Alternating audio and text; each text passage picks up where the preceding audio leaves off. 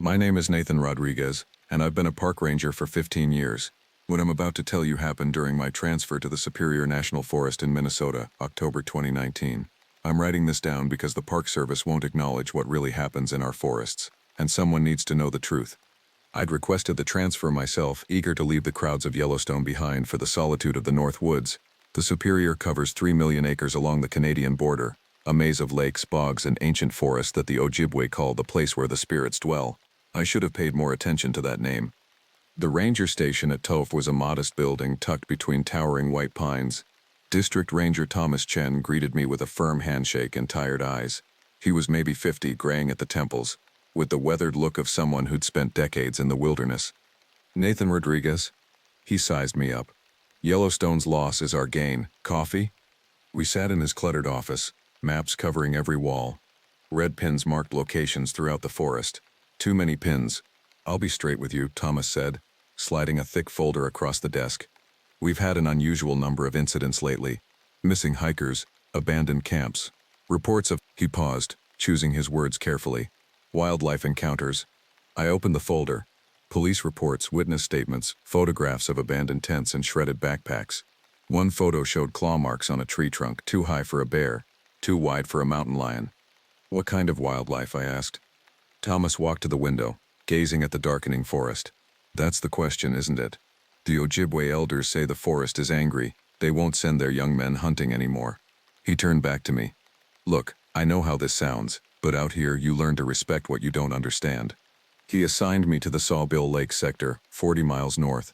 It was remote even by Superior standards, accessible only by a rutted logging road. The previous ranger, a man named Colton Hayes, had abandoned his post 6 weeks earlier. Abandoned? I asked. Left everything behind. Truck, gear, personal effects, search and rescue. Found his boot prints heading into the Boundary Waters. That was it. Thomas handed me Colton's keys. His cabin's ready for you. Just be careful out there. The drive to Sawbill took 3 hours through increasingly dense forest. My radio crackled with static, then died completely 20 miles from the station. The trees pressed close, their branches scraping my truck like searching fingers. By the time I reached the cabin, full dark had fallen. The cabin sat on a small rise overlooking the lake. It was sturdy, built from local timber, with a stone chimney and reinforced shutters.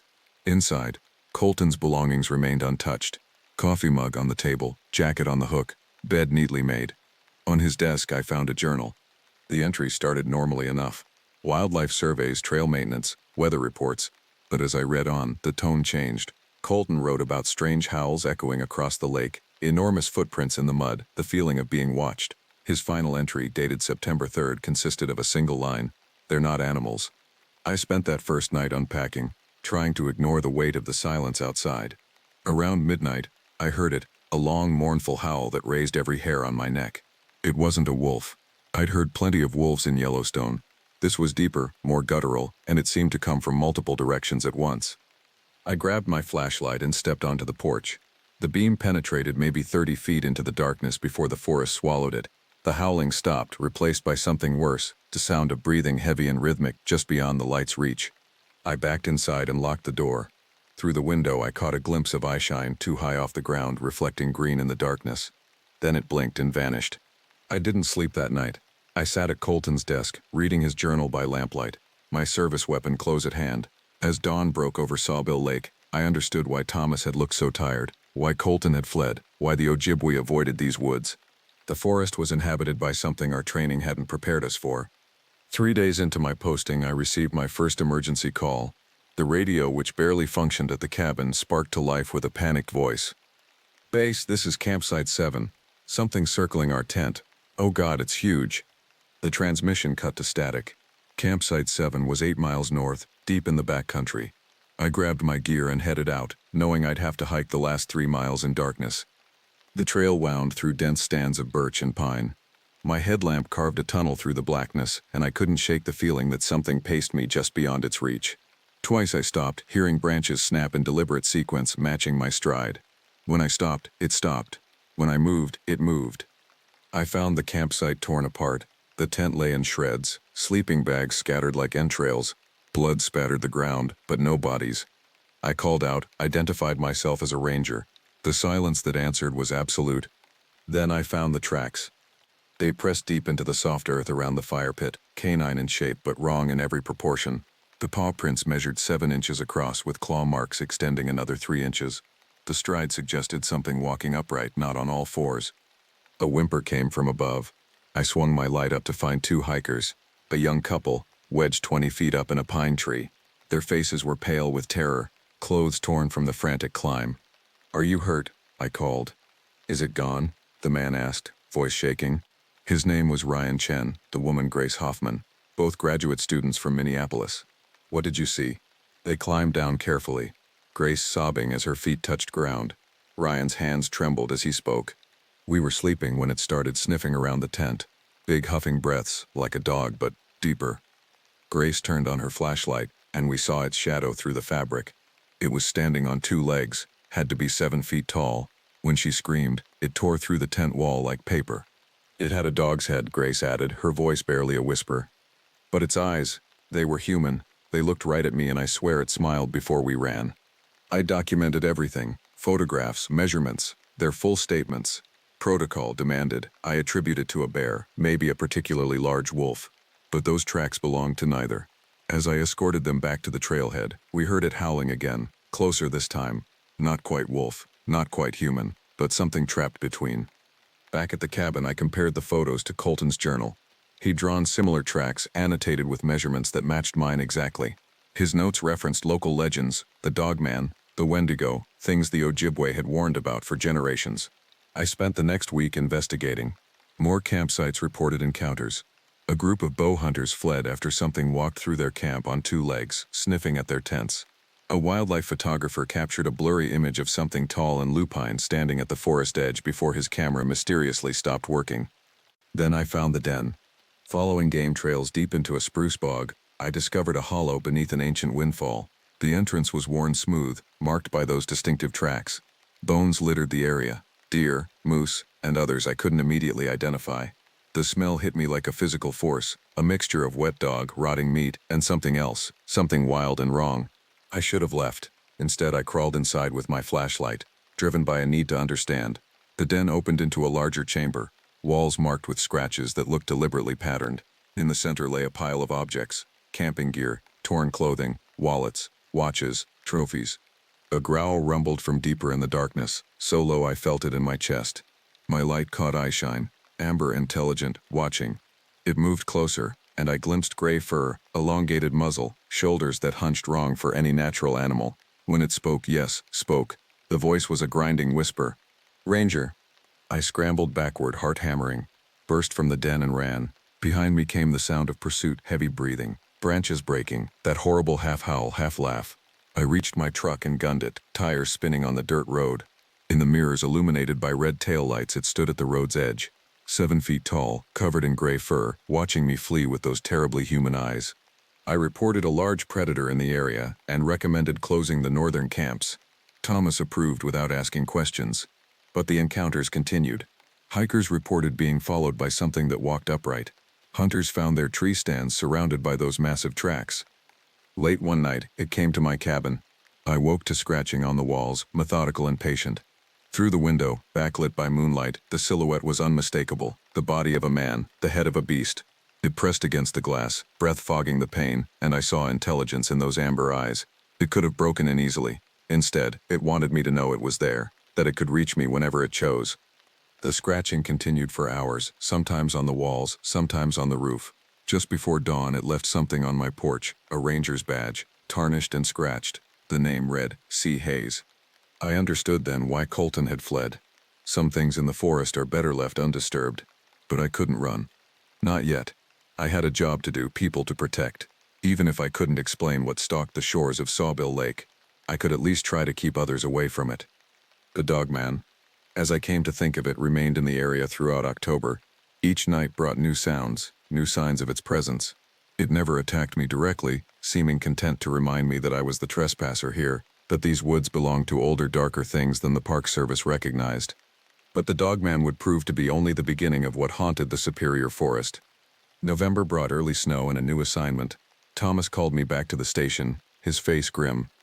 "We've got a situation up at Magnetic Lake. Whole hunting party went missing. 6 experienced men, fully equipped. Their trucks are still at the trailhead. He spread a map across his desk, pointing to a remote section of the Boundary Waters. Their families reported them overdue yesterday. Initial search found their base camp intact but abandoned.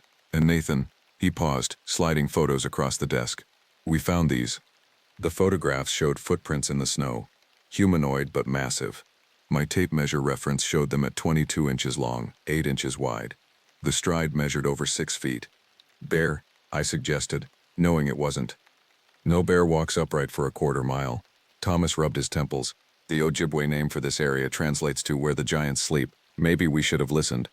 I assembled a search team, myself and 2 experienced rangers, Jordan White and Caleb Morrison. We helicoptered in at dawn, the forest sprawling endlessly below. Magnetic Lake sat like a dark mirror among the pines, its waters too still, too black. The hunting camp looked wrong from the moment we landed. 6 tents arranged in a circle, fire pit cold, gear scattered but not ransacked. No signs of struggle, no blood, just absence as if the men had simply vanished mid-task. A coffee pot sat on a camp stove, half full and frozen solid. Jordan found the first tracks leading away from camp.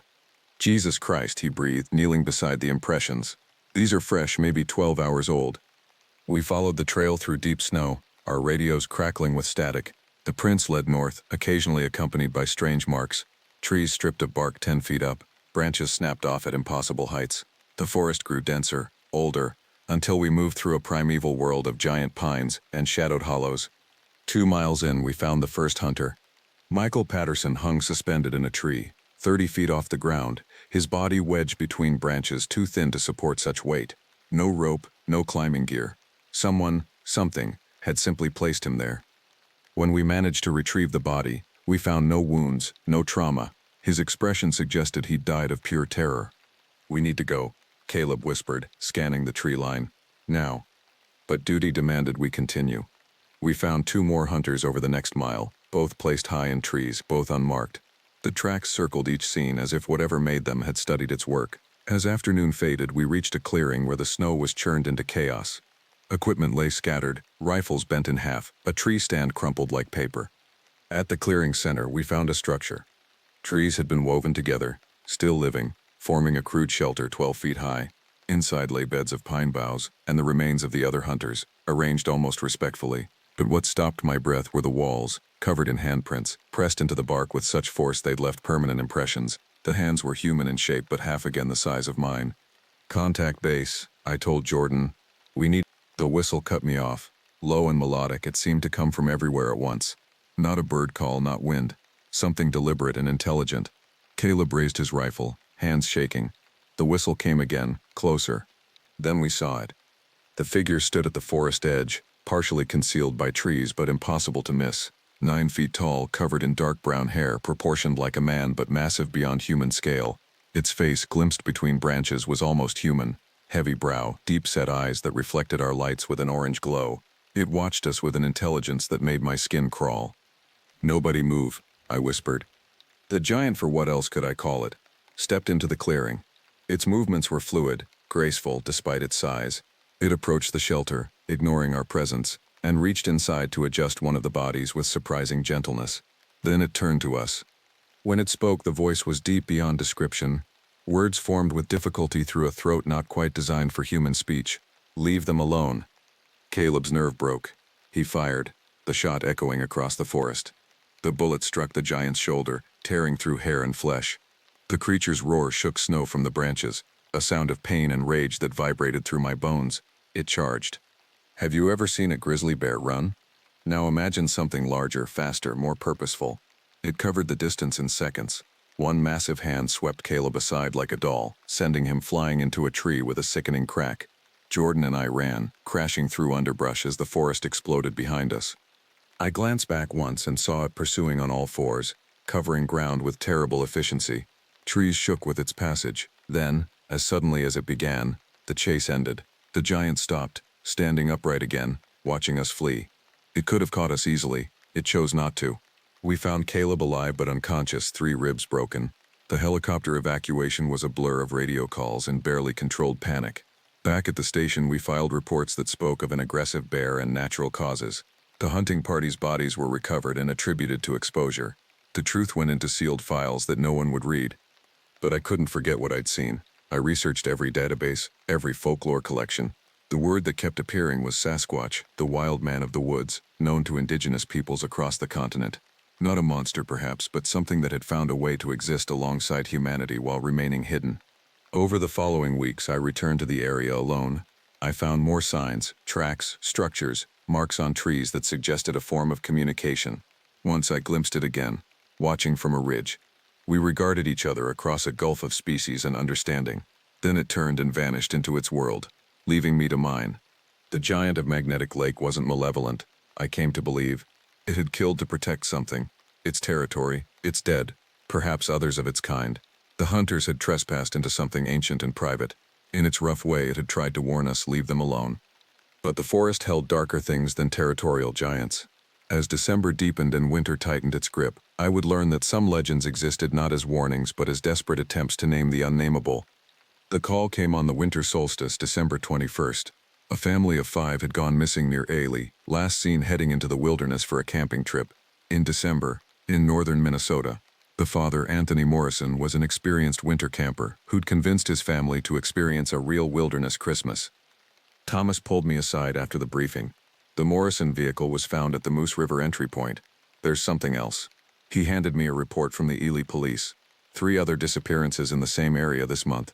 No bodies, no trace. And Nathan, the local Ojibwe, won't go near there. They say the area is cursed. I knew the stories. Every ranger who worked the North Woods heard them eventually. The Wendigo, the cannibal spirit, the hunger that walks like a man. Most dismissed it as folklore, a cautionary tale about the dangers of isolation and starvation.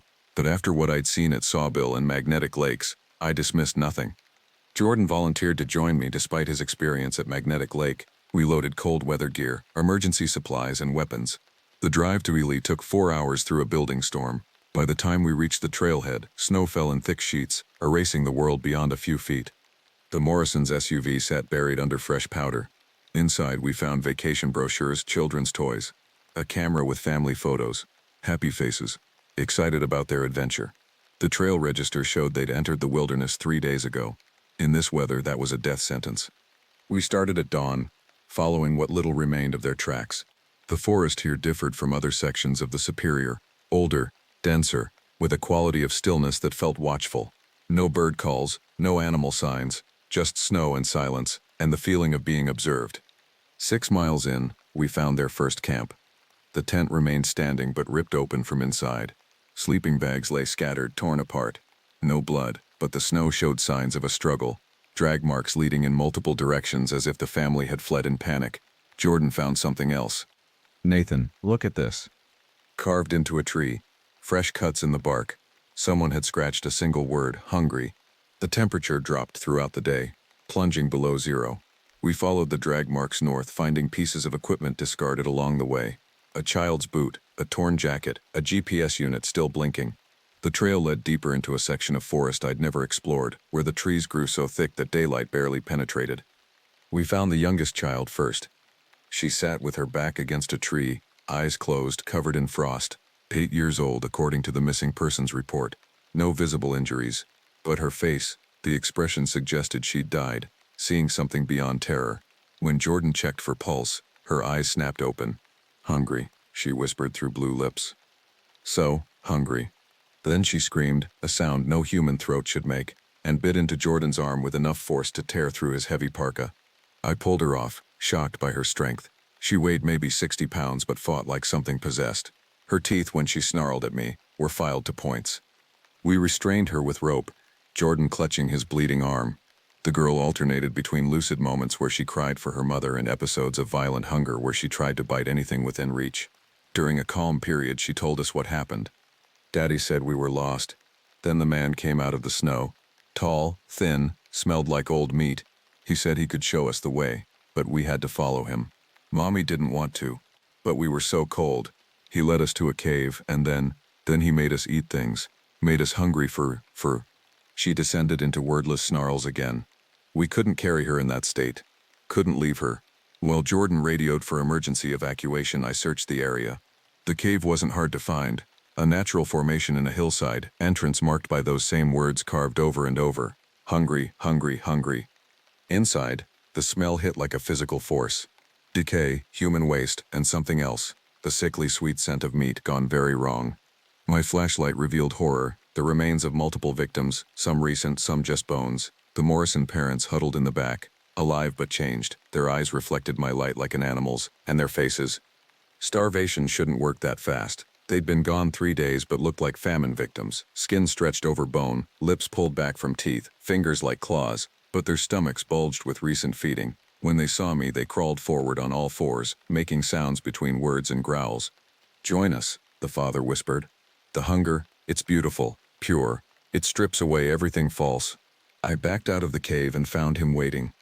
If the dogman had been alien and the giant incomprehensible, this thing was abomination. It might have been human once. The frame suggested it, but stretched to impossible proportions. 7 feet tall but skeletal, skin like old leather pulled over bones, antlers, yes, antlers, sprouting from its skull. Its eyes were pits of absolute black, and when it smiled, the mouth opened too wide, showing rows of teeth like broken glass.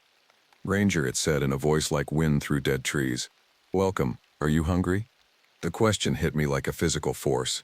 Suddenly, I was starving, my stomach cramped with need, and the smell from the cave changed from horrific to appetizing. I could taste meat on the air, rich and forbidden. My mouth watered. "No." I forced the word out, raised my weapon. "Let them go." It laughed, a sound like branches breaking. "Let them go?" They came willingly. The forest is hungry, Ranger. Always hungry. And in winter when food is scarce, we must feed on whatever we find. It moved closer, each step deliberate. Where its feet touched snow, the ground blackened. The first peoples knew. In the lean times when the choice was death or the unthinkable, some chose to survive. They ate the forbidden meat and became something new. Eternal, hungry, perfect. My radio crackled, Jordan calling for backup, saying our coordinates. The thing's head snapped toward the sound with predatory interest. "More? How generous." I shot it. The bullets passed through its chest, leaving holes that leaked black fluid but didn't slow it down. It reached for me with fingers like icicles, and where they touched my parka, the fabric aged and rotted instantly. The hunger hit again, stronger. I could smell Jordan's blood, could imagine the taste. I ran. Not proud of it, but survival trumped heroics. Behind me, that thing laughed and gave chase, moving with impossible speed for something so emaciated. Trees withered where it passed. Small animals fell dead in its wake. I reached Jordan as the helicopter appeared overhead. We loaded the Morrison girl, who'd fallen unconscious. As we lifted off, I saw it standing at the forest edge, the Wendigo, the hunger personified. It raised one skeletal hand in mock farewell. The Morrison family was never recovered. Officially, they died of exposure. The girl survived, but spent months in psychiatric care, fighting an eating disorder no doctor could explain. Jordan's bite never properly healed, and he transferred to a desk job, unable to shake the hunger that sometimes overwhelmed him. I returned once with a full team to find the cave sealed by a rock slide that looked natural but wasn't. The area was closed to public access, cited as unstable terrain. But on cold winter nights, when the wind howls through the pines, I still hear it calling. The hunger that walks, the cannibal spirit, the thing we become when survival costs our soul. It waits in the deep forest, patient as winter, knowing that eventually someone else will be lost, cold and desperate enough to listen. January brought the worst blizzard in decades. For 3 days, the superior forest disappeared under a white shroud that cut us off from the world. Power lines fell, roads vanished, radio towers went silent. At the Sawbill station, I hunkered down to wait it out. On the 3rd night, they came. I woke to scratching on the walls, familiar now, almost expected, but this time it wasn't just one visitor. Through the frosted windows, I saw shapes moving in the storm. The dogman's distinctive silhouette, hunched and predatory. Something massive that could only be the giant, standing motionless as snow accumulated on its shoulders. And between them, tall and skeletal, antlers scraping the porch roof, the Wendigo. They'd never appeared together before. 3 legends, 3 impossibilities, united by the storm or some purpose I couldn't fathom. I checked my weapons, knowing they were useless. The radio gave only static. The phone lines had died with the power. I was alone. The Wendigo spoke first, its voice carrying despite the wind. "Ranger, the forest has been patient. You've seen us, walked among us, lived when others died. Why?" I had no answer. Why had they spared me? Why show themselves at all? The giant's bass rumble shook the cabin. "You don't run. Don't hide. You witness." Witness. The dogman's voice was clearer than I'd ever heard it, almost human. That's all we wanted, someone to know we exist, to remember. Through the storm, I saw more shapes gathering, things I had no names for, creatures that shouldn't exist, all drawn to this moment, the folklore of a continent made manifest, standing in my yard during the white death of winter. The world forgets, the Wendigo continued, covers us with concrete and explanations, buries the old truths under progress. But the forest remembers, we are the forest's memory. I understood then. They weren't monsters, or not just monsters. They were living stories, the physical embodiment of fears and warnings that stretch back to the first humans to enter these woods. As civilization pushed deeper into the wilderness, they were pushed back, confined to shrinking islands of the unknown. "What do you want?" I called through the door. "Space," the giant said. "Silence, shadows to live in." "Respect," added the dogman. "For the old agreements, the boundaries." "Survival," the Wendigo finished. "We hunger for survival as much as flesh." The storm raged for hours more, and they remained. Sometimes talking, sometimes just watching. They told me things, locations to avoid, signs to recognize, rules to follow. The dogmen spoke of packs hidden in the deepest forests. The giant described family groups in caves beneath the lakes. The Wendigo just smiled and spoke of the hunger that never dies. Before dawn, as the storm finally began to break, they prepared to leave, but the Wendigo had one more thing to say. "You've been marked, Ranger. Our scent is on you now. Other things in other forests will know you've walked with legends and lived. Some will respect that. Others," it tilted its antlered head, "be careful where you transfer next." They vanished into the breaking dawn, leaving only tracks that the returning snow would soon erase. When rescue teams finally reached me 2 days later, I said nothing about my visitors. The reports spoke only of surviving the storm. But I knew the truth. The Superior Forest, like wild places everywhere, harbored things that science couldn't classify and civilization couldn't tame. They existed in the margins, in the spaces between what we know and what we fear. And sometimes, on nights when the moon is dark and the wind carries strange howls, they remind us that we are not alone in the wilderness. I transferred out in spring, took a position at a tamer park where the biggest dangers were traffic jams and littering tourists. But I kept Colton's journal and my own notes. Someone needed to document what really lived in our forests. Someone needed to remember. Because they were right, the world does forget. We explain away the inexplicable, rationalize the impossible, pretend the shadows hold nothing but more shadows. But I've seen what walks in the Superior Forest. I've heard the dogman howl, watched the giant move through trees like mist, felt the Wendigo's hunger gnawing at my soul. They're out there still, waiting, watching, living reminders that some mysteries deserve to remain unsolved, that some places should stay wild, that some stories are warnings written in blood and time. If you ever find yourself in the deep forests of the North, remember this: respect the boundaries, listen to the silence, and if you hear something that sounds almost like a voice calling from the darkness, don't answer.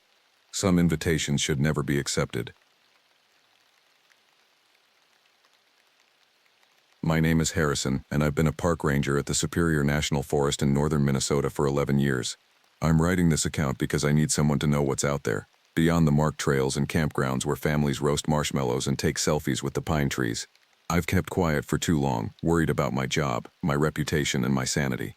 But after what I've seen in the past 6 months, silence feels like cowardice. It started in late March when the snow was still thick on the ground but beginning that slow, muddy melt that turns the forest floor into a maze of slush and exposed roots. I was doing a routine patrol near the Echo Trail, checking for winter damage to the ranger stations and making sure no early season hikers had gotten themselves into trouble. The temperature hovered around 35 degrees, and a thin fog clung to the lowest points of the terrain, making visibility poor. I had been walking for about 2 hours when I noticed the tracks. At first I thought they were wolf prints. We had a healthy population in the area, and it wasn't unusual to see their sign along the trails. But as I knelt down for a closer look, my confidence wavered. The prints were enormous, easily 6 inches long and nearly 5 inches wide. They showed distinct toe pads, 5 of them, not 4 like a canine, and what appeared to be claw marks extending well beyond the pad impressions. The pattern was wrong too. Wolves and dogs move in a specific gait, placing their back paws into the prints left by their front paws to conserve energy. These tracks showed a stride that was far too wide, almost 7 feet between prints. Whatever made them had been moving fast, with purpose. I pulled out my radio to call it in, then hesitated. What would I say? That I'd found prints that didn't match any animal I knew. Jerry, my supervisor, would assume I was seeing things or trying to start some kind of Bigfoot hoax to draw tourists. I decided to follow the tracks instead, at least until I could get a better sense of what I was dealing with. "I'm a park ranger," I called out, my voice embarrassingly shaky. "This is a protected area. Show yourself." The breathing stopped. For about 10 seconds, the forest was completely silent.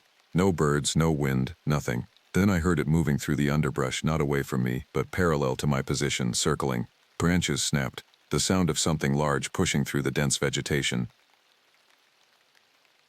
Then in mid-April, I received a call about missing supplies at one of our remote camping areas near Ensign Lake. Backpackers had reported that their food containers had been torn open during the night despite being properly stored in the bear-proof lockers we'd installed the previous summer. I hiked out there on a Tuesday morning, expecting to find evidence of a black bear that had figured out the locking mechanism. It wouldn't be the first time. Bears are remarkably intelligent when food is involved. The campsite was empty when I arrived. The backpackers had already moved on, spooked by whatever had raided their supplies. I examined the bear locker first. The metal door hung open, the locking pin bent at a 90-degree angle. The force required to do that was substantial. A large bear could manage it, but the marks on the metal were strange, long scratches that looked almost like finger marks rather than claws. Inside the locker, their supplies had been methodically sorted. Packages of freeze-dried meals had been opened with care, not torn apart. Anything with meat had been taken. Fruits and vegetables were left behind, arranged in neat piles. A bag of trail mix had been opened, but only the beef jerky pieces were missing. The nuts and dried fruit remained. Bears don't sort food. They demolish everything and eat whatever tastes good. I walked the perimeter of the campsite looking for tracks. I found them near the water's edge, large human-like footprints that measured at least 16 inches long and 7 inches across the ball of the foot. The impressions were deep, indicating something incredibly heavy. The stride was over 6 feet. These weren't dogman tracks. The shape was completely different, more human, with a pronounced arch and 5 distinct toes, but the size was beyond any human possibility. I'd read about Bigfoot reports in the Pacific Northwest, but Minnesota, we weren't supposed to have Sasquatch this far east. I followed the tracks along the shoreline for about a quarter mile. They led to a cluster of large boulders that formed a natural shelter overlooking the lake. As I approached, I noticed something that made me stop in my tracks. The stones had been arranged. Not by nature, not by water erosion, but deliberately stacked and positioned. 3 large rocks formed a triangle, with smaller stones placed in the center to create what looked like a crude fire ring, but there was no charcoal, no evidence of fire. Next to the arrangement was a pile of fish bones picked completely clean and what appeared to be deer antlers that had been snapped in half lengthwise. I had heard about stone structures being associated with Bigfoot activity. Researchers called them markers or territorial signs, though no one was sure of their actual purpose. Apes in the wild had been observed stacking objects and arranging their environment, so it wasn't outside the realm of possibility for a large primate. I was photographing the arrangement when I smelled it, a powerful musky odor that reminded me of a wet dog mixed with rotting vegetation and something else I couldn't identify. It was so strong I actually gagged, covering my nose with my sleeve. The smell was coming from inside the boulder shelter. Every instinct I had screamed at me to leave, but I was still in that mindset of rational explanation. Maybe a bear had died in there. Maybe some animal had made a den, and the scent was just biological waste. I pulled out my flashlight and approached carefully, my other hand on my weapon. The opening between the boulders was about 4 feet high and 3 feet wide. I crouched down and aimed the light inside. The den was maybe 6 feet deep and completely dark except for my flashlight beam. The walls were the natural stone of the boulders, but the floor had been covered with branches and pine needles, creating a surprisingly sophisticated bedding area. In one corner was another pile of bones, deer, fish, and something that might have been small game like rabbits. And in the very back, pressed against the far wall, I saw hair. Not just a few strands, but clumps of it, dark reddish-brown and coarse, stuck to the stone where something had repeatedly rubbed against it. I reached in with a stick and managed to pull some loose. The hair was unlike anything I'd encountered, thicker than human hair, almost wire-like in texture, and ranging from 3 to 6 inches in length. I was backing out of the den when I heard the sound behind me. A low, rumbling vocalization that started as a hum and rose to a higher-pitched howl. It echoed across the lake, bouncing off the trees and making it impossible to pinpoint the direction. The sound raised goosebumps on my arms despite my heavy jacket. I scrambled away from the boulder shelter and turned to scan the forest. Nothing. The vocalization came again, this time answered by a similar call from a different direction, maybe half a mile away. They were communicating. I didn't wait to see what happened next. I backed toward the trail, keeping my eyes on the forest, and then I ran. I'm not proud of it, but I ran like hell back to the main trail, not stopping until I reached my truck. That night, I sent the hair samples to a friend who worked in wildlife biology at the University of Minnesota. I told him I'd found them at a campsite and wanted to identify what animal they came from for my report. He called me back 3 days later. "Harrison, where did you say you found these?" "At a campsite near Ensign Lake." "Why?" "Because the hair structure is bizarre. It's primate-like, but the medulla is completely different from any ape species I've tested. The diameter and scale pattern don't match anything in our database. Where exactly did this come from?" I told him I'd found it in a shelter, and that I thought maybe someone had left behind a fake fur coat or something. He wasn't buying it. "This isn't synthetic. It's real hair from a living creature. I want to send this to a colleague who specializes in unknown primate samples. Is that okay?" I told him no, that I'd made a mistake, and the sample was probably contaminated. I asked him to destroy it. He argued, but I insisted. 2 days later, he emailed me to confirm the sample had been incinerated per my request. I couldn't risk this getting out. Not yet. Not until I understood what was happening in my forest. By November, I'd managed to convince myself that I'd seen the last of the creatures. The Dogman incident in March, the Bigfoot evidence in April. These were isolated events. Rare encounters with cryptids that generally avoided human contact. I'd been unlucky, nothing more. Then the temperature dropped below zero, and everything changed. We'd had an early winter, with heavy snowfall starting in October and never really letting up. By mid-November, the forest was buried under 3 feet of snow, and most of the recreational areas were closed until spring. My patrols became less frequent, focusing mainly on checking the few cabins that remained accessible and making sure no one was stupid enough to try winter camping without proper equipment. I was driving the service road toward Clearwater Lake when I noticed the ravens, dozens of them, circling above a spot about 100 yards off the road. Ravens in winter usually meant a carcass, something dead that they could feed on. But there were too many of them, and their cries sounded agitated, almost panicked. I parked the truck and hiked toward the location. Following the sound, the snow was deep enough that I was glad I'd worn my snowshoes. As I got closer, the smell hit me, that same musky odor I'd encountered at the boulder shelter, but mixed with something else. Decay, blood, fear. I found the moose first. It was a bull, massive even by moose standards, probably weighing close to 1,500 pounds. Its throat had been torn out with such violence that I could see the spine through the wound. The animal's eyes were still open, frozen in an expression of terror that I'd never seen on a wild animal before. But it was the way it had been positioned that really disturbed me. The moose was sitting upright, propped against a tree with its front legs extended forward, as if someone had arranged it deliberately. The snow around it had been cleared in a circle about 20 feet in diameter, packed down hard like a floor. In the center of the circle was a warning. Bones, human bones, judging by the size. They'd been arranged in a pattern, a rough circle with a cross through the middle. The bones were old, yellowed, and weathered, probably scavenged from some ancient burial site or maybe victims that had never been found. But the arrangement was fresh, the bones placed on top of the newly fallen snow. I was photographing the scene when I heard the breathing. It came from behind the tree where the moose had been propped, slow and deliberate. In, out, in, out. The rhythm was wrong for an animal. Too controlled, too much like a human trying to breathe quietly. "This is Park Ranger Harrison," I called out, my voice barely above a whisper. "Identify yourself." The breathing stopped. I moved slowly to my right, trying to get an angle to see behind the tree. My hand was on my weapon, though I knew it was probably useless against whatever I was dealing with. 3 steps, 5 steps, 7. I saw it. The creature stood on the opposite side of the tree, partially obscured by the massive trunk. It was humanoid in shape but wrong in every proportion, easily 9 feet tall, with impossibly long arms that hung past its knees. The body was emaciated, the skin stretched tight over bones that jutted out at sharp angles. The flesh was a grayish-white color, mottled with patches of darker tissue that might have been frostbite or rot. But it was the face that froze me in place. The eyes were sunk deep into the skull, hollow and black. The mouth was too wide, filled with teeth that were broken and stained dark. Antlers, actual deer antlers, grew from the top of its head, twisted and malformed. As I watched, the creature tilted its head to one side, studying me with those empty eyes. I knew what it was. I'd grown up hearing the stories from my grandmother, who was Ojibwe, the Wendigo, the spirit of hunger and winter that possessed those who resorted to cannibalism, transforming them into monsters that could never be satisfied. I'd always thought they were just cautionary tales, stories to keep children from wandering off in winter. The creature took a step toward me and I saw its foot sink deep into the snow despite weighing what must have been several hundred pounds. It moved with a gliding motion that didn't disturb the surface as much as it should have. The smell intensified, death and frozen meat and something ancient. It spoke. I don't know how else to describe it. The sound that came from its throat wasn't words exactly, but I understood the meaning behind it. A warning.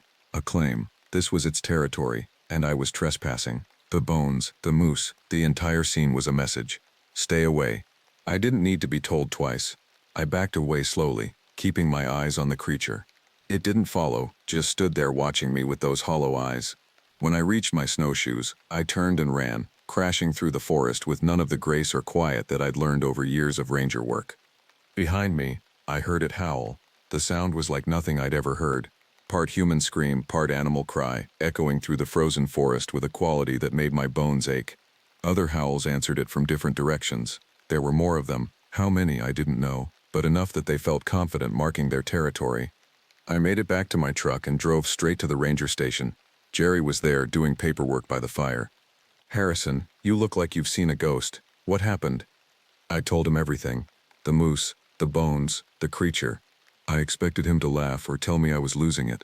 Instead, he poured me a coffee and sat down across from me. "I was hoping you'd never see one," he said quietly. "You knew? Everyone who works this forest long enough knows. We just don't talk about it. Can't talk about it. The Park Service would crucify anyone who reported cryptids on official documents. But yeah, we know. The old rangers, the ones who've been here 30, 40 years, they've all seen things. Most of them quit or transfer to other parks. The ones who stay learn to avoid certain areas during certain times. Why didn't you warn me?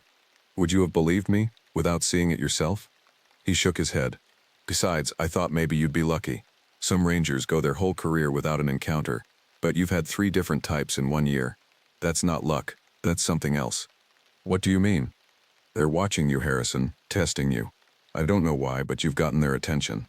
I thought about the dogman's intelligent eyes, the Bigfoot's careful food sorting, the Wendigo's deliberate warning. He was right. These weren't random encounters. What do I do? Jerry leaned back in his chair. "You survive, you stay alert, and you never ever go into the forest alone in winter again. The Wendigo, they're the worst. They don't just kill, they hunt, and once they've marked you, they don't forget." December and January passed in a blur of paranoia and forced normalcy. I continued my patrols, but always during daylight hours and never alone. Jerry accompanied me more often than not, though he never mentioned the creatures again. It was as if our conversation had been a one-time confession, never to be repeated. But I couldn't stop thinking about what he'd said. They were watching me, testing me. I started researching in earnest, spending my evenings going through old park records, incident reports, and unexplained disappearances in the Superior National Forest going back 60 years. What I found disturbed me more than any single encounter ever could. The pattern was there, subtle but undeniable. Every 7 to 10 years, there was a spike in unusual activity. Rangers reported strange vocalizations, massive tracks, and evidence of wildlife being killed in ways that didn't match known predators. These spikes coincided with upticks in missing persons cases, hikers, campers, hunters, who simply vanished without a trace. Search parties found nothing, or occasionally, they'd find scattered belongings and signs of struggle. Their reports were always vague, carefully worded to avoid any mention of cryptids. But reading between the lines, the evidence was clear. Rangers had been encountering these creatures for decades, and people had been dying. I cross-referenced the reports with lunar cycles, weather patterns, and seasonal migrations. The dogman sightings clustered in March and early April, right around the spring thaw. Bigfoot activity peaked in summer and early fall, when food sources were abundant. Wendigo encounters were almost exclusively in December through February, during the coldest months. They weren't sharing territory, they were rotating it. Like predators on the African savanna, each species had its season, its hunting period, and something about this year had made all 3 notice me. I found a report from 1987, written by a ranger named Thomas Blackwood, that made my blood run cold. He described encounters with all 3 creatures over the course of a single year, nearly identical to my experiences. His reports were clinical, detailed, trying to maintain professional objectivity even as he documented the impossible. The final entry, dated December 15th, was just 3 words: "They're coming closer." Thomas Blackwood disappeared on December 18, 1987. His truck was found near the Echo Trail. Driver's door open, keys still in the ignition. Search teams found tracks leading into the forest, large human-like prints that simply ended after half a mile as if he'd been carried off. The official report listed him as lost to exposure, but no body was ever recovered. I pulled every incident report related to Blackwood's disappearance. There were witness statements from other rangers who'd been part of the search party. One of them, a woman named Patricia Chen, had written an unofficial note that was tucked into the file. We found the circle. Just like Thomas described, the bones were arranged in the pattern. His service weapon was in the center, empty. All 6 rounds fired. We didn't report it because we couldn't explain it, but we knew the things he'd been documenting took him, and they left his gun there as a message. Bullets don't work. I sat back in my chair, feeling sick. History was repeating itself. The creatures had noticed Blackwood, just like they'd noticed me. They'd tested him, watched him, let him document their existence, and then they'd taken him. Why? What was the purpose? Were they intelligent enough to identify threats? Did they target rangers specifically because we were the ones who understood their patterns? Or was it something else entirely? Maybe they wanted witnesses, maybe they wanted their existence documented and remembered, even if officially denied. Indigenous peoples had been recording these creatures for thousands of years through oral traditions and pictographs. Maybe this was the modern equivalent, pushing rangers to the edge of belief, making us see what we couldn't explain, ensuring their stories continued. I was still lost in these thoughts when my radio crackled. It was Jerry. Harrison. We've got a situation at Sawbill Lake. Group of ice fishermen reported something watching them from the tree line. Said it was huge. Walked upright. They packed up and left, but one of them thinks he might have left his tackle box behind. Wants us to retrieve it. I felt my stomach drop. Sawbill Lake was deep in Wendigo territory, based on the historical reports. Jerry, it's 4 in the afternoon. It'll be dark in less than an hour. I know, that's why I'm calling. I'll go if you want, but the fisherman specifically asked for you. Said his buddy met you last summer during a camping trip and you were helpful. Name's Marcus. I remembered Marcus, a friendly guy from Duluth who came up regularly to fish. I'd helped him find a good spot and given him some tips on lake trout. He seemed genuinely frightened on the radio, Jerry said. Whatever he'd seen had spooked him badly. I'll go, I said, already regretting it. But I'm taking the shotgun. Good call, and Harrison, don't be a hero.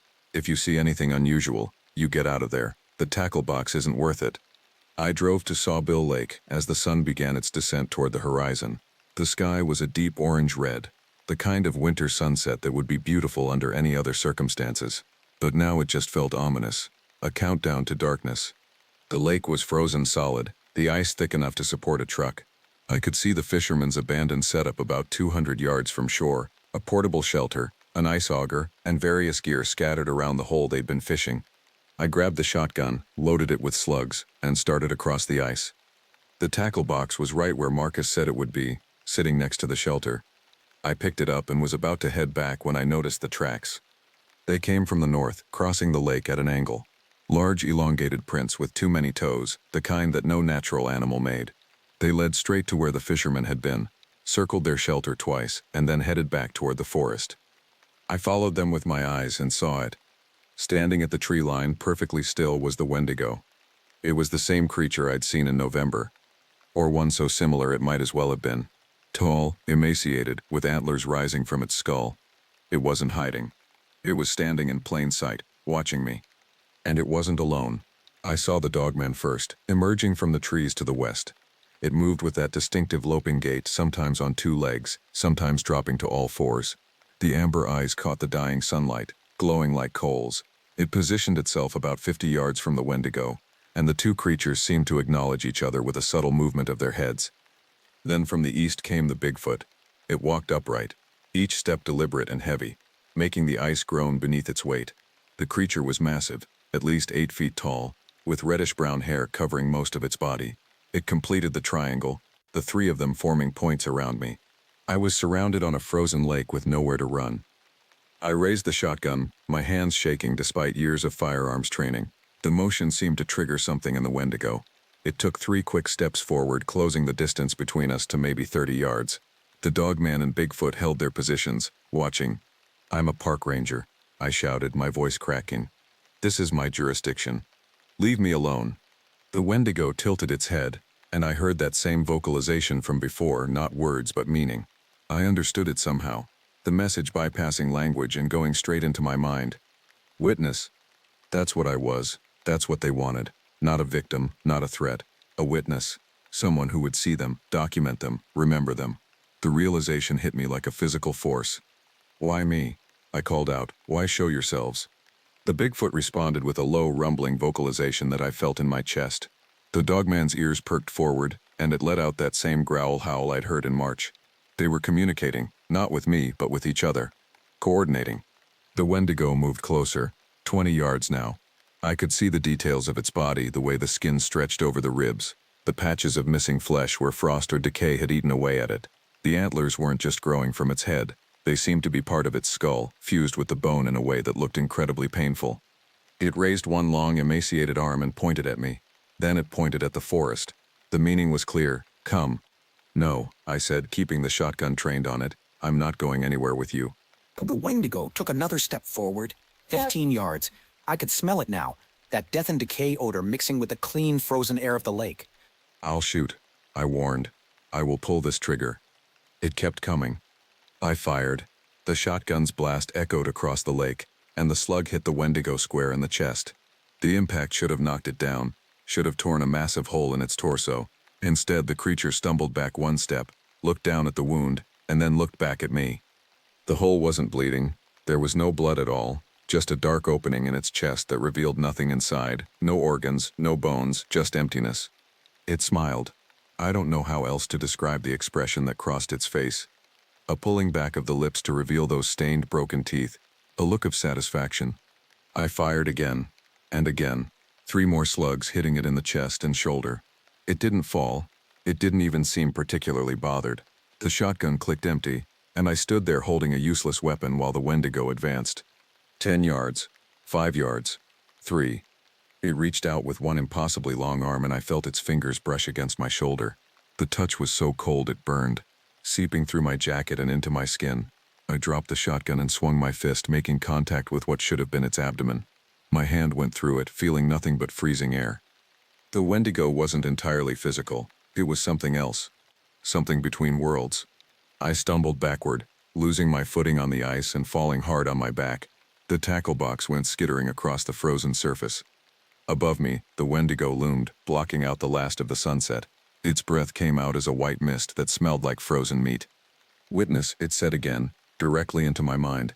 Remember, tell. And then it was gone. All 3 of them were gone, vanishing into the forest with impossible speed. I was alone on the lake, lying on the ice, my heart hammering so hard I thought I might have a heart attack. I lay there for a long time, maybe 10 minutes, waiting for my body to remember how to move. When I finally sat up, I saw that the ice around me was covered in tracks, canine, primate, and something else entirely. They overlapped and crisscrossed, making patterns that were almost geometric in their precision. A message, a signature, proof of what I'd seen. I gathered my shotgun, picked up the tackle box, and made my way back to shore on legs that felt like rubber. The drive back to the ranger station took twice as long as it should have. I kept pulling over, convinced I'd seen something moving in the trees or heard something following me. Jerry was waiting when I arrived. He took one look at my face and poured a whiskey, pushing it across the desk to me. You saw them, he said. It wasn't a question. All 3.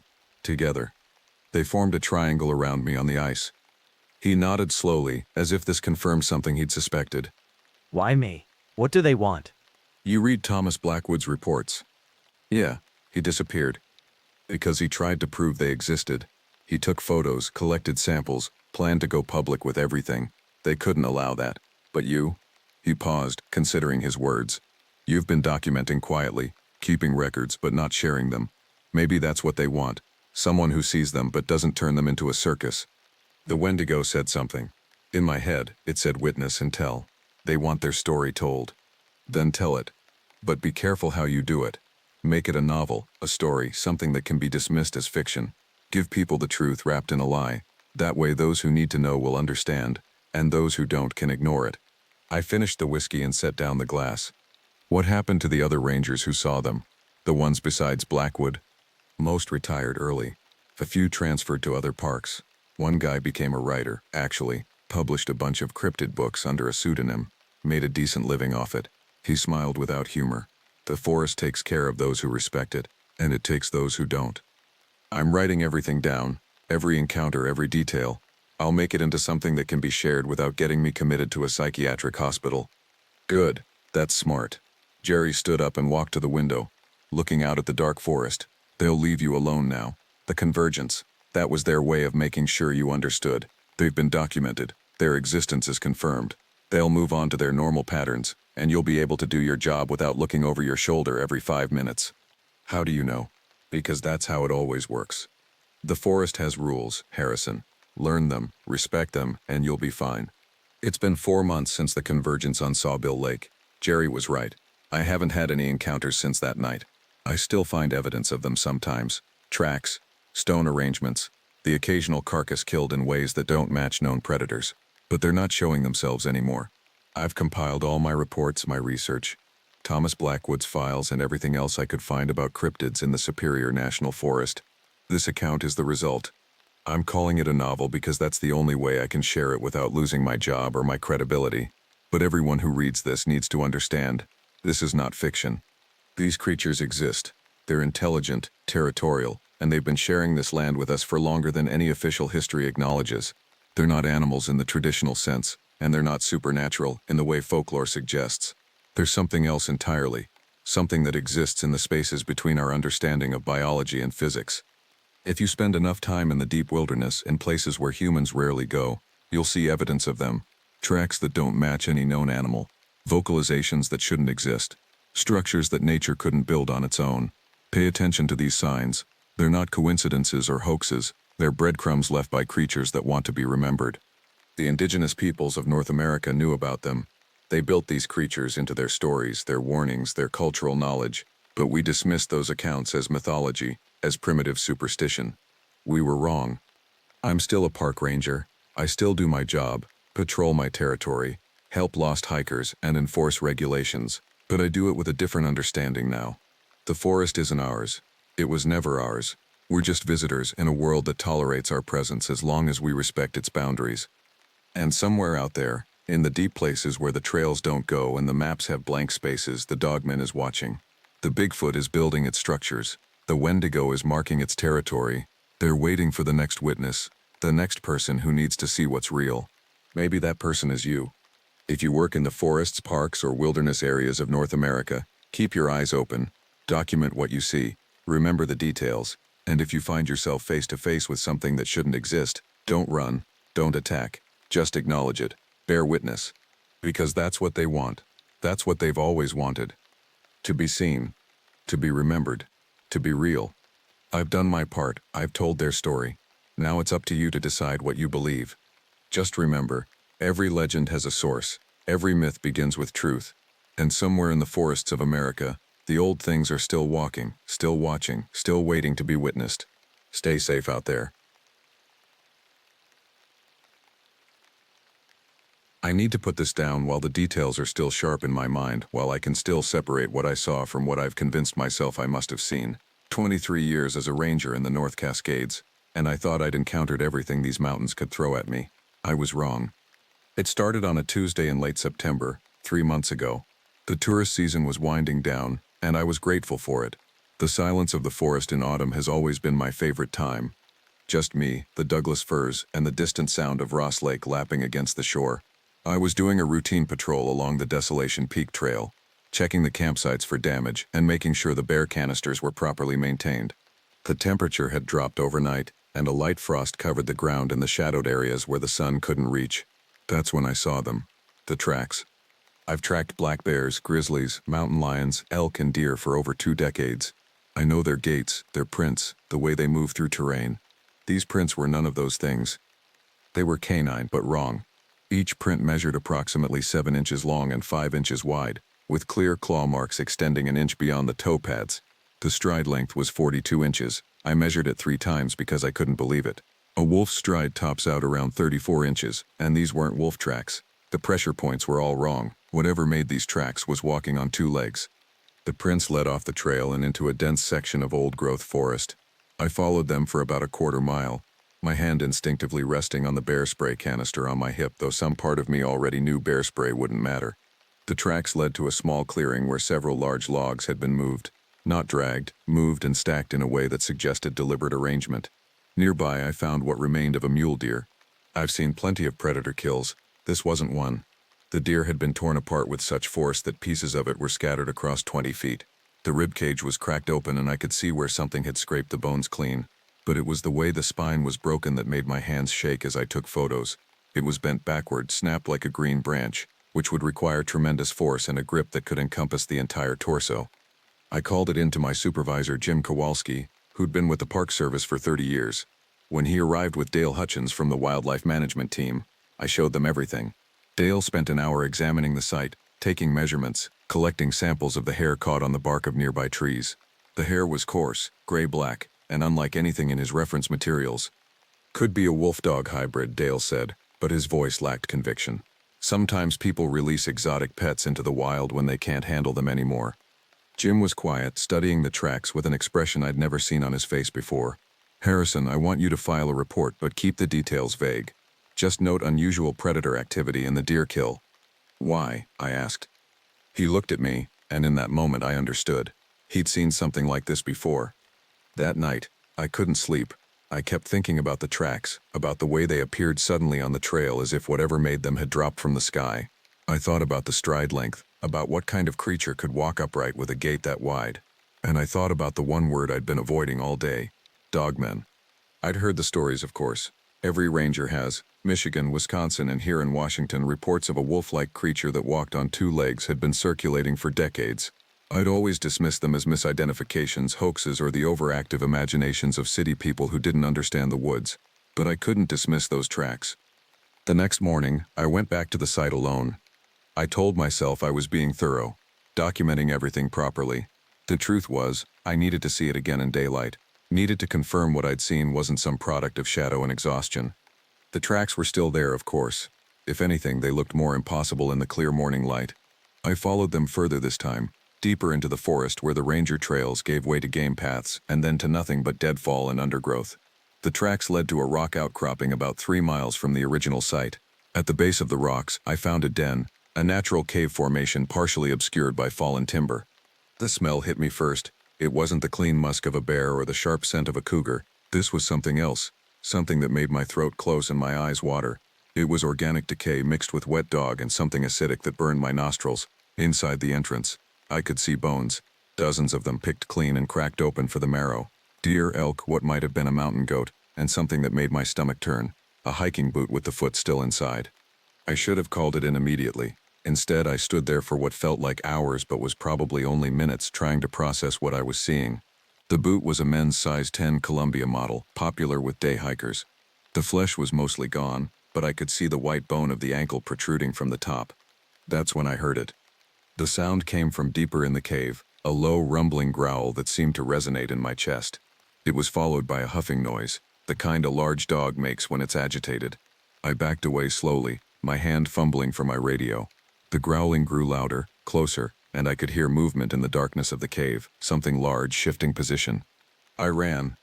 I'm not proud of it, but I ran. I crashed through the underbrush, branches tearing at my face and uniform, my boots slipping on the frost-slick ground. Behind me, I heard something emerge from the cave. I didn't look back. I couldn't. The sound it made, a howl that rose and fell in pitch, almost like words, almost like screaming, followed me through the trees. I made it back to my truck in half the time it had taken me to hike in. My hands shook so badly I could barely get the key in the ignition. As I pulled away, I checked my rearview mirror and saw it standing at the edge of the tree line. It was massive, at least 7 feet tall, covered in gray-black fur. The head was wolf-like but larger, more pronounced, with a muzzle full of teeth that reflected the morning sun. But it was the eyes that froze me. Amber yellow, intelligent, and filled with something I can only describe as rage. It stood on 2 legs, its posture slightly hunched, arms not forelegs, arms hanging at its sides, each hand tipped with dark claws. It watched me drive away, made no move to follow, just stood there as if marking me, as if making sure I understood that I'd been in its territory. I reported the boot to Jim, told him I'd found evidence of a missing hiker.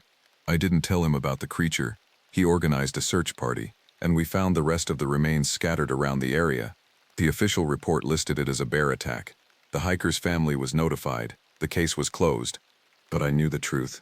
And worse, I knew it was still out there. After the incident at the cave, I requested a transfer to a different section of the park. Jim denied it. We need experienced people on the backcountry trails, he said. Especially now. The way he said now suggested he knew more than he was telling me. For 2 weeks, nothing happened. I did my patrols, filed my reports, and tried to convince myself that what I'd seen could be explained rationally. Maybe it was a bear. Maybe the perspective was off. Maybe I'd panicked and my mind had filled in details that weren't there. But every night, I dreamed about those yellow eyes. Then I met Marcus Chen. Marcus was a wildlife photographer who'd been camping in the backcountry for 3 weeks, documenting the fall migration patterns of the park's elk population. He came into the ranger station on a Friday afternoon, his face pale, his hands trembling as he set his camera bag on my desk. "I need to show you something," he said, "and I need you to tell me I'm not crazy." We went into the back office where I could review his footage on the computer. Marcus had been filming near Thunder Creek, about 8 miles north of where I'd found the tracks. He'd set up a motion-activated camera near a game trail, hoping to capture the elk on their nocturnal movements. The footage was time-stamped at 2:47 a.m. The infrared camera showed the trail clearly, the trees stark white against the black background. For the first few seconds, nothing moved. Then, from the left side of the frame, it appeared. It moved through the frame in 3 seconds, but those 3 seconds were enough. The creature was massive, easily 7 feet tall, covered in dark fur that appeared gray in the infrared. It walked upright on digigrade legs, meaning it walked on its toes like a dog, not flat-footed like a human or bear.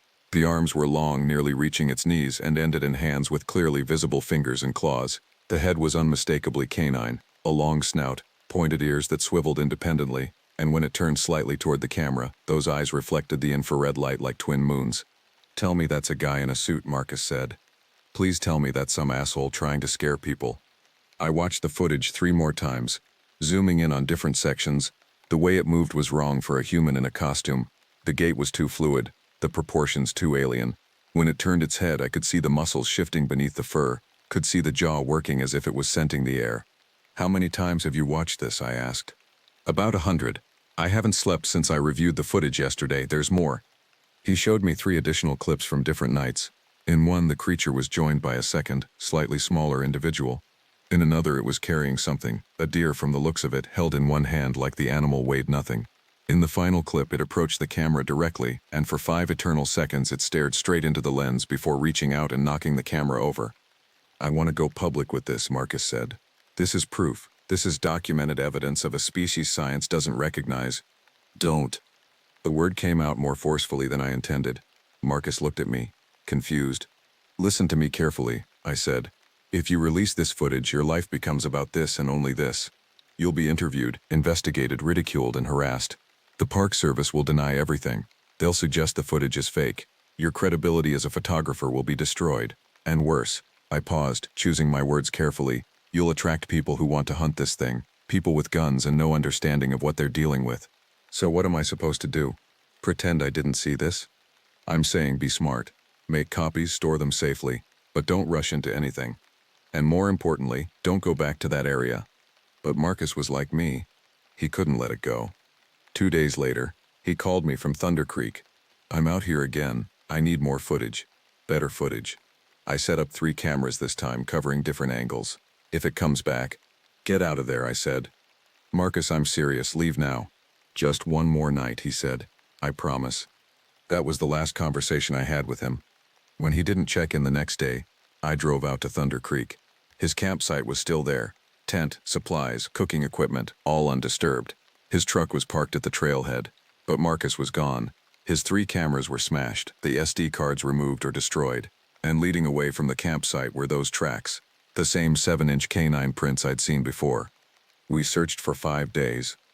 The official search and rescue operation involved 40 people, helicopters, dogs, and thermal imaging drones. We found nothing.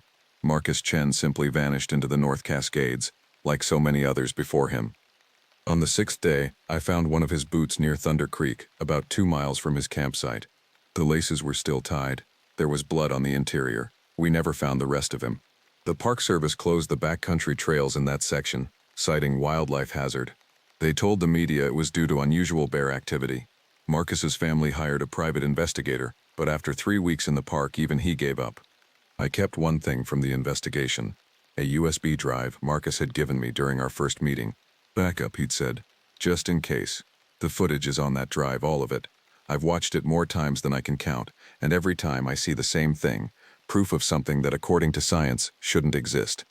But it does exist. I've seen it. Marcus saw it. And I think it's been in these mountains longer than the park. Longer than the rangers. Maybe longer than the people who first told stories about a wolf that walks like a man. Jim pulled me aside after the search was called off. "Harrison, I need you to understand something," he said. "This park is 500,000 acres. We're responsible for people's safety, but we can't protect them from everything. Some areas, some things, are beyond our jurisdiction." "Beyond our jurisdiction," I repeated. "A photographer just disappeared, Jim. A man with family, with friends. We have a responsibility." "We have a responsibility to the living," Jim interrupted. "Which means not sending more people into areas where they can't be protected. The trails are closed, that's all we can do." It wasn't enough. It would never be enough. But I was beginning to understand that there were things in these mountains that people like Jim had been dealing with for decades, making quiet decisions about what could be said and what had to remain hidden. That night I filed my report and went home to my cabin on the edge of the park. I sat on the porch with a beer, watching the tree line as the sun set, and in the growing darkness I heard them howling. Not wolves, not coyotes, but something else, something that made every animal in the forest go silent. They were calling to each other, these impossible things, communicating in a language of growls and yips and sounds that were almost words. And I realized that Marcus's cameras hadn't captured an isolated creature, a single anomaly.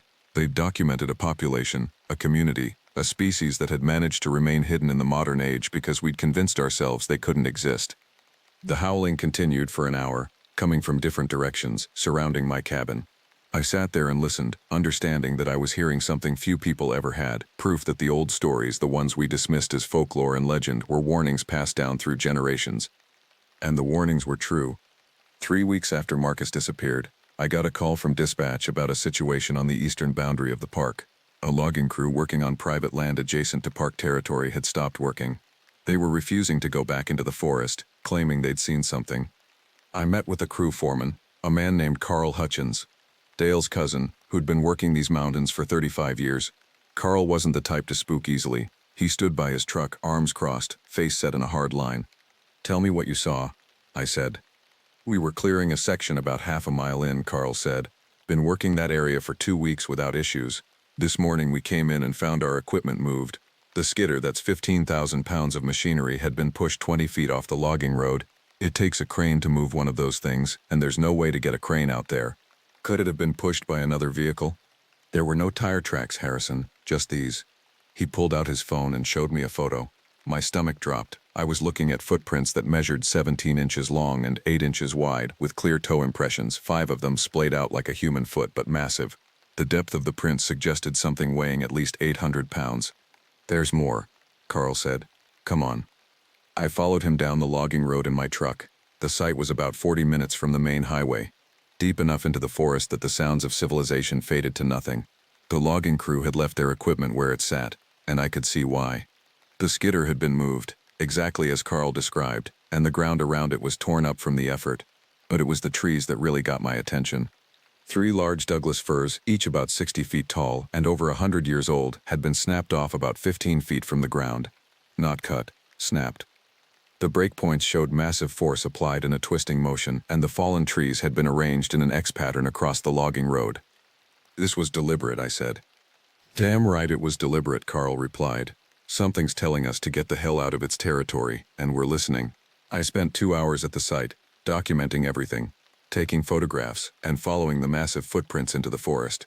The tracks led deeper into the wilderness, away from the logging operation, but I could see where they came from. They originated from an area the loggers had been clearing 2 days ago. As I followed the prints, I noticed other signs. Trees with bark stripped off at heights no human could reach. Massive scratches gouged into wood. 8 parallel lines suggesting something with incredible strength had marked these trees. And the smell, a powerful musky odor that reminded me of wet dog mixed with something acrid and earthy. The tracks led to a natural spring about a mile from the logging site. Around the spring I found evidence of regular use. The ground was packed down, branches were broken back to create a clear path to the water, and there were more of those enormous footprints, but what really caught my attention was a pile of stones near the spring. The stones were river rocks, each weighing 50 to 100 pounds, stacked in a cairn about 6 feet tall. This wasn't natural.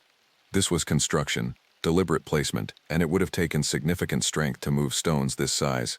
Around the cairn, I found bones, mostly deer and elk, all picked clean, and something that looked like a sleeping area, a depression in the ground lined with pine boughs and moss. I was photographing the cairn when I heard it, a deep resonating vocalization that seemed to come from the forest itself. It wasn't quite a roar, not quite a howl. It was something between the two, a sound that vibrated in my chest and made my hands shake. The sound came again, closer this time, and I realized it was a warning. I moved quickly back toward the logging road, my hand on my bear spray. The vocalization followed me, staying just out of sight, and I could hear something large moving through the brush, parallel to my path. Branches cracked, underbrush rustled, and occasionally I'd see movement, a massive shadow shifting between the trees. When I reached my truck, I saw it. It stood at the edge of the clearing, partially obscured by the late afternoon shadows. 8 feet tall, maybe more, covered in reddish-brown hair that was lighter than the dogman's fur. The body was massively muscled, with shoulders that seemed impossibly wide, and arms that hung past its knees. The face was flat, not canine like the dogman, but human-like, with a pronounced brow ridge and a wide, flat nose. It watched me with dark, intelligent eyes. We stared at each other for what felt like an eternity. I could see its chest rising and falling with each breath, could see the individual hairs moving in the wind. It made no move toward me, just stood there, watching, assessing. Then it turned and walked back into the forest, moving with a fluid grace that seemed impossible for something so large. I got in my truck and called Jim. "We need to talk about what's really going on in this park," I said. That evening, Jim came to my cabin with a bottle of whiskey and a file folder. "You're right," he said. "It's time you knew the full story." The file contained incident reports going back to 1962, the year the park was officially established. Over 60 years of encounters, sightings, and disappearances, all carefully documented and filed away. Some reports described the dogman creatures walking on 2 legs with wolf-like features. Others described what I'd just seen, massive, hair-covered humanoids that left giant footprints and seemed to possess intelligence comparable to humans. "Why isn't this public?" I asked. "Because," Jim said, pouring us both whiskey, "the moment this becomes public, this park becomes a hunting ground. People will come from everywhere, armed and dangerous, looking to kill something they don't understand, and they'll get themselves killed in the process. We've been managing these encounters for decades, keeping people out of certain areas, closing trails when necessary, and yes, sometimes writing off disappearances as accidents or animal attacks. That's lying to the public. That's protecting the public," Jim corrected, "and protecting these creatures. Whatever they are, unknown species, relic populations, something else entirely. They were here first. This is their home. Our job is to maintain the balance." I drank the whiskey and read through the reports. Some were terrifying, violent encounters that left hikers mauled or dead. Others were almost benign, sightings from a distance, strange sounds in the night, equipment moved or taken. But all of them painted a picture of something living in the wilderness, something that had learned to avoid humans but would defend its territory when necessary. "The logging crew violated territory," Jim said. "What you saw today was a response to that. It's telling us, in the only way it can, that we need to back off. And if we don't? Then people die." Harrison. In 1978, a construction crew tried to build a service road through an area we now know is a major travel corridor for these things. 3 workers disappeared in 1 week. The project was canceled, and the area was designated protected wilderness. We learned the hard way that there are places humans shouldn't be. I looked at the map in the file, marked with red dots indicating sightings and encounters. The dots clustered in specific areas, forming territories. The logging site was directly in the middle of one of these clusters. "Carl's crew needs to stop working that area," I said. "Already handled," Jim replied. "I called the company this afternoon. They're relocating the operation to a different section. The area you visited today will be left alone." For the next week, I monitored the situation. The logging crew moved to their new location without incident. I hiked back to the spring twice, leaving it undisturbed. Just observing. The cairn remained. The sleeping area showed signs of continued use, and occasionally I'd find fresh tracks. But the creature didn't show itself again. I was beginning to understand that these things, whatever they were, didn't want confrontation. They wanted to be left alone, to live in the deep wilderness as they'd been doing for who knows how long. The encounters happened when humans pushed too far into their territory, when we disrupted their patterns, when we refused to recognize that some places weren't ours. But understanding that didn't make the situation any easier, because for every person like Jim who knew about these creatures and tried to maintain the balance, there were 100 others who would see them as threats to be eliminated or prizes to be captured. The secret was becoming harder to keep. People had cameras now, drones, technology that could penetrate deeper into the wilderness than ever before. And the creatures knew it. I could tell by the way they'd started behaving more cautiously, staying further from trails, moving mostly at night. They were adapting, but so were we, and I wasn't sure who would win that evolutionary race. October brought the first serious snowfall to the high country. I was working reduced hours as the park prepared for winter closure, doing maintenance on the facilities and equipment that would sit unused for 6 months. It should have been quiet, peaceful even, but something felt wrong. The forest was too silent. I hadn't heard elk boogling in weeks, and the usual sounds of small game moving through the underbrush had stopped. On a routine patrol of the now closed upper trails, I found the first kill site. An entire elk herd, 7 animals, had been slaughtered in a small meadow at 8,000 feet elevation. But this wasn't the work of the creatures I'd encountered before. This was different, more brutal, more wasteful. The elk hadn't been eaten so much as destroyed. Their bodies were torn apart with savage efficiency, ribs cracked open, organs removed, but much of the meat left behind. What disturbed me most was the way they'd been killed. There were no signs of a chase, no evidence of flight. It was as if the entire herd had simply stopped and allowed themselves to be slaughtered. I found tracks in the snow. They were human-like, but elongated and narrow, with claw marks at the tips. Each print measured about 14 inches, and the stride was impossibly long, nearly 6 feet between steps. Whatever made these tracks could move at incredible speed. The temperature had dropped to 15 degrees and the wind was picking up, but I followed the tracks. They led higher into the mountains, toward an area we called the Devil's Backbone, a series of rocky ridges where the wind howled year-round and nothing grew.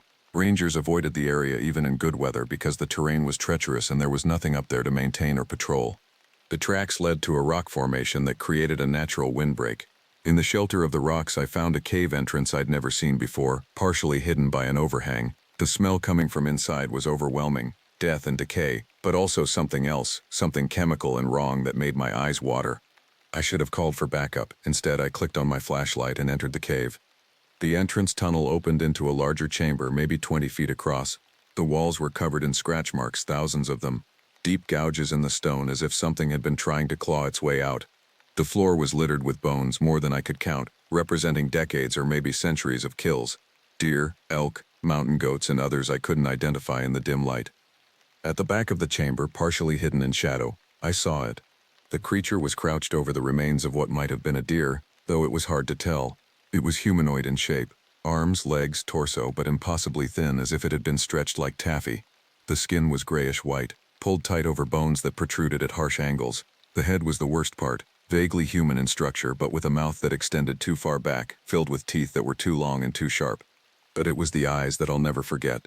They were dark, completely black, and filled with a hunger that was almost palpable. This thing didn't just want to eat, it needed to. With a desperation that bordered on madness.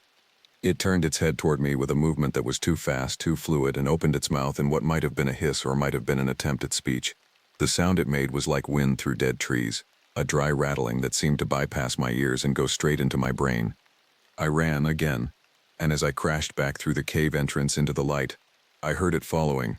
The sound of its movement was wrong. Not footsteps, but something more like sliding, as if it was moving across the ground without fully touching it. I made it 50 yards before it caught me. It grabbed my shoulder and the touch was like ice burning through my jacket. I spun, deploying my bear spray directly into its face. The creature recoiled, making that terrible wind through trees sound, and I got my first clear look at it in daylight. It stood about 7 feet tall, but looked like it weighed maybe 100 pounds, all bone and sinew, covered in skin that looked frost-burned and dead. The arms were too long, ending in hands with fingers that curved into talon-like claws. Its face was the face of something that had once been human but had starved until all humanity was burned away, leaving only hunger. The bear spray was having minimal effect. The creature shook its head, those black eyes fixed on me, and took a step forward. I pulled out my service pistol, a 9mm I'd carried for 20 years and never fired outside a range, and aimed at its center mass. "Stay back," I said, my voice shaking. It tilted its head, studying me, and I swear it smiled. Then it lunged. I fired 3 rounds. All 3 hit. I could see the impacts, but it didn't stop. It slammed into me, knocking me backward into the snow. Those freezing hands grabbed my jacket, and the face came close enough that I could see its teeth, could smell the rot on its breath. Then it stopped. The creature's head snapped up, looking at something behind me. It made a sound, a whimper, almost like fear, and released me. In one fluid motion it turned and ran, moving with that impossible sliding gait, disappearing into the rocks. I scrambled to my feet, spinning around to see what had scared it off. The massive creature from the logging site stood 20 feet away.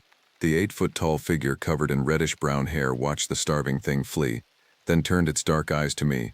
We stared at each other for a long moment.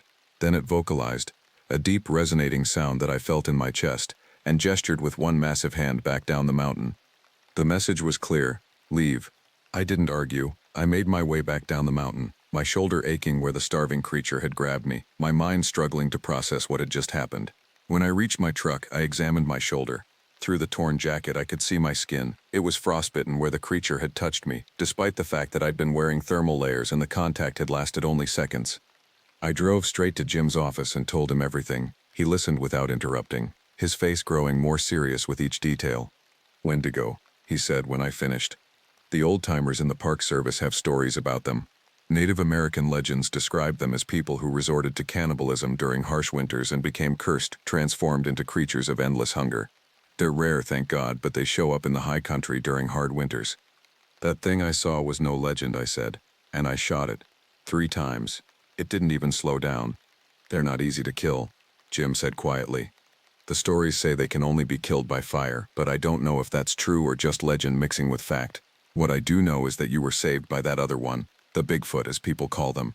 They're territorial, but they're not mindless. They understand that some things are threats to everything living in the forest, and they deal with those threats. Are you telling me the monsters have their own ecosystem, their own hierarchy? I'm telling you that these mountains are more complex than we give them credit for. The dogmen hunt in packs, following game trails and denning in caves. The Bigfoot are more solitary, territorial, but they communicate and work together when necessary.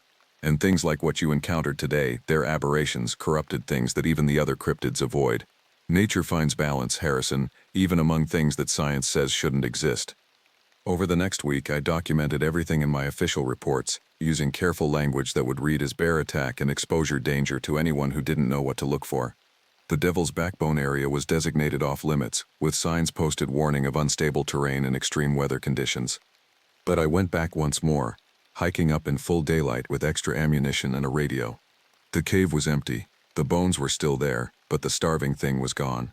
Outside, in the snow, I found tracks. The massive prints of the Bigfoot and the narrow, elongated prints of the Wendigo. They led away from each other, the Wendigo's tracks, heading deeper into the uninhabited wilderness. I also found something else. In the snow near the cave entrance, someone had arranged rocks in a careful pattern, 3 stones stacked on top of each other, repeated 4 times in a line. It was deliberate, intentional, and I understood it was a marker, a warning to others of its kind. This area was dangerous. Stay away. The intelligence required to create such a warning, the cooperation implied between species that had every reason to be rivals, it fundamentally changed how I understood these creatures. They weren't mindless monsters. They were survivors in an environment that included threats we couldn't begin to understand. Winter came hard that year, and with the snow came a quiet I'd never experienced in the park before. The trails were closed, the visitor centers shut down, and only a skeleton crew remained to maintain essential operations. I should have felt relief. Fewer people meant fewer chances for encounters, fewer risks. But the silence bothered me.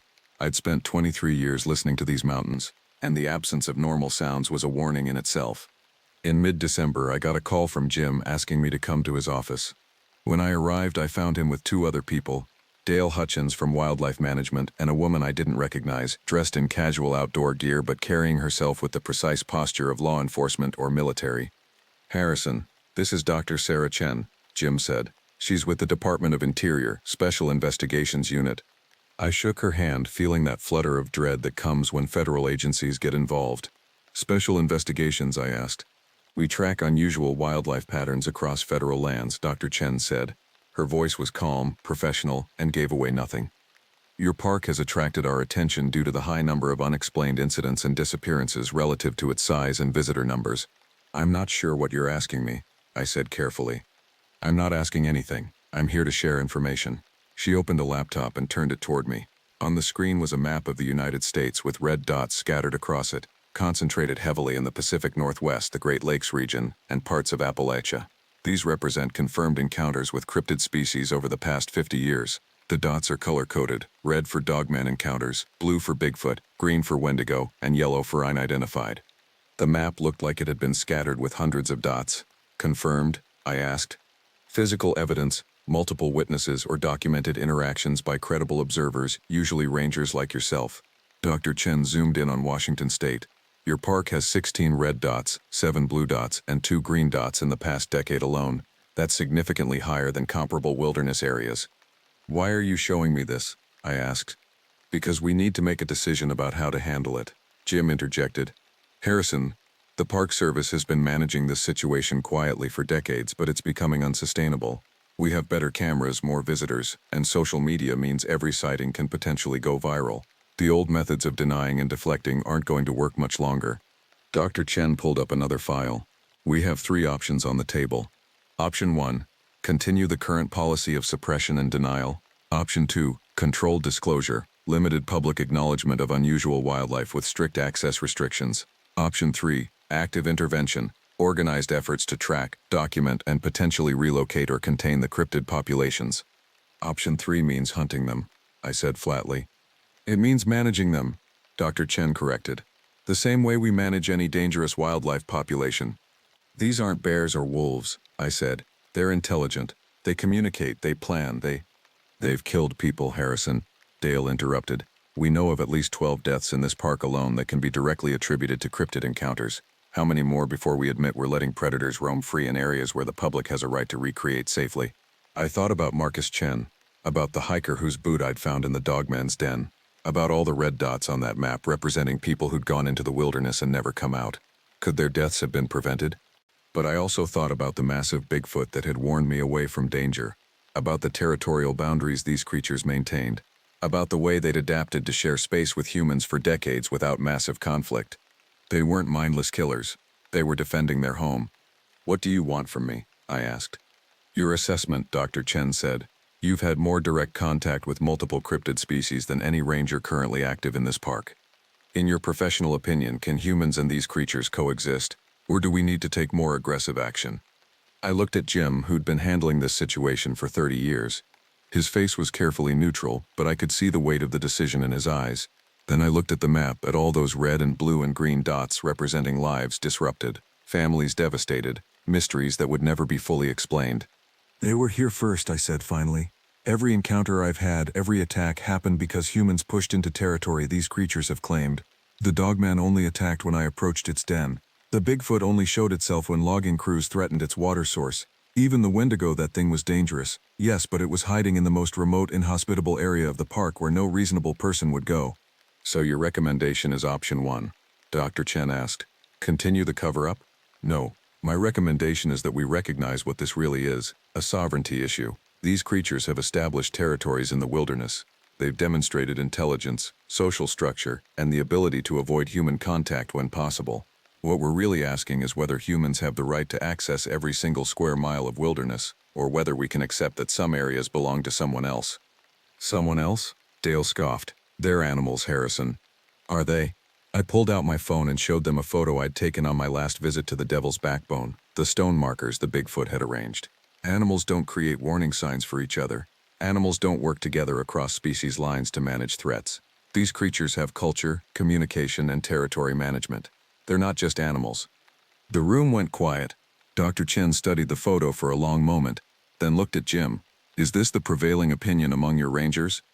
The ones who know about this? Yes, Jim said. We've been managing coexistence for decades. The system works as long as we respect boundaries and don't send people into high-risk areas. And what about the families of people who've died? Dr. Chen asked. Don't they deserve to know the truth? The truth won't bring their loved ones back, I said, and it will ensure more deaths. Because the moment this becomes public knowledge, we'll have hunters, cryptid enthusiasts, film crews, and thrill seekers flooding into the backcountry. The creatures will be forced to defend themselves, and the body count will skyrocket. The current system isn't perfect, but it's based on respect and boundaries. That's more than we can say for what would happen if we go public. Dr. Chen closed her laptop. I'll submit your assessment along with the others we've collected. The decision will be made at a much higher level than any of us. But for the record, Harrison, you're one of the few rangers willing to argue for coexistence. Most of your colleagues favor option 3. After she left, I sat with Jim in his office, both of us nursing coffee and thinking about the future. What do you think they'll decide? I asked. I think they'll continue option 1 for as long as possible, Jim said. But eventually something will force their hand. A video that can't be debunked. A mass casualty event. Something. And when that happens, we'll have to make a choice. Do we defend these creatures' right to exist, or do we side with humans who want them eliminated? What would you choose? I asked. Jim was quiet for a long time. 20 years ago, I found a young Bigfoot caught in a poacher's snare. Its leg was broken and it was dying. I could have left it, probably should have according to protocol. Instead, I sedated it and called in a vet I trusted. We set the leg, kept the creature sedated for 3 days while it healed enough to move, then released it. What happened? I asked. 10 years later, I was tracking a lost hiker in a snowstorm. I'd been out for 8 hours, temperature dropping, visibility near zero. I was about to call off the search when something large moved past me in the storm. I followed it, and it led me straight to the hiker. Hypothermic but alive, sheltered in a natural cave formation I'd never found despite 30 years in these mountains. When I got the hiker out, I looked back and saw it standing in the trees. Same Bigfoot, same distinctive scar pattern on its leg. It watched me carry the hiker out, then disappeared. You think it remembered you? I asked. I think it understood that I'd tried to help. And years later, it returned the favor.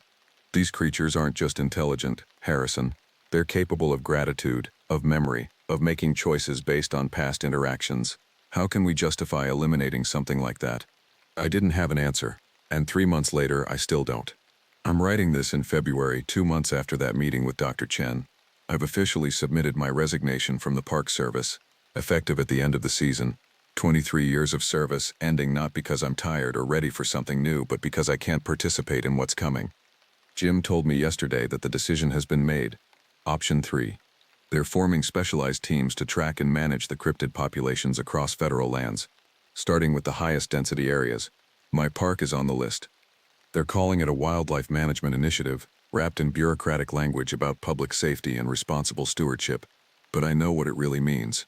They're going to hunt them, study them, possibly capture them, and the creatures, intelligent as they are, will fight back. The body count on both sides will be catastrophic. I've made copies of everything. Marcus Chen's footage, my photographs, the incident reports Jim shared with me. I've stored them in multiple locations with instructions to release them if anything happens to me. Not because I want to go public, but because there needs to be a record, a testimony from someone who saw these creatures not as monsters or specimens, but as fellow inhabitants of a world we've claimed as ours alone. The tracks are still out there in the snow, leading deeper into the wilderness. The howls still echo through the mountains at night. The creatures remain, for now, free and wild, and beyond our understanding. But I don't know for how long. If you're reading this, whether you believe me or not, I'm asking you to consider one thing. Humanity has spent centuries pushing into every corner of the world, claiming it all as ours by right of conquest. But what if some places, some territories belong to others? What if the price of having access to everything is the extinction of species we're only beginning to understand? These mountains taught me that the world is stranger and more complex than we admit. That intelligence and consciousness might exist in forms we don't recognize. That coexistence is possible, if we're willing to accept boundaries and show respect. I hope whoever reads this learns from my mistakes and my encounters. I hope they choose coexistence over conquest. But more than anything, I hope that somewhere in the deep wilderness, the creatures I met are still there, still free, still wild, still surviving. Because their extinction would diminish us all. I spent 11 years as a park ranger in the northern forests of Michigan's Upper Peninsula. What I'm about to tell you cost me my career, my marriage, and nearly my sanity. But I'm writing it down because someone needs to know what's really out there in those woods. It was late October 2019 when I first saw the Dogman. The temperature had dropped to freezing, and most of the tourists had cleared out for the season. I was alone at the ranger station near the Tahquamenon River, about 40 miles from the nearest town. That particular stretch of forest, dense jack pine and birch, had been giving me an uneasy feeling for weeks. The reports started coming in mid-September. Hikers complained about a foul smell near the old logging trails. Campers reported strange howls that didn't sound like wolves or coyotes. One couple abandoned their tent in the middle of the night, leaving everything behind. When I investigated their campsite the next morning, I found their tent shredded from the outside, long vertical tiers that suggested massive claws. The scratches on the nearby trees were 7 feet high. I told myself it was a bear. Had to be a bear. On October 23rd, I was doing a routine patrol of the northern sector when my radio crackled with static. The dispatcher, Linda, sounded stressed. "Barrett, we've got a missing hiker, female, 26. Didn't return from the Cathedral Pine Trail. Family called it in an hour ago." The Cathedral Pine Trail was a 5-mile loop that most people could complete in 3 hours. It was nearly 5 p.m., and the sun would be down in 90 minutes. I grabbed my pack and headed out, following the trail markers into the deepening woods. The temperature was dropping fast. My breath came out in white puffs as I hiked deeper into the forest, calling out the woman's name. Sarah. Sarah Mitchell. The trees swallowed my voice. The normal sounds of the forest, birds, rustling leaves, distant animal calls were absent. The silence felt wrong, oppressive. I found her jacket first, torn and muddy, about 2 miles in. Then I smelled it. The stench hit me like a physical force, a combination of wet dog, rotting meat, and something else I couldn't identify, something wild and ancient. My training told me to keep searching, but every instinct screamed at me to turn back. I radioed in the jacket's location and kept moving, following broken branches and disturbed undergrowth. That's when I heard the breathing. It came from somewhere behind me, heavy and labored, like something large struggling to stay quiet. I spun around, my flashlight cutting through the gathering dusk. Nothing, just trees and shadows. Then I saw it move. It was standing partially behind a massive oak tree about 30 yards away, watching me. At first my brain tried to make sense of it, maybe a bear standing upright, or a person in a costume. But as it stepped into a shaft of fading sunlight, I understood that I was looking at something that shouldn't exist. It stood nearly 8 feet tall, walking upright on digigrade legs, bent backward like a dog's hind legs, but supporting a massive bipedal frame. The body was covered in dark brown fur, muscular and broad-shouldered like a man. But the head was all wrong. The snout protruded forward, filled with teeth that reflected white in my flashlight beam. The ears stood pointed and alert on top of its skull. Its eyes caught the light and reflected back at me. Amber-colored, intelligent, and filled with something that looked like hunger. The hands were the worst part. They weren't paws. They were long-fingered hands tipped with black claws, each one at least 3 inches long. Human-like, but twisted and wrong. I stood frozen as it regarded me, its lips pulled back in what might have been a snarl or a smile, exposing a double row of canine teeth built for ripping meat. The smell intensified, that rotting, musky stench that made my eyes water. My hand moved slowly toward my sidearm.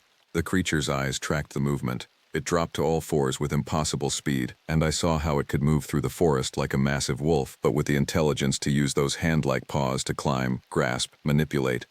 It circled me, staying about 20 feet away, moving through the brush with barely a sound despite its size. I could hear its claws clicking on rocks and fallen logs. My heart hammered so hard I thought it might burst. "Get back," I shouted, drawing my weapon, my voice cracked with fear. The thing stopped, tilted its head, then it spoke. "I know how that sounds. I know what you're thinking." But I heard it, a low rumbling vocalization that formed a word.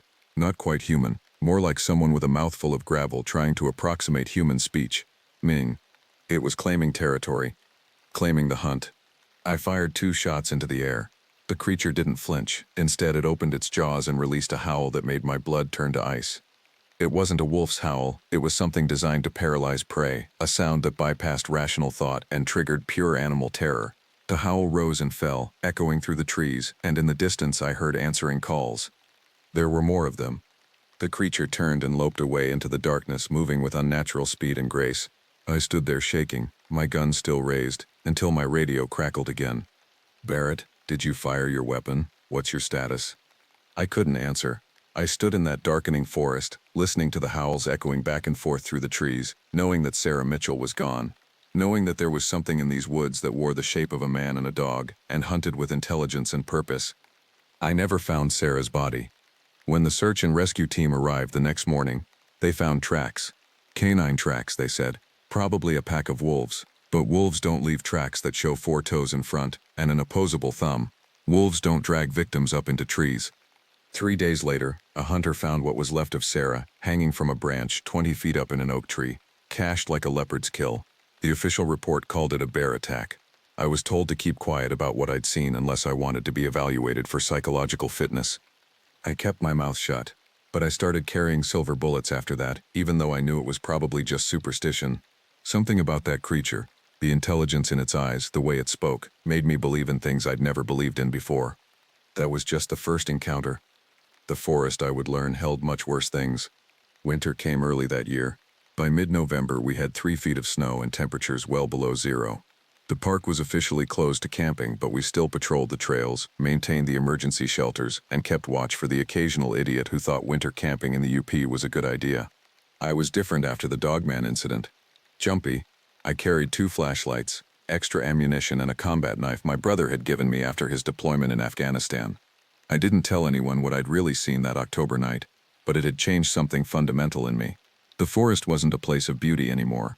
It was a hunting ground, and I was finally aware that humans weren't always at the top of the food chain. On December 8th, I was checking the shelter on the Northridge Trail when I noticed the trees. Something had been marking territory. Deep gouges in the bark, running parallel, too high for a bear, 8, maybe 9 feet up. The marks were fresh, white wood exposed against the dark bark. Some of the scratches went so deep they'd killed the trees. As I examined them, I caught a smell on the wind. Not the rotting dog smell of the dogmen.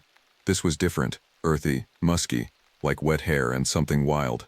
I followed the trail of marked trees deeper into the forest, my boots crunching through the snow. The marked trees formed a rough perimeter around a small valley I'd never paid much attention to before. The gouges got deeper, more aggressive, as I went. Whatever made these marks was warning others away. That's when I saw the footprint. It was in a patch of snow sheltered under a pine tree, perfectly preserved, 18 inches long, 7 inches wide, with 5 distinct toes. The impression was deep. Whatever made it had to weigh at least 600 or 700 pounds. The stride between prints was over 6 feet. I was crouching next to the print, taking photos with my phone, when I heard the wood knocks. 3 sharp impacts, like someone hitting a tree with a baseball bat. They came from the valley below me. I froze, listening. Another set of knocks answered from the ridge to my left. Then another from behind me. They were communicating, triangulating my position. I'd heard about the wood knocks from old-timers, locals who'd spent their whole lives in these forests. They said the Bigfoot used them to coordinate, to hunt, to warn each other. I'd always dismissed it as folklore. Now, hearing those deliberate, intelligent sounds echoing through the silent forest, I knew it was real. I stood slowly, my hand on my pistol. The wood knocks stopped. The forest went silent, that same oppressive silence I'd experienced before the dogman encounter. Even the wind seemed to hold its breath. Then I saw it standing in the tree line about 50 yards downslope. It was massive, at least 8.5 feet tall, covered in dark reddish-brown hair that hung in long strands from its arms and shoulders. The body was heavily muscled, with shoulders that looked like they could pull a tree out of the ground. The arms hung past its knees, ending in hands that looked like oversized human hands covered in hair. But it was the face that locked my attention. It looked almost human. The nose was flat, the brow heavy and prominent. The eyes were deep-set and dark, watching me with unmistakable intelligence. Not animal intelligence, human intelligence. Maybe more. The face was partially obscured by hair, but I could see enough to recognize the expression it wore. Curiosity mixed with wariness. We stared at each other across the snow. My breath came out in ragged clouds. The creature didn't move, didn't make a sound, just watched me with those dark, knowing eyes. I raised my hands slowly, palms out, trying to show I wasn't a threat. The creature's head tilted slightly. It took one massive step forward, and I saw how it moved, fluid, powerful, perfectly balanced despite its size. Another step, the snow crunched under its weight. "I'm not here to hurt you," I said quietly. My voice sounded strange in the silence. "I'm just passing through." The creature stopped. Its mouth opened slightly, and it made a sound, a low rumbling huff that I felt in my chest. Then it spoke, not words exactly, but vocalizations that carried meaning. A series of low whoops and huffs rising and falling in pitch, almost like a language. It was trying to communicate with me. I stood there in the snow, a grown man with 11 years of wilderness experience, and I started to cry. Not from fear, from awe. From the sheer overwhelming weight of standing in front of something that science said couldn't exist, something that was reaching out to me, trying to bridge the gap between our species. The creature watched my reaction. Its expression, and I know how anthropomorphizing that sounds, seemed to soften. It huffed again, softer this time, then turned and walked away, not running, not displaying aggression, just walking, moving through the forest with surprising grace for something so massive. I watched it disappear into the trees, and I noticed something else. There were more footprints in the snow behind where it had stood, smaller ones. It hadn't been alone. It had been protecting its family. The wood knocks started again as I made my way back to the trail, but they were different now. Not triangulating, not hunting, escorting, making sure I left their territory. I walked back to my truck with my hands still shaking, not from fear but from the knowledge that I'd just encountered something ancient, something that had been in these forests long before we built our ranger stations and hiking trails. I filed a report about finding large animal tracks. I didn't mention what I'd seen. Who would believe me? But I left that valley alone after that, put up unofficial trail closed signs. I'd seen the Bigfoot's eyes. I'd seen its family. I wasn't going to be responsible for what might happen if the wrong people went looking for them. The Dogman had been a predator, something that killed and cached its prey in trees. The Bigfoot was different, intelligent, peaceful unless threatened, protecting its territory and its young. I could live with knowing it was out there, as long as we maintained a respectful distance. But the third encounter would teach me that some things in the forest aren't curious or territorial. Some things are simply evil. January brought temperatures so cold that exposed skin would freeze in minutes. The park was officially closed. The roads snowed in, most of the staff on winter furlough. I was alone at the station, keeping watch over thousands of acres of frozen wilderness. That's when the emergency call came in. A group of ice fishermen had gone missing on Lake Superior's shoreline, about 12 miles north of my station. They'd been overdue for 2 days. The Coast Guard couldn't get their boats in through the ice. Local police were overwhelmed with a multi-car pileup on the highway. I was the closest responder. I snowmobiled out to their last known location, following GPS coordinates to a small inlet where the fishermen had set up their shelters. The temperature was 15 below zero, the wind making it feel closer to 40 below. I could barely see through the blowing snow. I found their camp just before dark. 3 ice fishing shelters, a snowmobile, equipment scattered in the snow. No people, but there were tracks. These weren't animal tracks, they were human-sized footprints, but wrong. The imprints were deep and uneven, like whoever made them was stumbling or dragging something heavy. They led away from the camp into the forest. That's when I smelled it, the smell of rot and corruption, but underneath it something else. The smell of a charnel house, of old death and fresh hunger. I followed the tracks into the trees, my flashlight cutting through the darkness. The forest here was different. The trees were dead or dying, their bark stripped away, branches broken and scattered. The snow had a grayish tint, like ash had been mixed in. Nothing lived here. No animal tracks, no bird calls, just death and silence. I found the first fisherman hanging from a tree. He'd been torn apart, not eaten, torn. His limbs were scattered around the trunk, some of them showing bite marks that looked almost human. His face was frozen in a scream, his eyes wide with terror. The snow beneath him was stained black with frozen blood. I stumbled backward, bile rising in my throat. That's when I heard it, a sound like branches snapping but rhythmic. Footsteps. I spun around, my flashlight beam catching movement between the trees. Something was coming toward me, moving with a lurching, uneven gait. As it entered the light, I understood why the tracks had looked so strange. It had been human once, or at least it wore a human shape. But it was wrong in every way. The skin was grayish-white, stretched tight over bones that jutted at odd angles. The body was emaciated, ribs showing through torn clothes, but the stomach was distended and bloated. The hands and feet were blackened with frostbite, the fingers ending in broken, jagged nails. But the worst part was the face. The lips had been torn or bitten away, exposing teeth and gums in a permanent grimace. The eyes were sunken deep into the skull, but they glowed with a faint sickly light, not reflected light, but something that came from within. The antlers, and yes, it had antlers, growing from its skull like some nightmarish fusion of human and deer, were decorated with strips of frozen flesh. This was the Wendigo, the creature from Algonquian folklore, the spirit of insatiable hunger that possessed those who resorted to cannibalism in the winter. I'd heard the stories from the local Ojibwe elders, but I'd filed them away as cautionary tales, metaphors for the dangers of greed and selfishness. This thing standing before me was no metaphor. It opened its mouth and shrieked a sound that wasn't human, that shouldn't be possible from a human throat. The sound of eternal hunger, of madness, of a soul completely consumed by need. The trees around us cracked and split in the cold, as if the very forest recoiled from its presence. I ran. I've faced down bears, I've stood my ground against the Dogman. I'd met the Bigfoot's gaze. But this thing, there was no intelligence in its eyes, no understanding, only hunger, only the need to consume and destroy. It came after me, moving faster than something that looked so broken should be able to move. I could hear it crashing through the trees behind me, hear that terrible shrieking that made my teeth ache and my head pound. I fired my pistol over my shoulder, heard the bullets hit, but it didn't slow down. Wendigos can't be killed by conventional means. I'd heard that in the stories. They had to be destroyed with fire or dismemberment.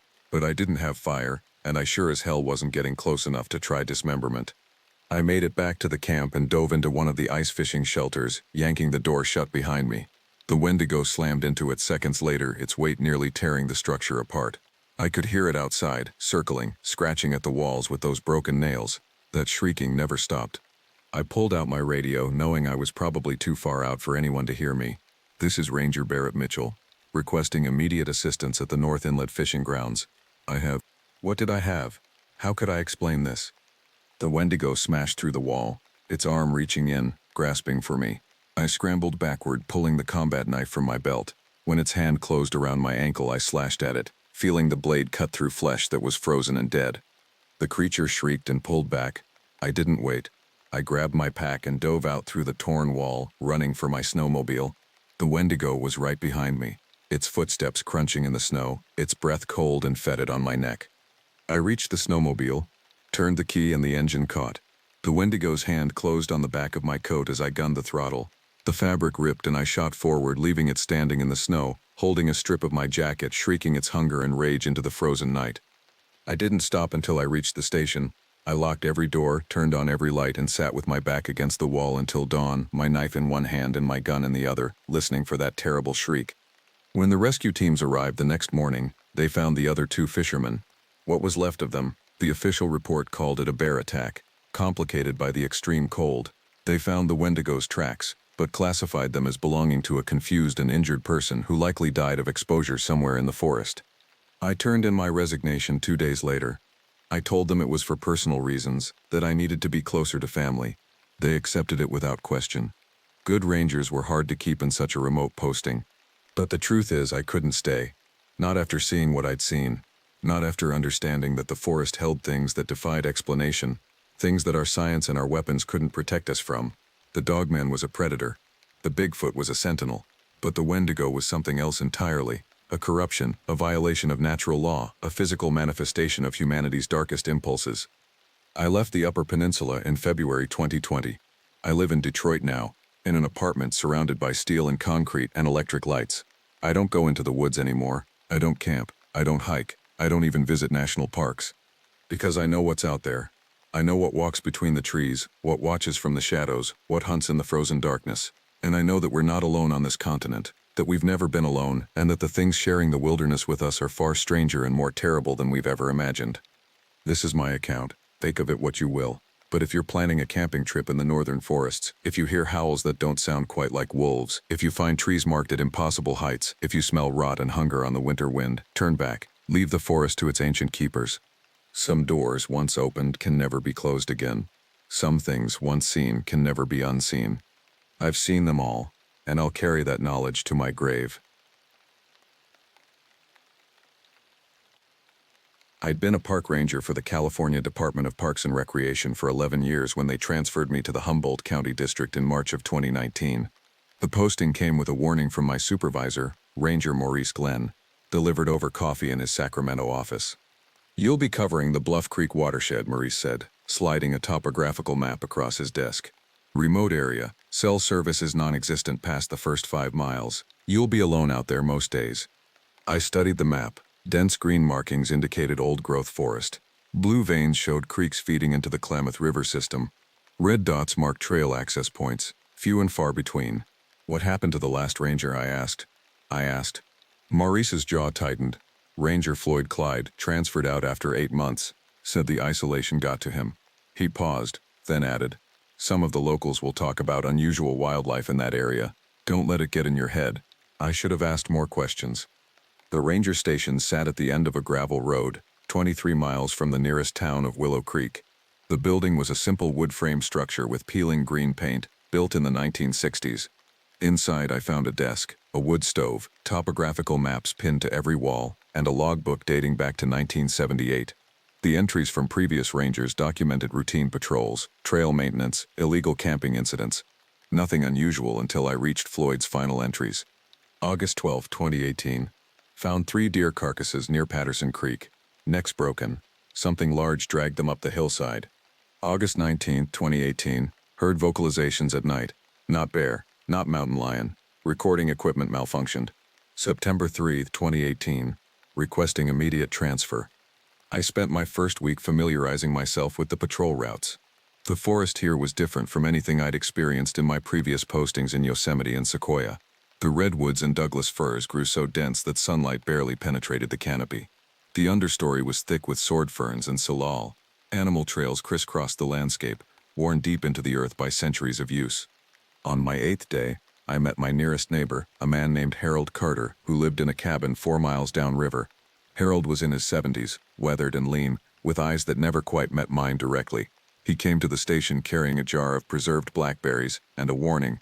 "You'll see things out here that don't fit in your reports," Harold said, setting the jar on my desk. "When you do, best to keep it to yourself. The forest has its own rules." "What kind of things?" I asked. Harold moved to the window, looking out at the wall of trees. "My grandfather logged these mountains in the 1920s. He always said there were two kinds of creatures in these woods, the ones that ran from men and the one that didn't need to." I waited for him to elaborate, but he simply touched his hat brim and left.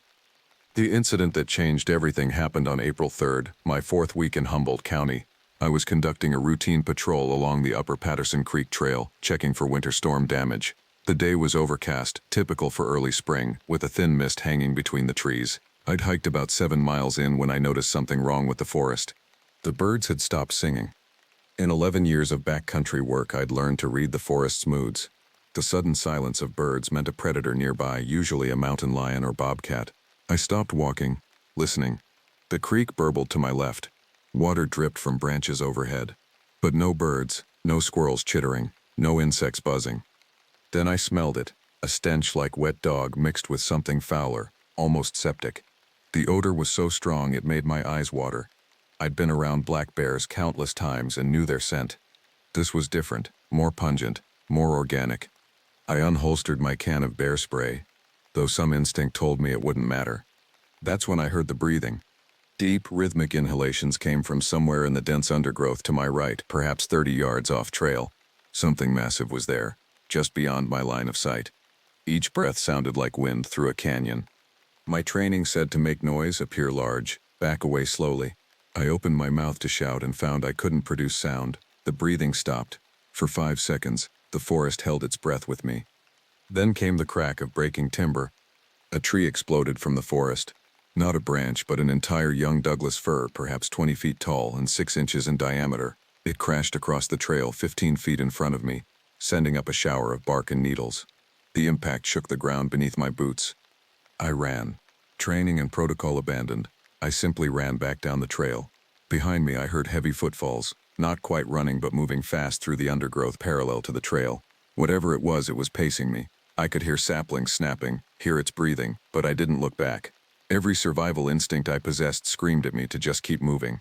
I ran for half a mile before the footsteps stopped. The birds started singing again. The normal sounds of the forest resumed as if nothing had happened. When I reached the ranger station 2 hours later, hands shaking too badly to unlock the door on my first attempt, I found something waiting for me. Pressed into the mud beside my truck were 3 footprints. Each was 17 inches long and 7 inches wide at the ball, with 5 clearly visible toes. The depth of the impression suggested something weighing at least 600 pounds. The stride between prints measured over 5 feet. I took photographs with my phone, measurements with a tape measure from my truck, and made plaster casts following the procedure I'd learned in Ranger Academy for documenting wildlife tracks. Then I sat in my truck for 20 minutes, trying to rationalize what I'd experienced. Bears don't throw trees. Bears don't make footprints with 5 toes arranged in a distinctly primate pattern. Bears don't have a stride of over 5 feet. That night I pulled out Floyd's logbook again and read every entry from his 8-month posting. Between the routine notations, a pattern emerged. He'd started finding unusual tracks in May 2018. By June he'd reported strange vocalizations at night. In July he'd discovered the deer carcasses. August brought what he described as feelings of being watched during daylight patrols. By September he was gone. I called Maurice the next morning, choosing my words carefully. "I need to report unusual wildlife activity in the Patterson Creek area," I said. "What kind of activity?" Maurice asked. I described the thrown tree, leaving out my panicked flight. I mentioned the tracks, described their size and configuration. There was a long silence on the other end of the line.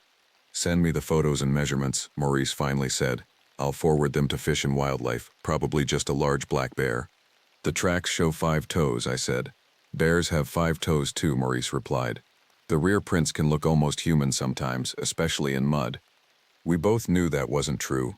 Bear tracks don't look like what I'd found, but Maurice was giving me an out, a rational explanation to put in my report.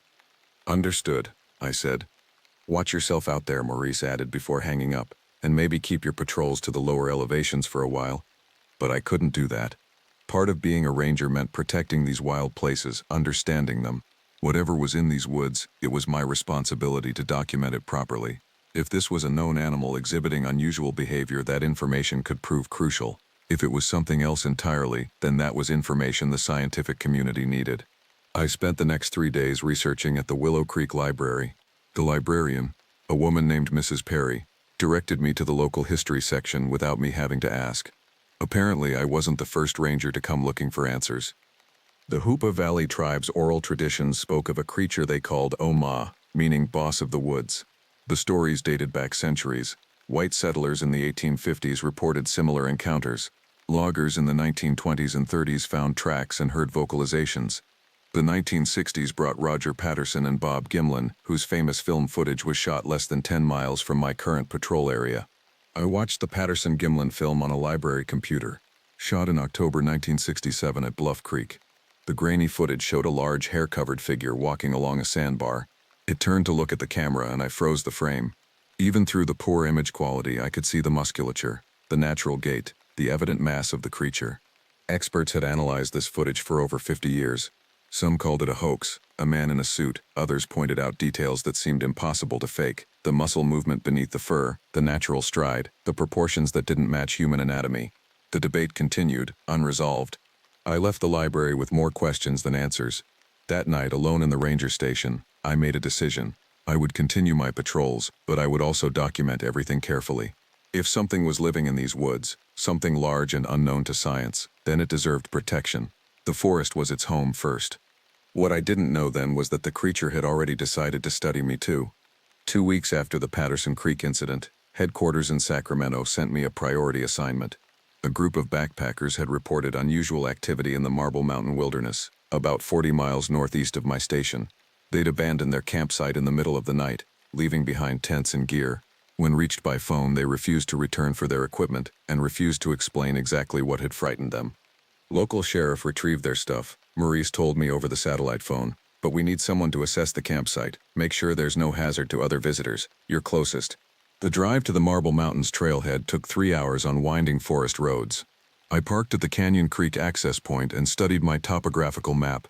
The abandoned campsite sat 7 miles in, at an elevation of 5,200 feet. The trail followed an old mining route, gaining 2,000 feet through alpine meadows and granite outcroppings. I'd learned to pack differently since Patterson Creek.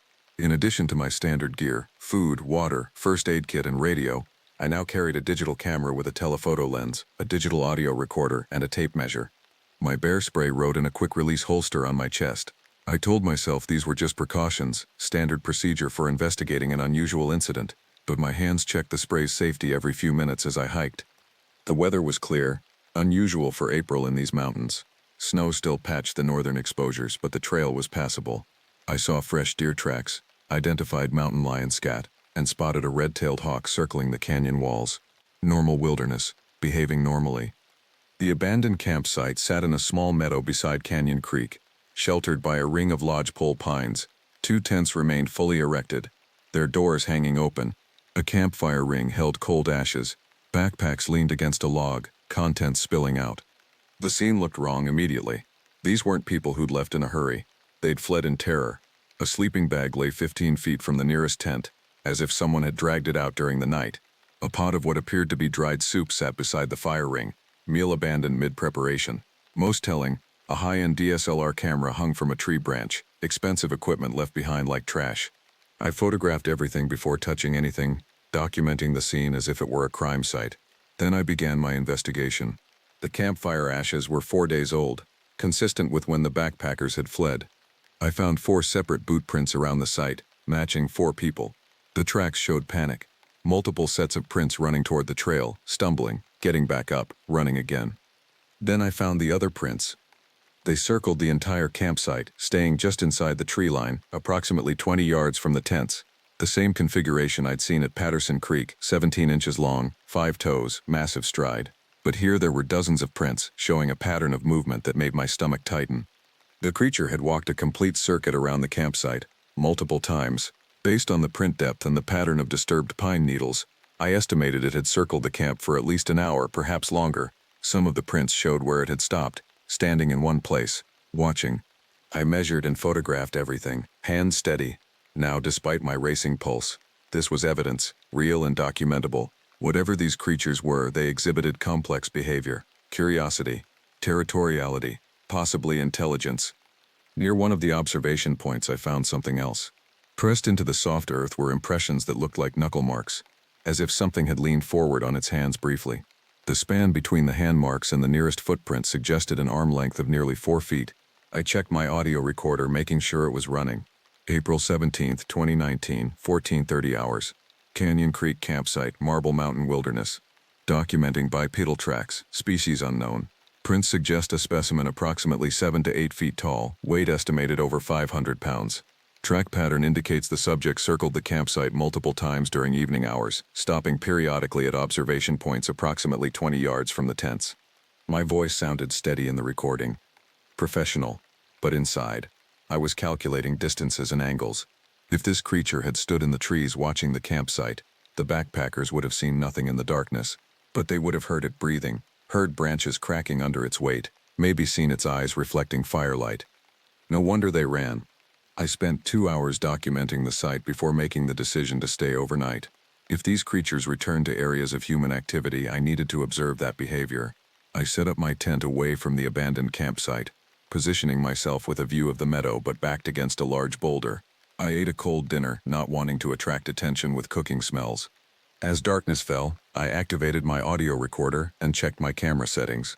The temperature dropped into the low 40s. A 3/4 moon rose over the canyon rim, providing enough light to see across the meadow. For the first hour, nothing happened. The creek burbled, an owl hooted somewhere in the darkness. Normal forest sounds. At 9:47 p.m., by my watch, the owl stopped calling. The silence came suddenly, like someone had thrown a switch. I sat up in my sleeping bag, heart hammering against my ribs. The forest held its breath. No wind, no insects, no movement. Then I heard the footsteps. Heavy impacts, rhythmic, coming from the northern tree line. Something massive approached through the forest, making no attempt at stealth. Each footfall sounded like a sledgehammer hitting earth. I counted the steps, 1, 2, 3, 4. Then silence. My hand found the camera in the darkness. I raised it slowly, aiming toward where I'd heard the steps stop. Through the viewfinder, I could see the moonlit meadow, the abandoned tents, the tree line beyond. A shape detached from the trees. I've spent 11 years observing wildlife. I've seen black bears stand on their hind legs, have watched mountain lions move through darkness, have observed countless animals in their natural behavior. This was none of those things. The figure stood upright, easily 8 feet tall. Broad shoulders tapered to a narrower waist. Long arms hung to its knees. The head looked conical, rising to a peak, too large for the body. Moonlight showed what might have been dark hair or fur covering its entire body. It stood at the edge of the meadow for perhaps 30 seconds, completely still. Then it turned its head toward my tent. Even at 70 yards, I felt the weight of its gaze. The camera shook in my hands. I pressed the shutter release, heard the mechanical click, saw the autofocus light blink once. The creature moved, not running, not quite walking, but a smooth loping stride that covered ground impossibly fast. 4 steps took it across 20 yards of meadow. Then it stopped again, now at the abandoned campsite. It bent down, its body folding at the waist, and picked up something from the ground, one of the abandoned backpacks. It held the pack at arm's length, turning it over, examining it with what appeared to be curiosity. Then it threw the pack. The backpack sailed through the air, flying at least 30 feet before crashing into the trees with enough force to break branches. The creature made a sound, a low whooping call that resonated in my chest even at this distance. The call lasted 3 seconds, rising and falling in pitch, unlike anything I'd ever heard from known wildlife. My audio recorder was still running. The camera was still in my hands. Every instinct screamed at me to run, but ranger training held me still. Documentation, evidence, understanding.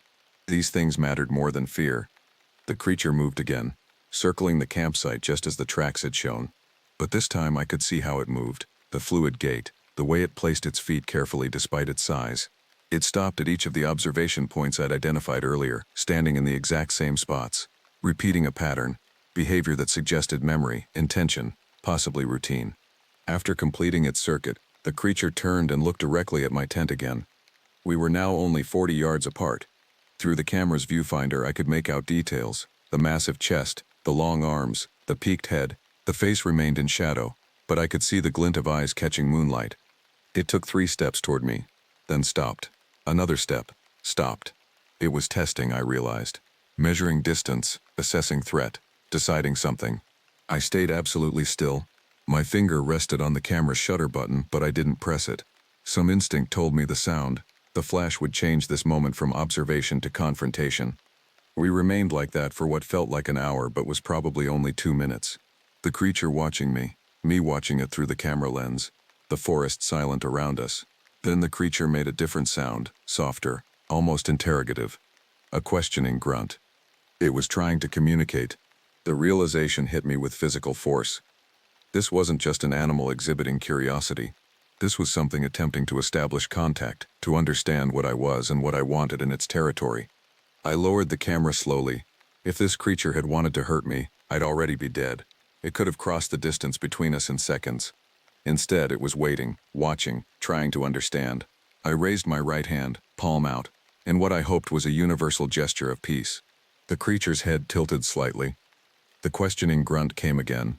Then it turned and walked back into the forest, not running, not hurrying, just walking away with the same smooth, powerful stride it had used to approach.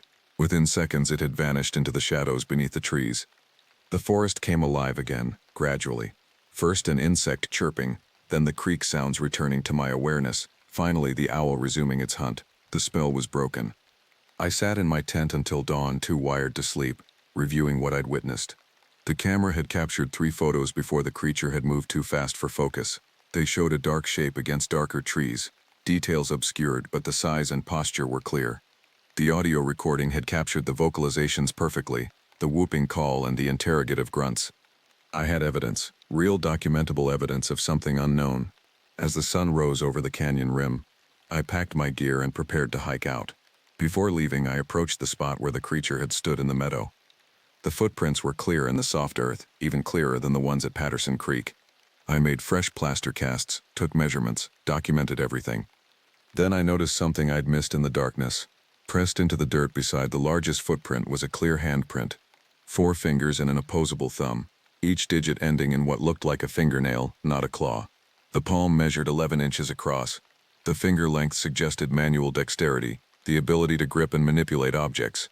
I photographed the handprint from multiple angles, made a plaster cast, recorded detailed measurements in my field notebook, but even as I worked, my mind was racing ahead.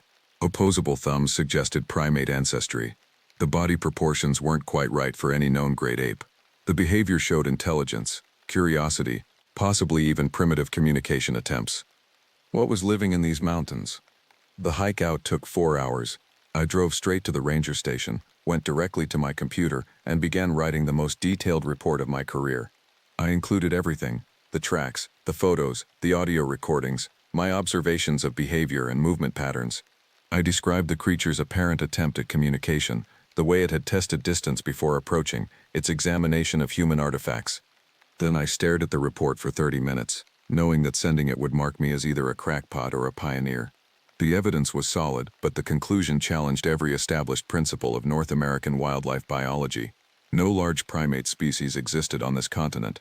That was established fact, except the evidence said otherwise. I saved the report and called Maurice instead. "I need to request a meeting with Fish and Wildlife," I said when he answered, "and possibly a primatologist." There was a long silence. "What did you find up there?" Maurice finally asked. "Something that doesn't fit in the standard reports," I said, echoing Harold Carter's words. "Something that needs professional evaluation." "Send me everything," Maurice said. "Photos, audio, measurements. All forwarded up the chain, but this is going to be complicated." He had no idea how complicated it would get. Maurice called back 3 days later. His voice was carefully neutral, the tone of someone delivering news they didn't quite believe themselves. "I forwarded your materials to Dr. Perry at UC Davis," he said. "She specializes in large mammal behavior. She wants to examine your evidence in person. She'll be at your station tomorrow morning." Dr. Lillian Perry arrived at 9 a.m. in a battered pickup truck loaded with camera equipment and field gear. She was in her 60s, weathered from decades of field work, with sharp eyes that missed nothing. She didn't waste time with pleasantries. "Show me the casts," she said. I laid out the plaster impressions on my desk: Patterson Creek, Canyon Creek, and 2 additional sets I'd found during patrols in the intervening weeks. 8 separate footprints, all showing the same basic configuration but slight variations in size and toe spread. Dr. Perry examined each cast methodically, measuring with digital calipers, photographing from multiple angles, making notes on a tablet. She spent 45 minutes in complete silence before speaking. "The dermal ridges are clear on this one," she said, pointing to the Patterson Creek cast. "You can see the fingerprint-like patterns on the toe pads. That's nearly impossible to fake convincingly." "So you think they're real?" I asked. "I think you've documented something that requires immediate investigation," she said carefully. "I've arranged clearance for a 5-day research expedition. We leave for Mount Shasta tomorrow." The Mount Shasta region sits northeast of Redding, dominated by the massive 14,179-foot volcanic peak. The mountain's backside, as locals call it, consists of steep canyons and old-growth forest rarely visited by tourists. Multiple reports of unusual activity had come from that area over the past decade, but no ranger had investigated seriously. We were going to change that. Dr. Perry brought 2 graduate assistants, Diego Malachi and Caleb Remy, both in their mid-20s and eager to prove themselves. We loaded 3 vehicles with enough equipment for a week-long expedition: motion-activated cameras, audio recording equipment, climbing gear, camping supplies, and Dr. Perry's collection of primate vocalizations for playback experiments. "If what you documented shows intelligent behavior," Dr. Perry explained as we drove north, "then these creatures might respond to attempts at communication. Some primatologists have had success with recorded calls when studying gorillas and orangutans." The trailhead sat at the end of a deteriorating logging road, abandoned since the 1980s. We hiked in 6 miles, following an old game trail that climbed steadily through mixed conifer forest. The terrain was rugged, exactly the kind of remote habitat where a large reclusive creature might thrive. We established base camp in a small meadow at 6,800 feet, protected by a semicircle of old-growth fir trees. Dr. Perry insisted on setting up the motion-activated cameras first, positioning them in a grid pattern around our camp at distances ranging from 50 to 200 yards. "If something approaches, we'll have multiple angles," she explained. "The cameras are infrared-capable, silent operation, and they'll run for 72 hours on battery power." That first night, we played Dr. Perry's recordings. She'd brought vocalizations from mountain gorillas, orangutans, and chimpanzees, along with several recordings of alleged Bigfoot calls collected by other researchers over the years. We broadcast each recording at moderate volume, then sat in silence for 30 minutes, listening. Nothing responded. The forest remained quiet, giving up no secrets. The second night, Diego found tracks. He'd been conducting a perimeter check when he came running back to camp, breathless with excitement. "Half a mile north," he gasped. "Fresh prints, maybe 2 hours old. They lead toward the ridge." We followed Diego's GPS coordinates, moving quickly through the failing light. The tracks appeared in a muddy depression beside a seasonal creek, so fresh that water was still seeping into the deepest impressions. The configuration matched my Patterson Creek documentation exactly, but these prints were larger, nearly 19 inches long, suggesting a specimen even bigger than what I'd encountered. "Multiple individuals," Dr. Perry said, crouching beside the tracks. "Look here and here. 3 different sizes. Possibly a family group." The prints showed clear direction of travel, heading upslope toward a granite ridge. We followed them for 200 yards before losing the trail on bare rock. But the direction was clear, deeper into the wilderness, away from human habitation. "They know we're here," I said. "They're avoiding us, or leading us away from something they want to protect," Dr. Perry replied. "This could be breeding territory." We returned to camp as darkness fell, and Dr. Perry made a decision. Tonight we try playback again, but with a different approach. Instead of primate calls, we'll try something more direct. She pulled out a recording device, checked the settings, and played a file I hadn't heard before. The sound was a long, drawn-out howl, rising and falling in pitch, almost musical but with an underlying bass resonance that suggested immense lung capacity. It lasted 12 seconds. "This was recorded in the Gifford-Pinchot National Forest in Washington, 1974, Dr. Perry explained. "It's called the Puyallup Scream. If your creatures are the same species, they might recognize it as communication from their own kind." We played the recording 3 times, then waited in silence. The night was cold, our breath visible in the moonlight. Caleb had the infrared camera ready. Diego monitored the audio equipment. Dr. Perry watched the forest with the trained eyes of someone who'd spent a lifetime studying animal behavior. 37 minutes later, something answered. The call came from the ridge above us, perhaps half a mile away. It started low, a rumbling growl that I felt in my chest as much as heard. Then it rose in pitch, climbing to a howl that echoed off the mountain slopes. The call lasted 15 seconds, complex and modulated. carrying information I couldn't begin to interpret. Recording, Diego whispered unnecessarily. His equipment was already capturing everything. Dr. Perry played the Puyallup scream again. The response came faster this time, within 2 minutes. But now the caller was closer, perhaps 300 yards. Still on the ridge, but moving in our direction. "It's approaching," Caleb said, his voice tight with a mixture of excitement and fear. "Everyone stay calm," Dr. Perry ordered. "Keep the cameras ready, but don't use flash. Natural light only. We're observers, not threats."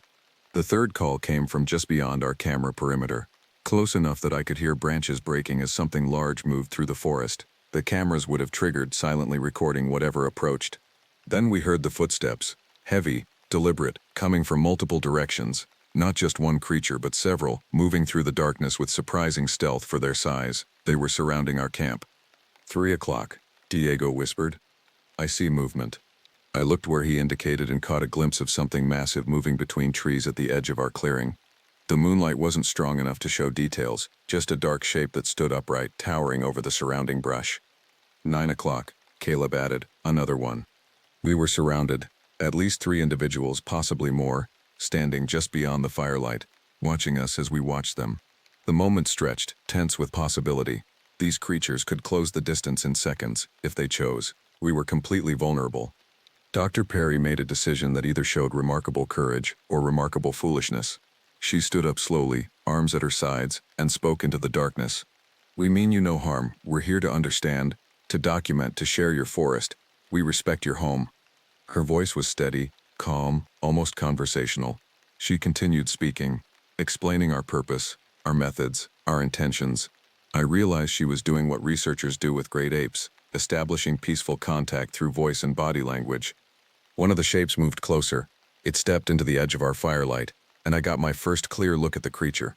It stood nearly 8 feet tall, covered in dark brown hair that hung in long strands from its arms and shoulders. The chest was massive, suggesting lung capacity far beyond human proportions. The head rose to a peaked crest, giving it a conical appearance. But what struck me most was the face. Even in the dim light, I could see intelligent eyes, deep-set and dark, studying us with obvious curiosity. The facial structure was somewhere between ape and human, with a pronounced brow ridge, but a flatter profile than a gorilla.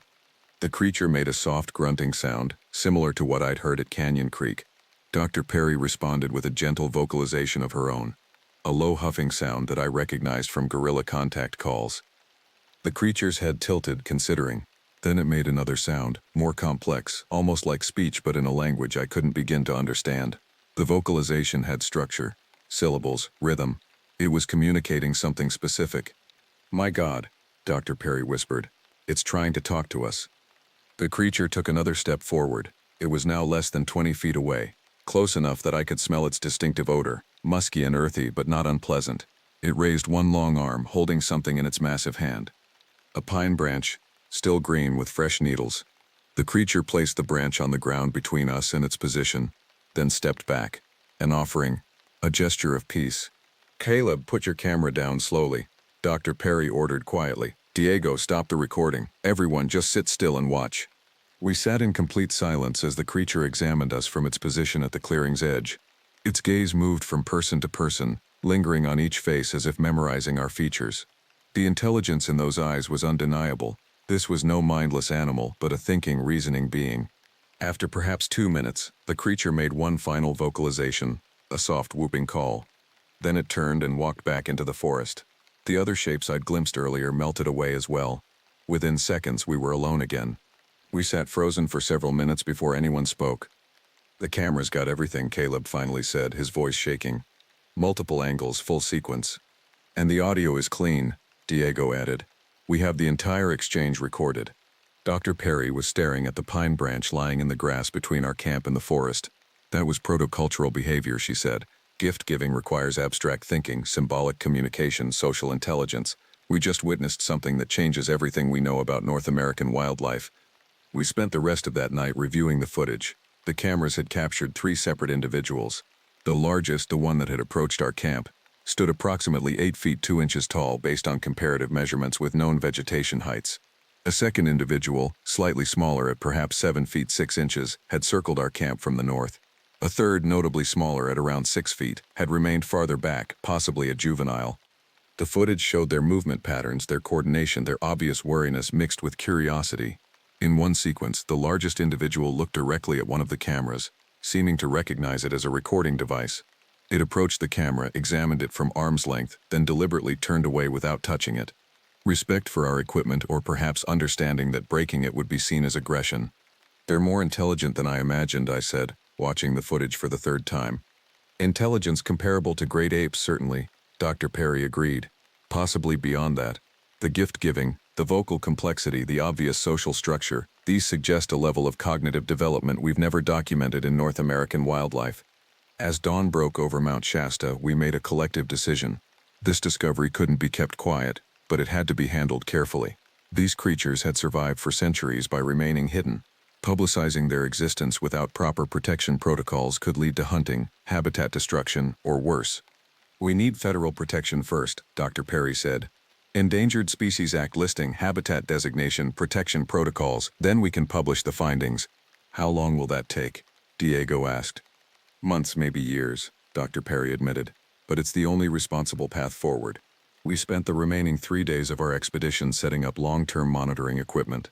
Motion-activated cameras in trees, audio recorders in weatherproof cases, even a few seismic sensors to detect large animals moving through the area.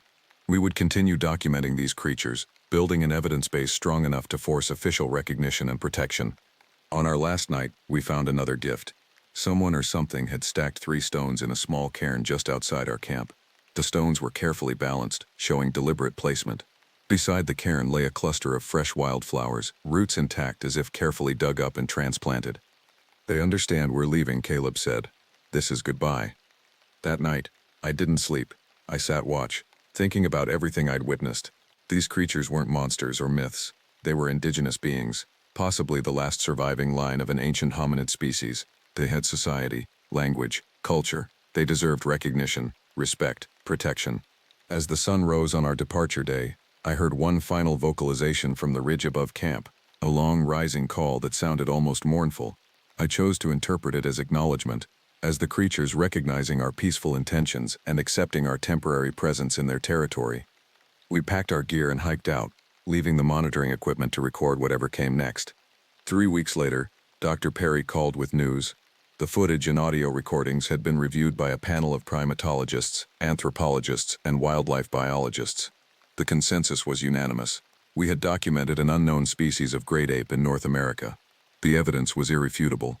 The hard part would come next, convincing federal agencies to act, establishing protection protocols, and somehow keeping these magnificent creatures safe from the inevitable human attention that would follow their discovery. But I couldn't think about that yet. I had more immediate responsibilities. My ranger district still needed patrolling, the forest still needed protection, and now I understood that I wasn't just protecting the land, I was protecting the last refuge of something ancient and irreplaceable. 6 months after the Mount Shasta expedition, everything changed when the 2018 Carr Fire aftermath investigation led me into Lassen National Forest. Dr. Perry's federal protection petition was still working its way through bureaucratic channels when new reports started coming in. Hunters and hikers in the Lassen region were reporting unusual encounters, creatures moving through the burned areas, apparently investigating the changed landscape. Maurice assigned me to investigate, but this time I wouldn't be going alone. The California Department of Fish and Wildlife had officially recognized our findings as warranting serious investigation, even if they hadn't publicly acknowledged what we'd documented. They sent a field biologist named Frank Donovan to accompany me, an expert in post-fire wildlife recovery. Frank was a pragmatist in his late 50s who'd spent 3 decades studying how animals adapt to environmental disasters. He'd seen the Mount Shasta footage and read Dr. Perry's preliminary reports, but he remained skeptical about the broader implications. Could be an unknown bear species, he suggested as we drove toward the Lassen trailhead. Some kind of evolutionary offshoot that developed bipedal locomotion. Bears don't build cairns or give gifts, I replied. Neither do any animals we've properly documented, Frank countered. Which means either your interpretation of behavior is flawed, or we're dealing with something that challenges everything we know about North American fauna. I'm betting on the former. I appreciated Frank's skepticism. Science demanded critical examination of evidence, especially evidence this extraordinary. If our findings couldn't survive scrutiny, they didn't deserve acceptance. The Carr Fire had burned over 229,000 acres in 2018, creating a landscape of stark contrasts. Living forest gave way to blackened slopes where fire had sterilized the earth. Green pockets survived in valleys and northern exposures, islands of life in a sea of devastation. Wildlife responses to this kind of catastrophic habitat loss varied by species. Deer moved to unburned areas, mountain lions followed the deer, smaller mammals either died or adapted to the new landscape. But what would a population of large, intelligent hominids do when their territory burned? We found the first evidence 3 miles into the burn zone. A tree, roughly 40 feet tall and already weakened by fire, had been deliberately toppled. The trunk showed clear signs of having been pushed over. The breakpoint splintered in a pattern suggesting sustained force from one direction. Smaller trees around it had been stripped of branches and arranged in what could only be described as a shelter. This wasn't done by bears, Frank said, examining the construction. This shows tool use and architectural thinking. We documented everything with photos and measurements. The shelter was crude but functional, positioned to provide protection from prevailing winds. Several larger logs had been dragged into place to form walls. Inside, we found a depression in the ash-covered ground where something large had bedded down. "They're adapting," I said. "The fire destroyed their normal habitat, so they're creating new shelter." "Or this is human-made," Frank suggested, though his tone indicated he didn't believe his own alternative explanation. We followed a game trail through the burn zone, tracking boot-sized impressions in the ash. The trail led upslope to an area where fire had burned less intensely, leaving standing timber and intact undergrowth. Here we found something that made Frank stop talking entirely. Someone had created a cache. Dozens of pine cones were stacked in careful rows on a flat rock, each cone deliberately placed. Beside the cones sat a collection of fire-scorched stones, arranged by size. Most telling, several strips of bark had been peeled from a nearby tree and folded into what appeared to be containers. "Food storage," Frank said quietly. "Organized, planned food storage." We spent the next hour examining the cache. The pine cones showed signs of having been processed, the seeds removed and consumed, the empty cones saved for some reason we couldn't determine. The bark containers held residue that looked like charred meat, possibly deer or elk. "They're not just surviving," I realized. "They're thriving. They've turned this disaster zone into an opportunity." Frank pulled out his GPS unit and marked the location. "We need to bring Dr. Perry here. This level of adaptive behavior, the tool use, the food processing and storage, this puts them on par with early hominid species." We established a monitoring site near the cache, setting up motion-activated cameras and audio equipment. Then we withdrew to a ridge overlook half a mile away and waited. If the creatures returned to their cache, we documented from a distance.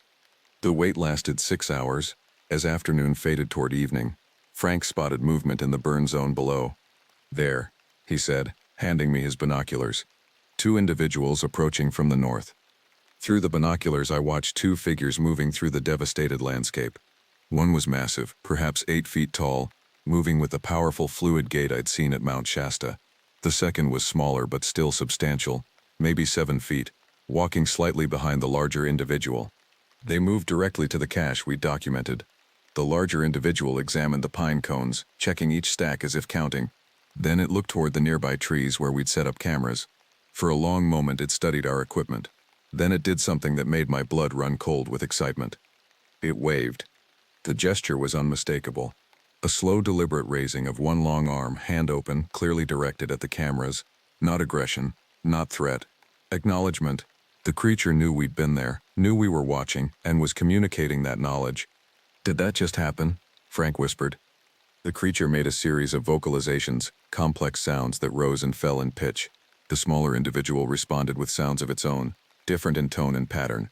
They were talking, discussing something, possibly debating what to do about our presence in their territory. Then the larger individual did something even more remarkable. It reached into a bark container, pulled out what looked like dried meat, and held it toward the camera, an offering, a reciprocal gift matching the pine branch I'd received at Mount Shasta. "They remember the Mount Shasta encounter," I said. "Or they've communicated about it. They understand the concept of gift exchange." The 2 creatures spent 20 minutes at the cache, apparently deciding to relocate their supplies. They carefully gathered the pine cones and bark containers, carrying them to a new location deeper in the forest. Before leaving, the larger individual placed a small stack of stones where the cache had been. A marker, letting us know they'd moved deliberately, not fled in fear. As darkness fell, we reviewed the camera footage. The interaction had been captured perfectly, multiple angles showing every detail of behavior and communication. Frank sat in silence for several minutes after watching the playback. "I need to apologize," he finally said. "I came here expecting to debunk your findings, to provide a rational explanation for misidentified bear behavior. What I've seen today doesn't fit any known animal classification. These creatures show intelligence, tool use, symbolic thinking, and complex social behavior. They're not just another large mammal, they're something unprecedented. We spent 3 more days in the Lassen burn zone, documenting additional evidence. We found more shelters, more food caches, and what appeared to be a deliberately maintained trail system connecting different resource areas. The creatures had adapted to the post-fire landscape with impressive speed, identifying new food sources, creating new shelter, essentially rebuilding their habitat from the ashes. On our final day, we encountered them directly. Frank and I were hiking back to our vehicle when we came around a ridge and found ourselves face to face with a family group. 4 individuals, 2 large adults and 2 smaller ones, possibly juveniles. They'd been stripping bark from a fire-killed tree, likely for container making. They froze when they saw us. We froze in response. For 30 seconds, we simply stared at each other across a distance of about 40 yards. The larger of the 2 adults stood protectively in front of the juveniles, but showed no signs of aggression, just wariness and assessment. Frank slowly raised his hand in the same waving gesture we'd seen on camera. The adult creature's eyes widened slightly. Then it raised its own hand in an identical gesture, mimicry and communication combined. "We're just passing through," I said aloud, keeping my voice calm and low. "Your forest, your home, we respect that."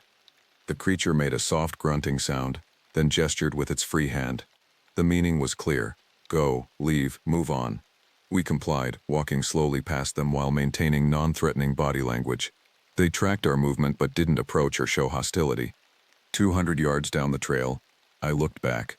The family group had returned to their bark stripping, apparently satisfied that we posed no threat. They'd assessed us, communicated their boundaries, and returned to their tasks. The interaction showed behavioral complexity, far beyond simple animal responses. That night, back at my ranger station, Frank and I compiled our findings. Between Mount Shasta and Lassen, we now had documented evidence of multiple family groups, complex tool use, food storage and processing, architectural behavior, symbolic communication, and social structures. The case for an unknown hominid species in North American forests was no longer speculation, it was documented fact. "The question isn't whether they exist," Frank said as he prepared his official report. "The question is how we protect them now that we know they do." That question would prove harder to answer than either of us imagined, because 2 days after Frank filed his report, the story leaked. A journalist somewhere in the chain of command broke the confidentiality Brennet, and suddenly the world knew that researchers had documented evidence of Bigfoot in California forests. The media storm began immediately. News crews descended on Willow Creek and Lassen. Hunters came looking for trophies. Curiosity seekers flooded the trails. In 1 week, more people entered the Humboldt County backcountry than had visited in the entire previous year. And the creatures disappeared. The monitoring equipment showed nothing. No tracks, no vocalizations, no movement near any of the documented sites. They'd gone deep into the wilderness, far from human contact, vanishing as completely as they'd done for generations before we disturbed their solitude. I spent the next month dealing with the aftermath, posting closures, turning back aggressive journalists, trying to protect habitat that was already under siege. Maurice pulled me into Sacramento for meetings with federal officials, all of whom wanted to know what we'd really found while simultaneously trying to distance themselves from any official acknowledgement. "We can't protect them if we won't admit they exist," I argued in one particularly frustrating meeting. "And we can't admit they exist without triggering a public reaction we can't control," a U.S. Forest Service administrator countered. "You've seen what's happened. Imagine that multiplied by 100 if we make an official statement." Dr. Perry fought tirelessly for federal protection, submitting petition after petition to the U.S. Fish and Wildlife Service. The evidence was solid, the documentation extensive, the scientific consensus clear, but politics and public interest created obstacles that science alone couldn't overcome. 3 months after the Lassen investigation, I was transferred to a new district. The official reason was a routine rotation, but Maurice was honest with me during our final meeting. "You've become too associated with the findings," he said. "The department needs someone in Humboldt County who can operate without constant media attention. It's not about your performance. You've done everything right. It's about managing an impossible situation." I understood. I didn't like it, but I understood. My last week in Humboldt County, I hiked to Patterson Creek one final time. The forest was quiet, empty of tourists now that winter was setting in. I stood in the spot where I'd first encountered the creature, remembering the terror and wonder of that moment. A soft sound made me turn. There, at the edge of the trees, stood one of them. Not the massive individual from Mount Shasta or Lassen, but another one perhaps 7 feet tall, dark brown fur, intelligent eyes watching me with unmistakable recognition. It made a low vocalization, almost greeting-like. Then it placed something on a fallen log, a perfectly smooth riverstone about the size of my palm, another gift, a farewell. I walked slowly to the log, picked up the stone, and held it up so the creature could see. I accepted the gift. It made another soft sound, then turned and walked into the forest. I stood holding the stone for a long time, understanding that I'd been granted something precious, recognition from a species humans had doubted even existed. Whatever came next, whatever politics and bureaucracy decided about protection and disclosure, I knew the truth. I'd walked among them, communicated with them, been accepted as a peaceful presence in their ancient home. The creatures of the California forests were real, intelligent, and deserving of respect. And somewhere in those remote mountains they continued living as they had for millennia. Adapting, surviving, enduring, hidden but not gone. Watching but not seen. The true keepers of the wilderness. 2 years passed before I returned to Humboldt County. I'd spent that time working in a different district, filing reports, conducting routine patrols, and trying to forget the weight of what I'd witnessed.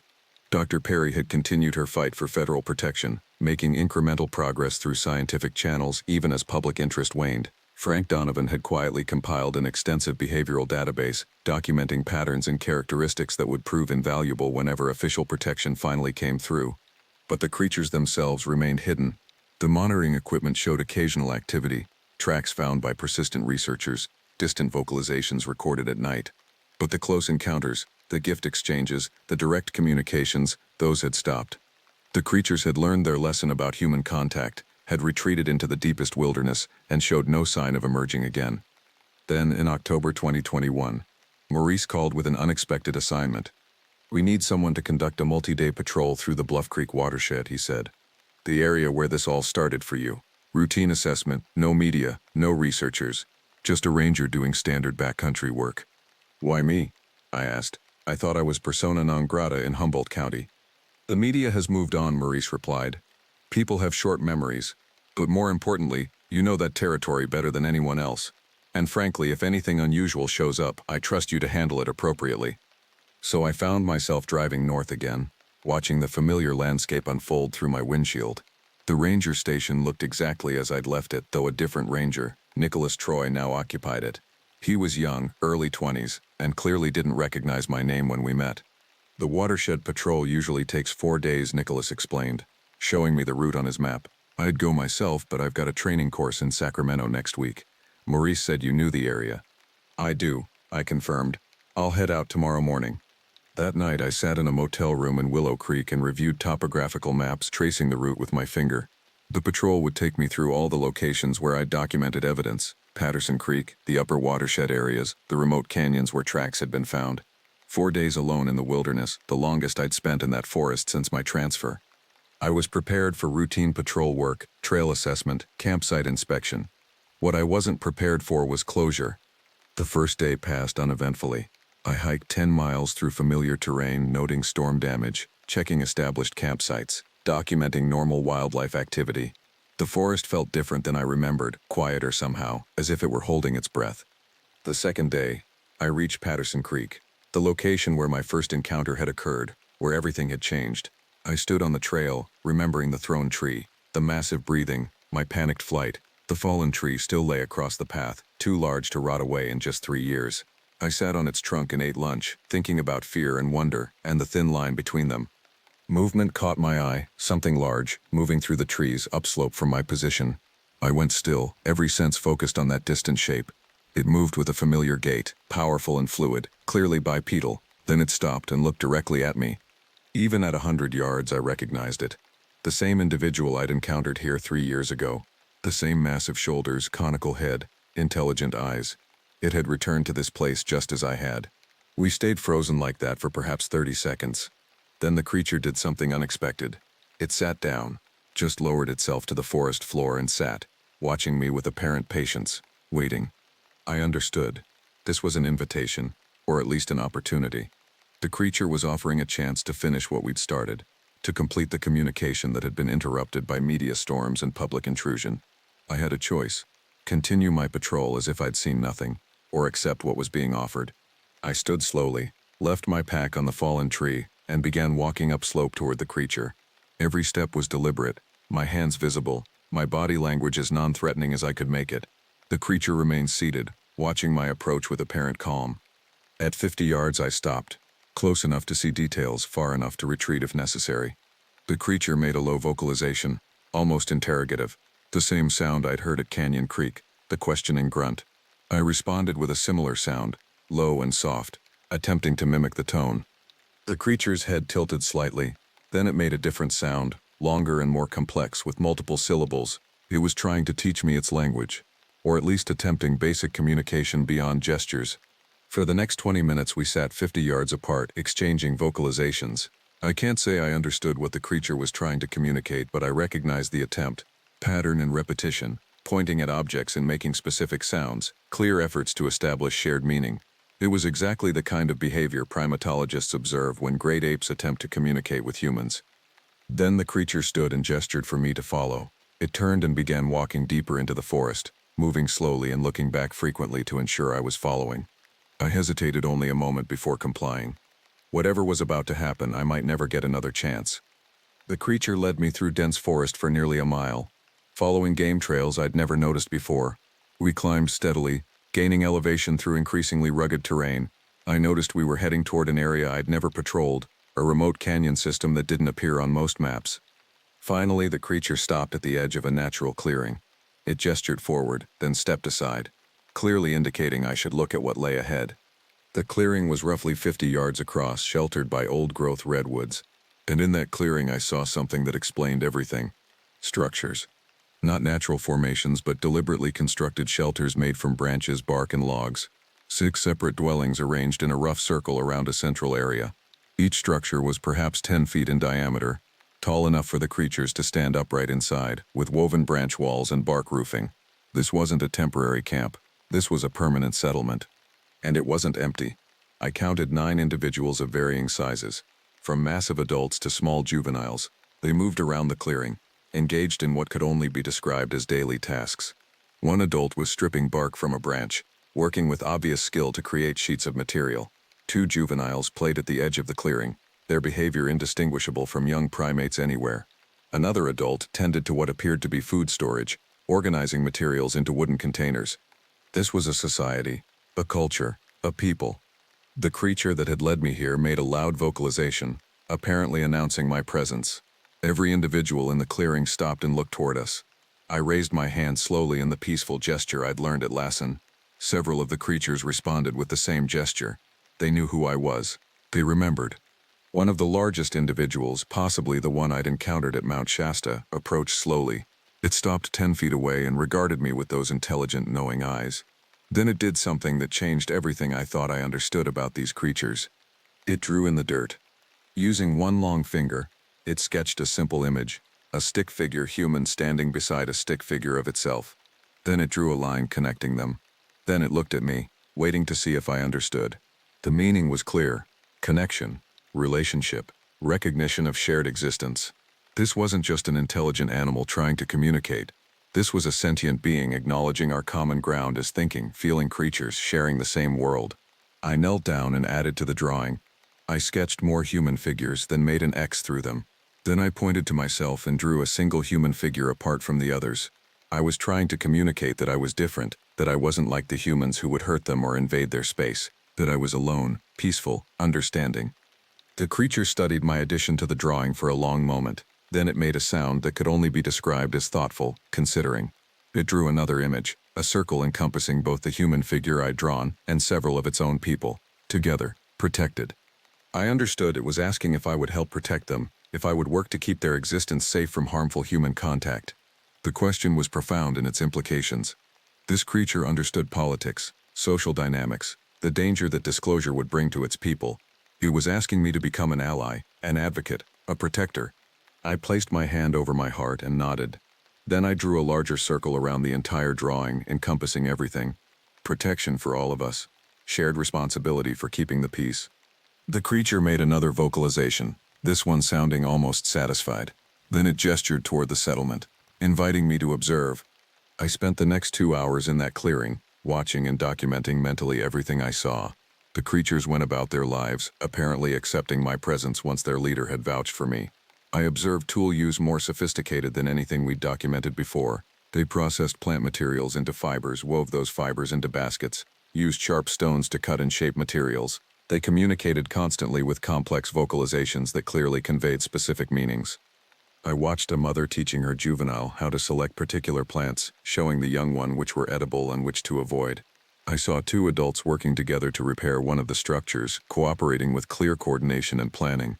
I observed what appeared to be an elder individual sitting apart from the others, working on what looked like decorative carving on a piece of wood. Art, self-expression beyond mere survival. These weren't undiscovered animals. These were people. A different branch of the human family tree, perhaps, or a parallel evolution of intelligence. But they were people, with culture, language, society, and all the complexity that implies. As the sun began setting, the creature that had led me here approached again. It gestured toward the direction we'd come from, clearly indicating I should leave. I understood. This had been a privilege, a trust extended, but night was coming, and I needed to return to my own space.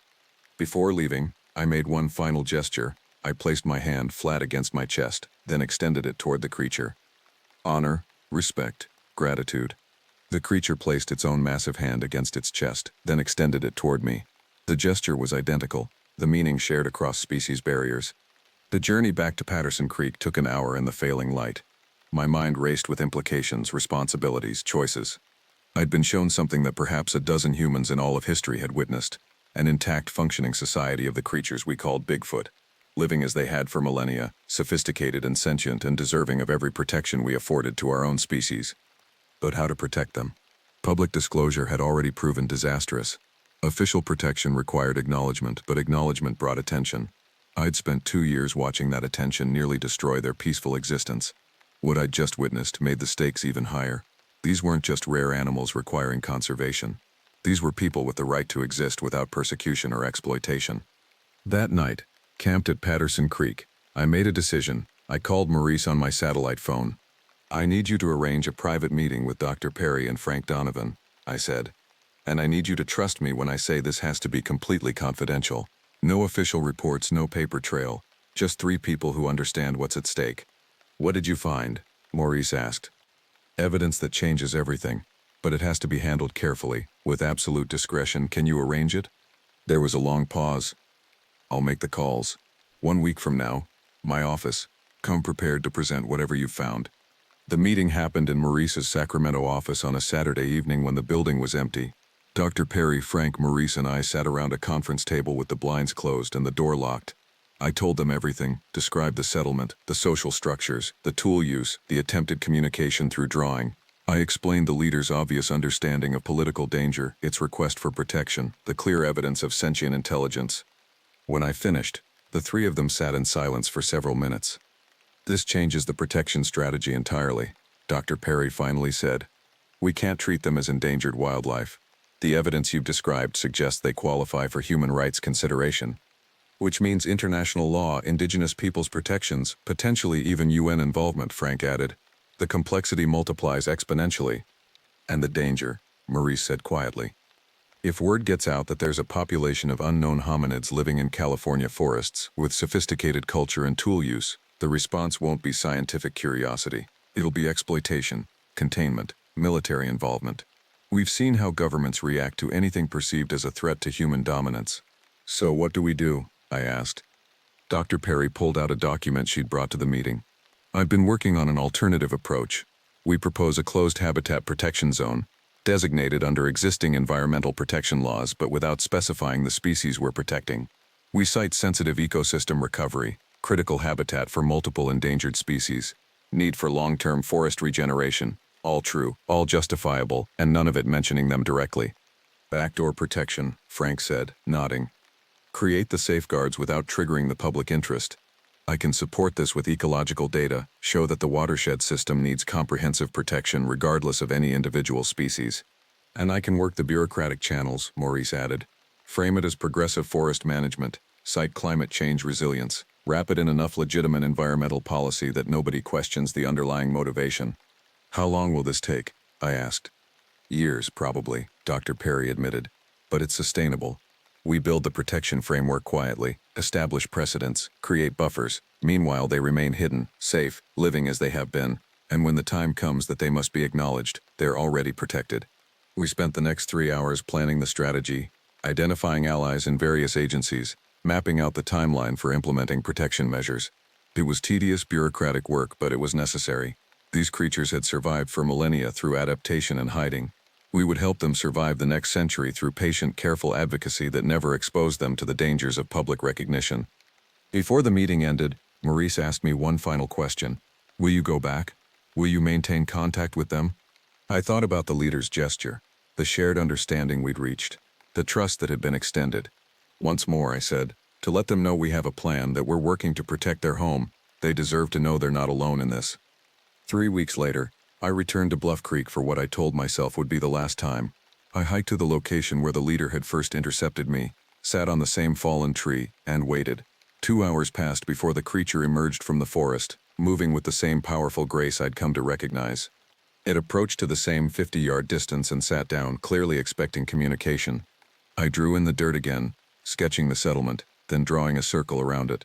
I made marks outside the circle, representing humans kept at a distance. Then I pointed to myself and made marks between the circle and the humans. Guardian, intermediary, protector. The creature studied the drawing, then added its own marks. It drew smaller circles within the settlement circle, possibly representing different family groups or communities. Then it drew lines connecting those circles to distant points on the map. More settlements, more populations. I was looking at evidence of a network, possibly multiple communities spread throughout the North American wilderness. The implications were staggering. This wasn't a tiny population clinging to existence. This was an entire hidden society, spread across remote areas, maintaining contact and presumably shared culture. They had survived not through luck but through sophisticated social organization and deliberate concealment. The creature made one final addition to the drawing. It sketched a small figure, clearly meant to represent me, and drew lines connecting me to multiple settlements. It was offering me a role not just as protector of one group, but as a liaison to their entire network. The responsibility implied by that offer was overwhelming. I couldn't accept. One human couldn't shoulder that burden alone, couldn't protect an entire hidden society from the inevitable pressures of an expanding human world. But I could accept my part of it, could commit to protecting this watershed, this population, these people I'd come to know. I nodded and placed my hand over the drawing of myself. Then I stood and took 3 steps toward the creature, reducing the distance between us. I extended my hand, not for a handshake but simply as a gesture of connection. The creature stood as well, moved forward and placed its massive hand against mine, palm to palm, human and something beyond human, making a promise across the species barrier. Neither of us spoke. No words were needed. We both understood what had been agreed. I would protect their home. They would remain hidden, and somehow between us, we would find a way to ensure their survival in an increasingly crowded world. The creature withdrew its hand, made a final soft vocalization that sounded like gratitude, and turned to walk back into the forest. I watched it go, that magnificent figure moving through the trees with a dignity and power that spoke to millions of years of evolution, of survival, of adaptation. Then it was gone, melted into shadows and greenery, invisible once again. I stood alone in that clearing for a long time, feeling the weight of what had been entrusted to me. Then I turned and began the hike back to my truck, back to the human world of politics and bureaucracy and slow, patient advocacy.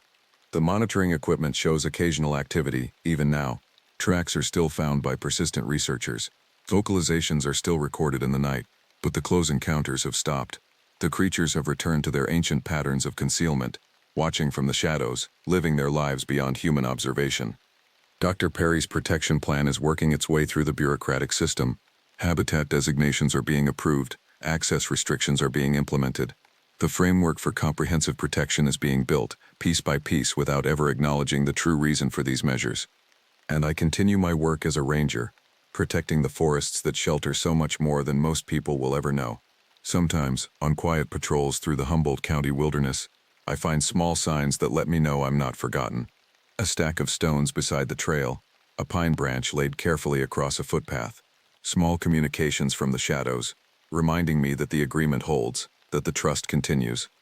I've been asked countless times in the years since my first encounter, do I believe Bigfoot exists? The question always makes me smile. Belief doesn't enter into it. I know they exist. I've walked among them, communicated with them, been trusted by them, They are real as any creature that's ever lived in these ancient forests. But more important than their existence is their right to continued existence. Their right to live in peace, to maintain their society, to survive as they have for millennia. That right doesn't depend on human acknowledgement or scientific classification. It exists inherently, deserving of respect and protection regardless of whether the broader world accepts the truth. Sometimes the greatest discovery isn't in revealing what we've found, but in protecting it from the dangers that revelation would bring. The creatures of the California forests taught me that lesson. They've survived by remaining hidden, by moving through their world with quiet dignity, by trusting only those who've proven worthy of trust. I was granted that trust, and I'll honor it until my last day as a ranger. The forests hold mysteries beyond human understanding, and some mysteries are meant to stay that way. Not because we're incapable of understanding them, but because understanding them would destroy what makes them worth understanding in the first place. The creatures remain hidden. The forests remain wild. And somewhere in the deep wilderness of California, ancient beings continue their ancient ways, safe in the knowledge that at least a few humans understand the value of silence and the responsibility of knowledge. That's enough. That has to be enough. I never believed in monsters until I became a park ranger in Northern California.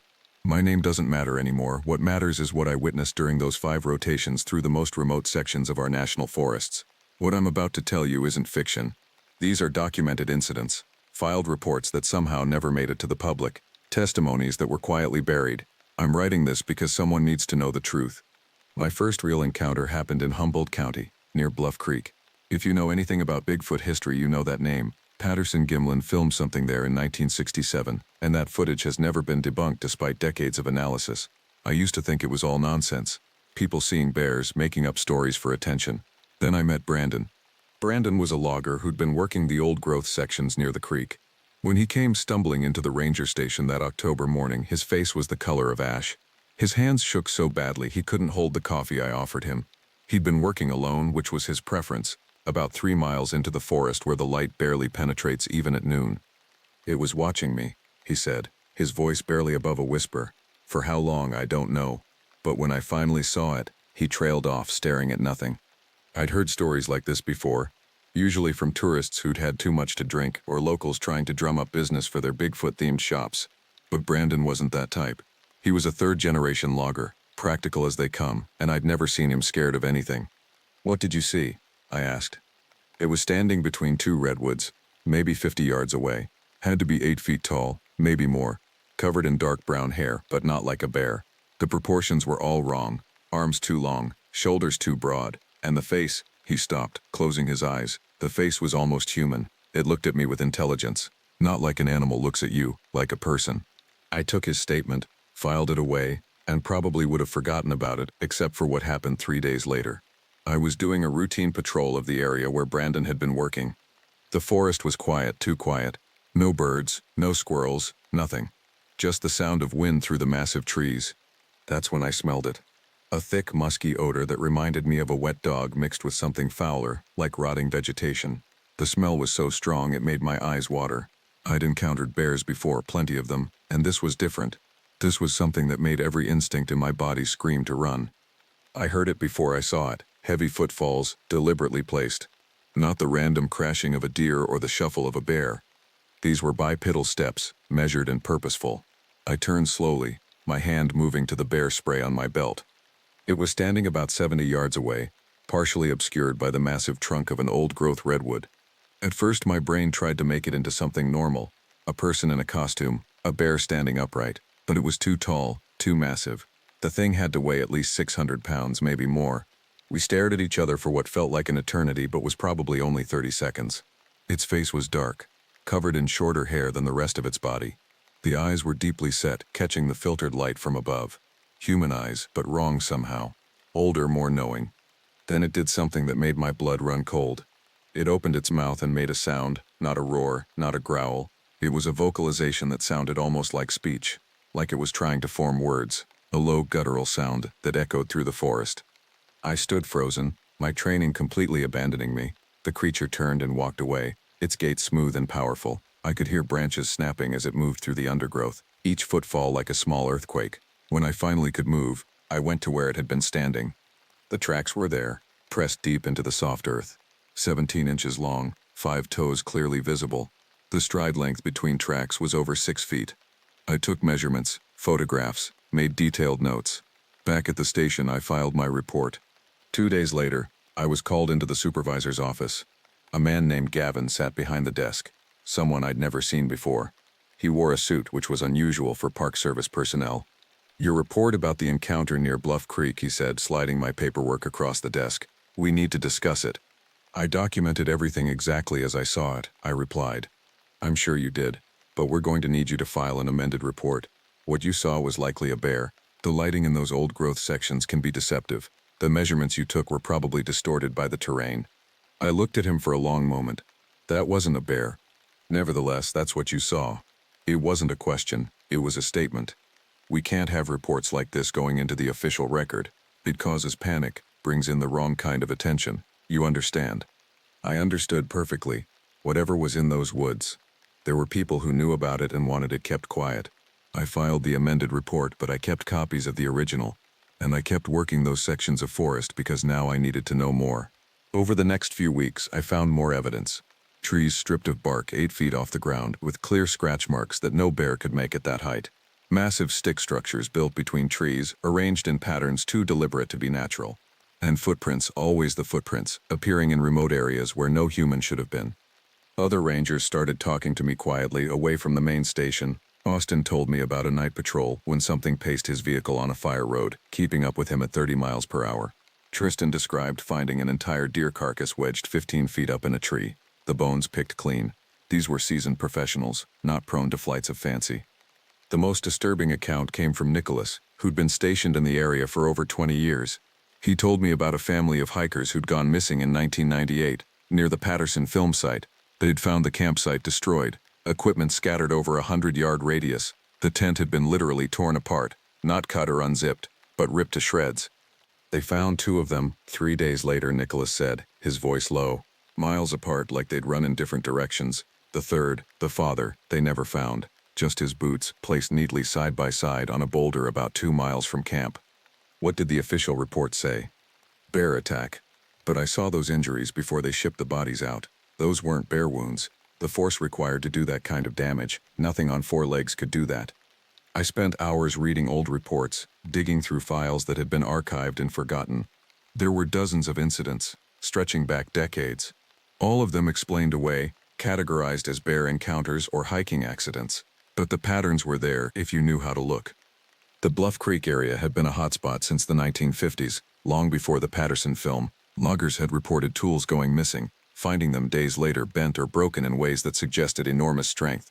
Road crews described massive rocks being moved overnight, repositioned to block access roads, and there were the sounds recorded by multiple witnesses, vocalizations that experts couldn't identify as any known animal. My time in Humboldt County ended with one final encounter. I was checking a remote trail camera we'd set up to monitor black bear activity. The camera had been ripped from the tree it was mounted on, the metal bracket twisted like paper. The camera itself was smashed, but I managed to recover the memory card. Back at the station, I reviewed the footage on my personal laptop, not the office computers. The last images showed darkness, then movement. A massive shape moving into frame, reaching toward the camera.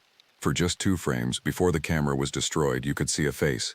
Dark, covered in hair, with eyes that caught the infrared flash. Those eyes looked directly into the camera with unmistakable awareness. I transferred the footage to a secure drive and destroyed the memory card. Some things I was learning were better kept to myself. But I couldn't destroy what I'd seen, what I knew to be true. Something lived in those forests, something massive and intelligent, something that had been there long before we built our ranger stations and cut our trails through their territory. When my transfer came through to a station farther south, I took it without hesitation. But I knew this wouldn't be my last encounter. I'd crossed a threshold, seen something that couldn't be unseen, and somehow I sensed that whatever was out there knew it too. The game had changed. I was no longer just a ranger patrolling the wilderness. I was a witness, and there would be more to witness in the nights to come. The Marble Mountains Wilderness sits in the Klamath National Forest, spanning over 240,000 acres of some of the most remote terrain in California. It's a labyrinth of limestone peaks, deep canyons, and ancient forests. People go missing there more often than the public knows. My second assignment put me right in the heart of it. I arrived in late November, just as the first snows were beginning to close the higher elevations. The ranger station was smaller than Humboldt, staffed by just 4 of us covering an impossible amount of territory. My supervisor, Luis, was a weathered man in his 50s who'd been working these mountains for 15 years. "You'll find things different here," he told me during my first briefing. "The terrain is unforgiving, and people underestimate it. We get experienced backpackers who disappear without a trace." "How often?" I asked. He paused, choosing his words carefully. "Often enough that we've stopped publicizing the numbers. Bad for tourism, bad for funding. But if you're smart, you'll learn the areas to avoid after dark." That first week passed quietly. I familiarized myself with the trail system, learned the topography, met the locals who worked as seasonal guides. Then came the call about the missing hunter. Maxwell Green was a 53-year-old bow hunter from Oregon, experienced and well-equipped. He'd filed his hunting plan with us, indicating he'd be working a remote drainage on the western slope of Marble Mountain itself. When he didn't check in after 3 days, his wife contacted the station. I joined the search party with Luis and 2 other rangers, Barrett and Diego. We started at Maxwell's truck, still parked at the trailhead where he'd left it. His gear was organized in the bed: spare clothing, additional food, emergency supplies, everything you'd want to leave behind for a multi-day hunt. The trail into the drainage was steep and rocky. Maxwell's tracks were easy to follow for the first 2 miles. He'd been moving steadily, pausing occasionally to check for sign. Then, about halfway up the drainage, something changed. "Look at this," Barrett said, crouching near a disturbed area of earth. "His tracks change here. See how they're deeper, more erratic." He started running. We followed the running tracks for another quarter mile. They led off trail, crashing through underbrush, clearly fleeing from something. Then they just stopped. Not at a cliff, not at a river. They simply ended in the middle of a small clearing. "This doesn't make sense," Diego muttered, walking the perimeter of the clearing. "Nobody just vanishes." But Maxwell had. We spent 3 days searching that area, expanding our grid pattern. We found his bow, snapped in half and partially buried under leaves. His hunting pack was discovered nearly a mile away, torn open, contents scattered, but no sign of Maxwell himself. On the 4th day of searching, Dean and Cody from the county search and rescue joined us. We pushed deeper into the wilderness, checking caves and ravines. That's when I found the tree. It was a large pine, maybe 80 feet tall, growing on a ridge overlooking the drainage where Maxwell had disappeared. About 20 feet up the trunk, something had been stripped away. Not bark, but entire sections of wood, gouged out in long, parallel marks. Each gouge was over an inch deep, running vertically down the tree for about 4 feet. "What could do that?" Dean asked, standing beside me. "I don't know," I lied. But I did know. I'd seen similar marks near Bluff Creek, though never this extensive. Whatever had made them possessed strength beyond anything that should exist in these mountains. We called off the search after a week. Maxwell Green was officially listed as missing, presumed dead due to exposure or accident. His wife received a carefully worded letter explaining that the wilderness had claimed him, as it occasionally claimed even experienced outdoorsmen. The truth was filed away in reports that would never see public scrutiny. But the incidents didn't stop. 2 weeks later, a group of backpackers reported being followed on the Sky High Lakes Trail. They described hearing heavy footfalls paralleling their path, staying just out of sight in the tree line. When they'd stopped to make camp, something had circled their tent all night, breathing heavily, occasionally making low grunts that sounded almost conversational. "It was talking to itself," one of the hikers told me, a young man named Malachi. "I know how crazy that sounds, but that's what it seemed like it was deciding what to do with us." "Did you see it?" I asked. "Just once, when we broke camp at first light. It was standing on a slope above us, watching. Had to be 7 or 8 feet tall, covered in dark hair. It just stood there until we started hiking, then it disappeared into the trees." I took their statement, filed the report, and marked that section of trail for increased monitoring. But I knew monitoring wouldn't help. Whatever was in these mountains had been here far longer than our trails and ranger stations. We were the intruders, and it was simply tolerating our presence. The breakthrough came from an unexpected source. Jorge, a local guide who'd worked these mountains for 30 years, approached me one evening at the station. "You've seen it, haven't you?" he asked quietly. "That's why you're asking the questions you're asking." I didn't answer immediately. "What have you seen?" "I've lived near these mountains my whole life. My grandfather told me stories about the old ones who lived here before us. He called them the forest people. Said they were here when the first Native Americans came, maybe before. They keep to themselves mostly, but sometimes they take an interest in someone." "Take an interest?" "That hunter you were looking for, Maxwell. I saw his truck at the trailhead the day before he disappeared. And I saw something else that morning, something watching from the tree line, big, moving on 2 legs. I've seen them before, usually at distance, but this one was close, and it was watching that truck like it was studying it. Jorge pulled out a worn notebook. I've been keeping records for 20 years. Sightings, strange occurrences, things that don't add up. There's a pattern. They appear more frequently in late fall, early winter, and they seem drawn to certain people, lone hikers, hunters, people who go deep into the wilderness alone. He showed me his notes. Dozens of entries, each carefully dated and located. The pattern was clear once you saw it laid out. Sightings clustered around certain areas, particularly in the northern section of the wilderness near Marble Mountain itself, and they corresponded with missing person reports, not all of them, but enough to be significant. Why haven't you come forward with this? I asked. To who? The Park Service? They don't want to hear it. It's bad for business, bad for their reputation. I tried once, years ago, filed an official report about what I'd seen, got told it was a bear, that the light was playing tricks. After that, I kept my mouth shut and kept my own records. I spent the next several weeks cross-referencing Jorge's notes with official reports. The correlation was undeniable. Areas with higher Bigfoot sightings had significantly more missing person cases, and the cases shared common elements: experienced outdoors people, solo trips, remains often never found or found in ways that suggested incredible strength. The most disturbing case was from 1987. A group of 4 backpackers had been camping near Sky High Lake. 3 of them disappeared during the night. The 4th, a man named Caleb, was found the next morning, catatonic and unable to speak. When he finally recovered enough to communicate, his story was dismissed as trauma-induced hallucination. I found the old report in the archives. Caleb described waking to find something massive leaning over his tent, breathing through the fabric. When he tried to scream, a hand, he insisted it was a hand, not a paw, had pressed against the tent wall, silencing him. His 3 companions had been dragged from their sleeping bags and carried away into the darkness. He'd heard them calling out, their voices growing more distant until they faded entirely. Search parties found the other 3 bags empty, torn open from the outside. They found tracks dismissed in the report as bear tracks, though the measurements indicated something bipedal with a stride length no bear could manage. They never found the other 3 hikers. My final encounter in the Marble Mountains came on a solo patrol in mid-December. I was checking a remote section of trail that had been closed for the season. The snow was light at that elevation, just a few inches on the ground. I was hiking a ridge line when I saw them, tracks in the fresh snow. They were massive, easily 16 inches long, 5 toes clearly visible, with a distinctive mid-tarsal break that no human foot possesses. The tracks were fresh, made within the last few hours.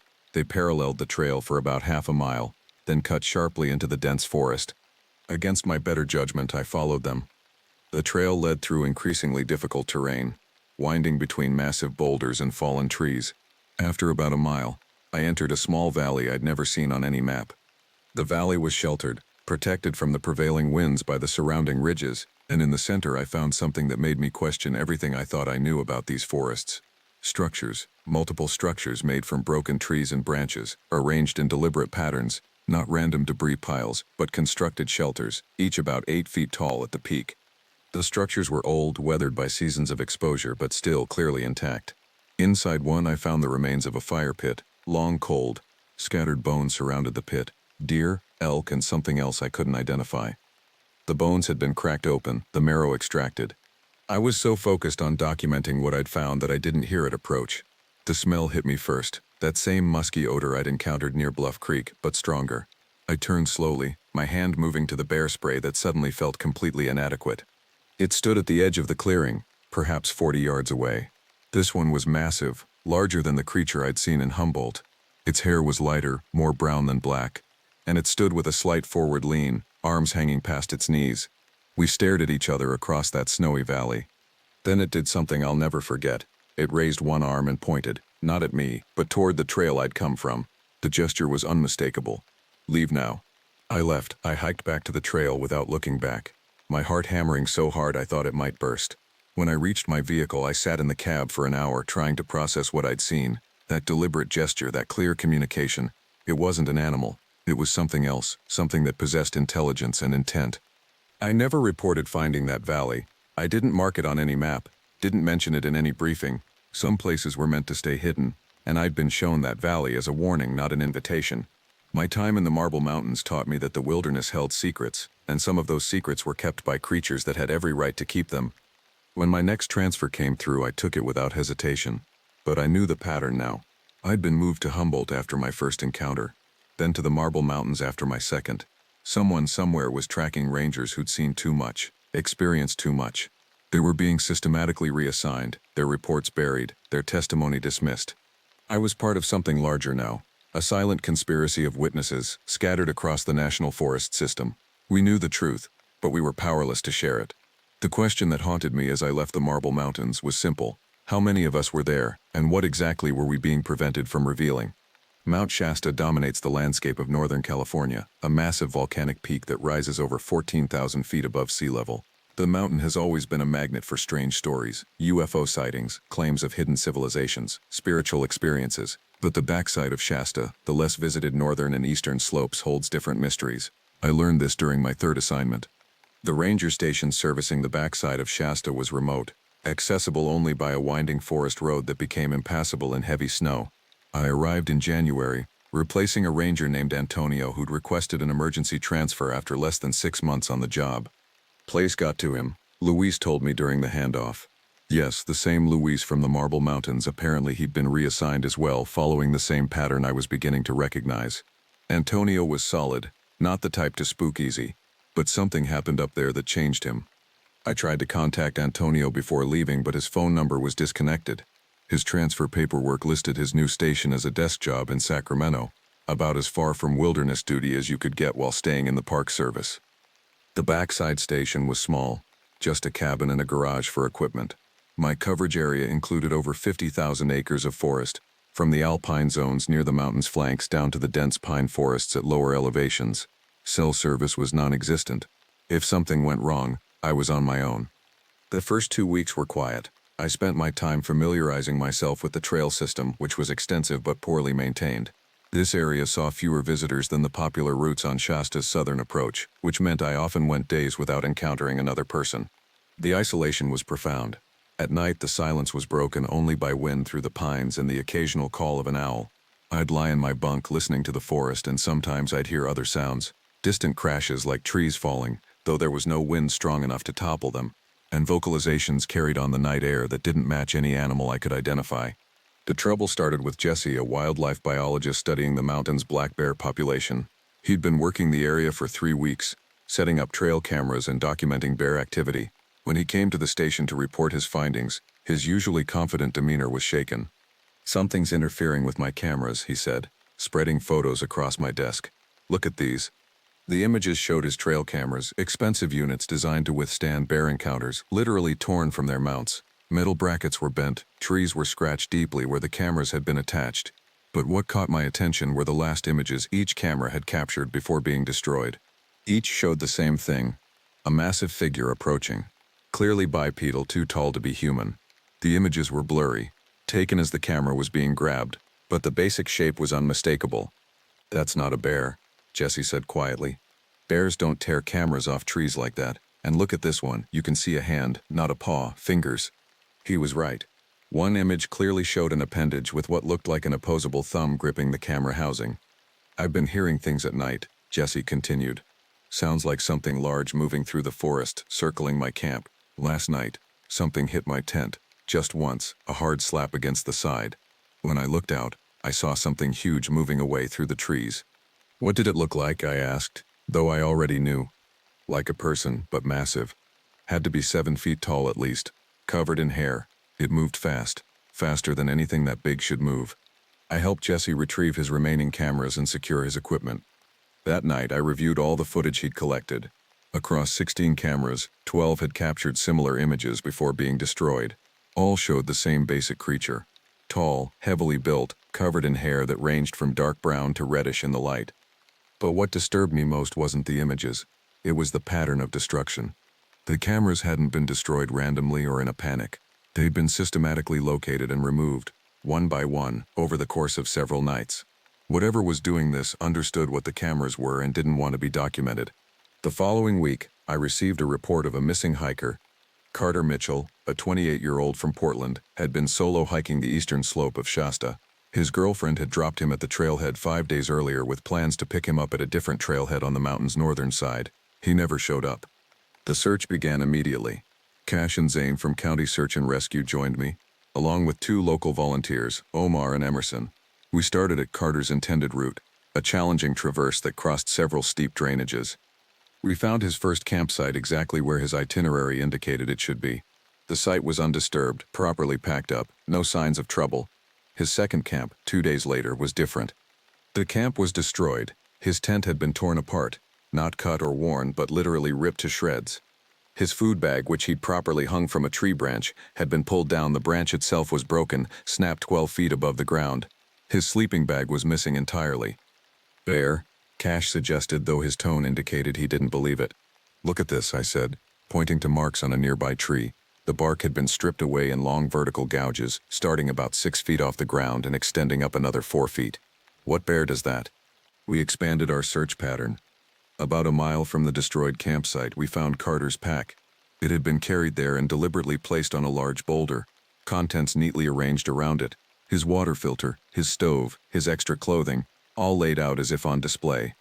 This is wrong, Zane said, his voice tight. This is all wrong. Animals don't arrange things like this. We searched for 3 more days. We found Carter's sleeping bag wedged in a tree 20 feet off the ground. We found one of his boots placed in the middle of a game trail a mile from any of his other gear. But we never found Carter himself. On the final day of the search, Knox and Rory arrived from the regional office. They weren't search and rescue. They were the same type of officials who'd visited me in Humboldt, men in suits who didn't belong in the wilderness. We're calling off the search, Knox announced. Mr. Mitchell is presumed deceased due to a fall or exposure. The family has been notified. We haven't found a body, I protested. We haven't checked all the... The search is over, Rory interrupted. File your final report. Standard presumed deceased due to wilderness accident. That night, after the official search team had departed, I went back to where we'd found Carter's arranged belongings. I wanted to document the scene more thoroughly, take additional photos that might show what really happened. The sun was setting as I reached the boulder. I took my photos quickly, aware that darkness was coming fast in these dense forests. I was packing my camera away when I heard it, a sound like wood knocking on wood, rhythmic and deliberate. 3 knocks, a pause, then 3 more. The sound came from up the slope, perhaps 100 yards away. I stood frozen, listening. 3 more knocks answered, but from a different direction, down the slope behind me. Then a third set of knocks off to my right. They were communicating, 3 distinct sources, coordinating their positions around me. I'd read reports of this behavior, tree knocking. Researchers called it supposed Bigfoot communication method. I'd always dismissed it as wishful thinking or misidentified woodpecker activity. But this was unmistakable, and it was clearly deliberate. They knew I was there, and they were letting me know they surrounded me. I didn't run. Every instinct in my body screamed to bolt for my vehicle, but I'd been in the wilderness long enough to know that running triggers predatory responses in animals. Instead, I backed away slowly, keeping my headlamp pointed toward the ground to avoid seeming aggressive. The knocking stopped. The forest went silent. I continued backing down the trail until I was certain I'd cleared the area. Then I walked quickly, not running but not leisurely, back to my truck. I sat in the cab with the doors locked, my hands shaking on the steering wheel. They'd been hurting me, coordinating their positions to control my movement. That required intelligence, planning, communication. This wasn't animal behavior. This was something else entirely. Over the next few weeks, I continued patrolling the area, but I noticed changes in my own behavior. I avoided certain areas after dark. I found myself constantly scanning the tree line. Every snap of a branch, every rustle in the undergrowth made my heart race. Other incidents were reported. Marco, a backcountry skier, described finding massive footprints in fresh snow at 9,000 feet elevation. Preston, a mountaineer attempting a winter summit, reported seeing a large figure crossing a snowfield above the tree line, moving with impossible speed across terrain that should have required technical climbing skills. The most detailed account came from Lennon, a photographer who'd been trying to capture the mountain at sunset. He'd set up his camera near a remote alpine lake when something approached from the tree line. It walked upright, like a person, he told me, his hands still trembling as he showed me the images he'd captured. But it was huge. Had to be 8 feet tall. It stopped about 50 yards away and just watched me. I took 3 photos before it turned and walked back into the forest. The photos were remarkable. They showed a massive figure, clearly covered in reddish-brown hair, standing at the edge of the tree line. The creature's proportions were wrong for a human, arms too long, shoulders too broad, and the face, partially visible in one shot, showed features that were disturbingly human-like but not quite human. You can't show these to anyone, I told him. What? These could be the proof people have been looking for. This could... These could get you disappeared, I interrupted. File a report if you want, but don't publish these photos, trust me on this. Lennon looked at me for a long moment, seeing something in my expression that convinced him. He nodded slowly. You've seen them too. I've seen enough to know that some things are better left undocumented, for your own safety. I never found out if Lennon kept those photos private. 2 weeks later, I received my next transfer orders. I was being moved to Lassen National Forest, effective immediately. Another ranger would take over the backside station, someone new, someone who hadn't yet accumulated too many encounters. Before I left, I met with Jesse one final time. He'd abandoned his bear study, requesting reassignment to a different research area. I can't work up there anymore, he admitted. Every night I was out there, I felt watched. And the last few nights, I'd hear them around my camp, multiple individuals moving through the forest, staying just out of sight. They were studying me the same way I was supposed to be studying bears. What do you think they are? I asked. I think they're what happens when a species evolves in isolation for thousands of years in terrain humans can barely access. I think they're intelligent enough to avoid us when they want to, and I think they've been here much longer than we have. But mostly I think we're incredibly lucky they've chosen to remain hidden, because if they decided otherwise. He trailed off, but the implication was clear. As I drove away from the Shasta backside station for the last time, I looked back at the mountain looming against the sky. How many of them were up there, living in areas too remote for regular human access? How many sightings had been dismissed? How many encounters buried in classified reports? I was beginning to understand that my transfers weren't random. Someone was systematically moving rangers who'd seen too much, creating a network of witnesses scattered across different stations. But to what end? Were they trying to suppress information, or were they positioning people who knew the truth in key locations? The question that haunted me as I headed to Lassen was simpler. If these creatures existed in such large numbers, maintaining populations across multiple wilderness areas, why had they remained hidden for so long? And more disturbing, what would happen if that changed? Lassen National Forest bore the scars of recent catastrophe. The 2018 Car and Paradise fires had consumed hundreds of thousands of acres, leaving behind a landscape of charred timber and ash. But fire does strange things to wilderness areas. It opens them up, exposes terrain that hasn't seen direct sunlight in generations, reveals things that were previously hidden. I arrived at the Lassen station in early March. The ranger staff here was larger than my previous assignments, which surprised me until I learned that the post-fire monitoring required additional personnel. What I wasn't told during my briefing was that the fire had driven things out of the deep forest, things that now had to adapt to changed terrain. My supervisor, Archer, was a career ranger in his 60s, the type who'd seen everything and was surprised by nothing. During my first week, he took me on a tour of the burn zones. The fire changed everything, he explained as we drove through sections where trees stood like blackened skeletons against the sky. Wildlife patterns shifted. Animals that never came near human areas before are showing up at trailheads, campgrounds. They're displaced, looking for new territory. What kind of animals? I asked. He glanced at me, and I saw something in his expression. Recognition. Maybe, like he knew why I'd been transferred here. All kinds. Bears, deer, mountain lions, other things. What other things? You've been moved around a lot in the past year, he said instead of answering. Humboldt, Marble Mountains, Shasta. That's unusual for someone with your experience level. Unless someone's keeping track of rangers who've seen specific things. So he knew, or at least suspected. You've seen them too, I said. Been seeing them for 30 years. But after the fires, the sightings increased dramatically. They're displaced same as everything else, forced into areas they normally avoid, which means we're seeing them more, and that creates problems. Over the next few weeks, I understood what he meant. Reports came in regularly. Hikers describing tall figures watching them from burned ridgelines, campers hearing unknown vocalizations at night, trail cameras capturing images of massive bipedal shapes moving through the scorched landscape. The first major incident came when Colin, a wildlife biologist, discovered a cache site in a burned-out drainage. He'd been surveying the area for signs of returning wildlife when he found it, a natural hollow between two large boulders filled with gathered food, deer carcasses, roots, plants, all stored in what appeared to be deliberate organization. This isn't bear behavior, Colin told me, showing me photos. Bears cache food, but not like this. This shows planning, organization, and look at this. He pointed to marks on the boulders. Something carried those deer here. The drag marks indicate bipedal movement and the strength required to move a full-grown deer that distance. The cache site was about 3 miles from the nearest trail. Colin and I hiked in to document it more thoroughly. The smell hit us first, not the rot of decay, but something musky and organic like wet fur and earth.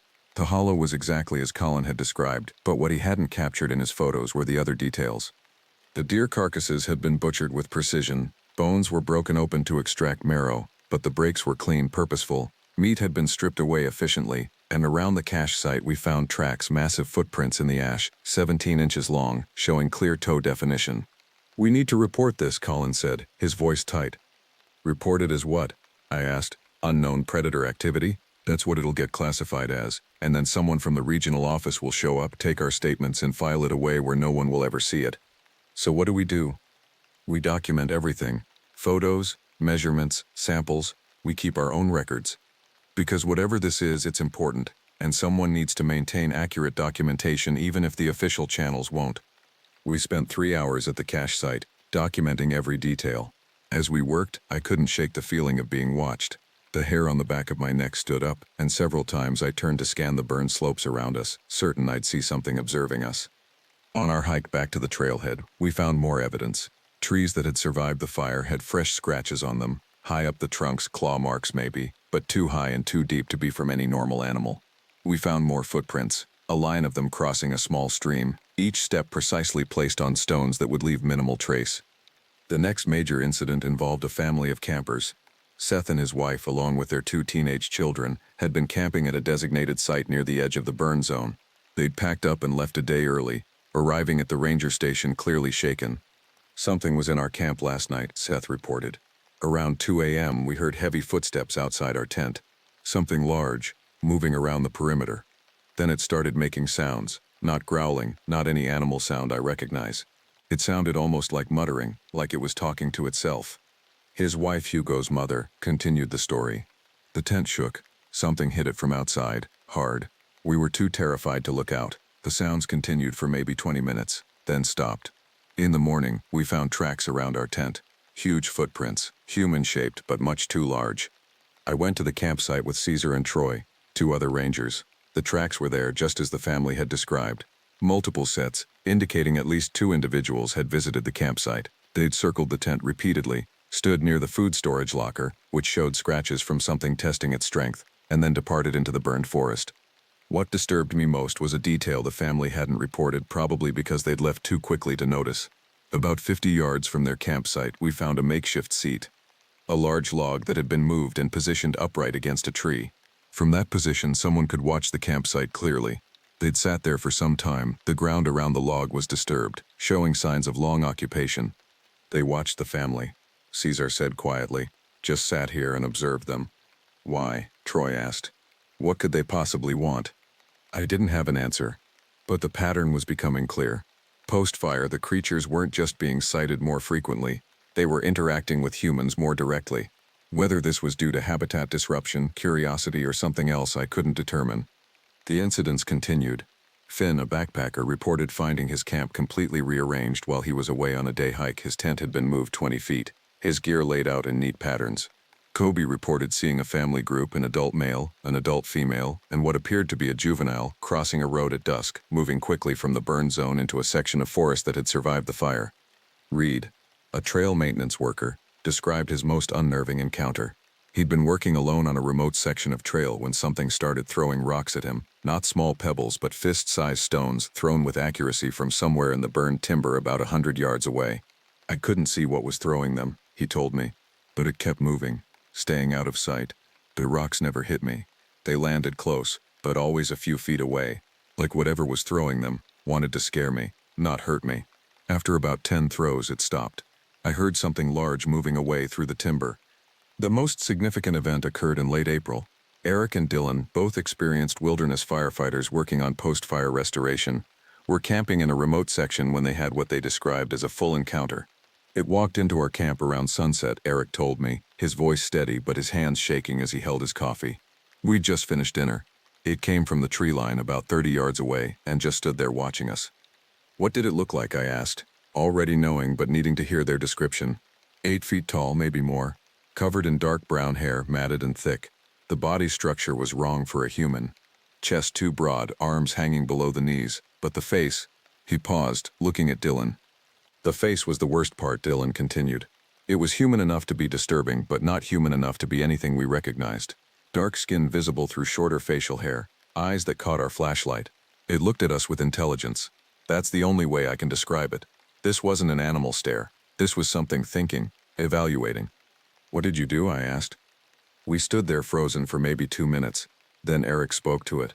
I know how crazy that sounds, but what else do you do? He said something like, "We're not here to hurt you," and I swear the thing's expression changed, like it understood or was surprised we were talking to it. Then it left, Eric added, turned and walked back into the forest, moving on 2 legs the whole time. Perfectly balanced, no struggle with the terrain. It moved like it owned those woods. Which it probably does, Dylan said quietly. I filed their report knowing it would be classified and buried like all the others, but I also copied it to my personal files, adding it to the growing documentation I was maintaining. Archer called me into his office a week later. "You're being transferred again," he said without preamble. "Where?"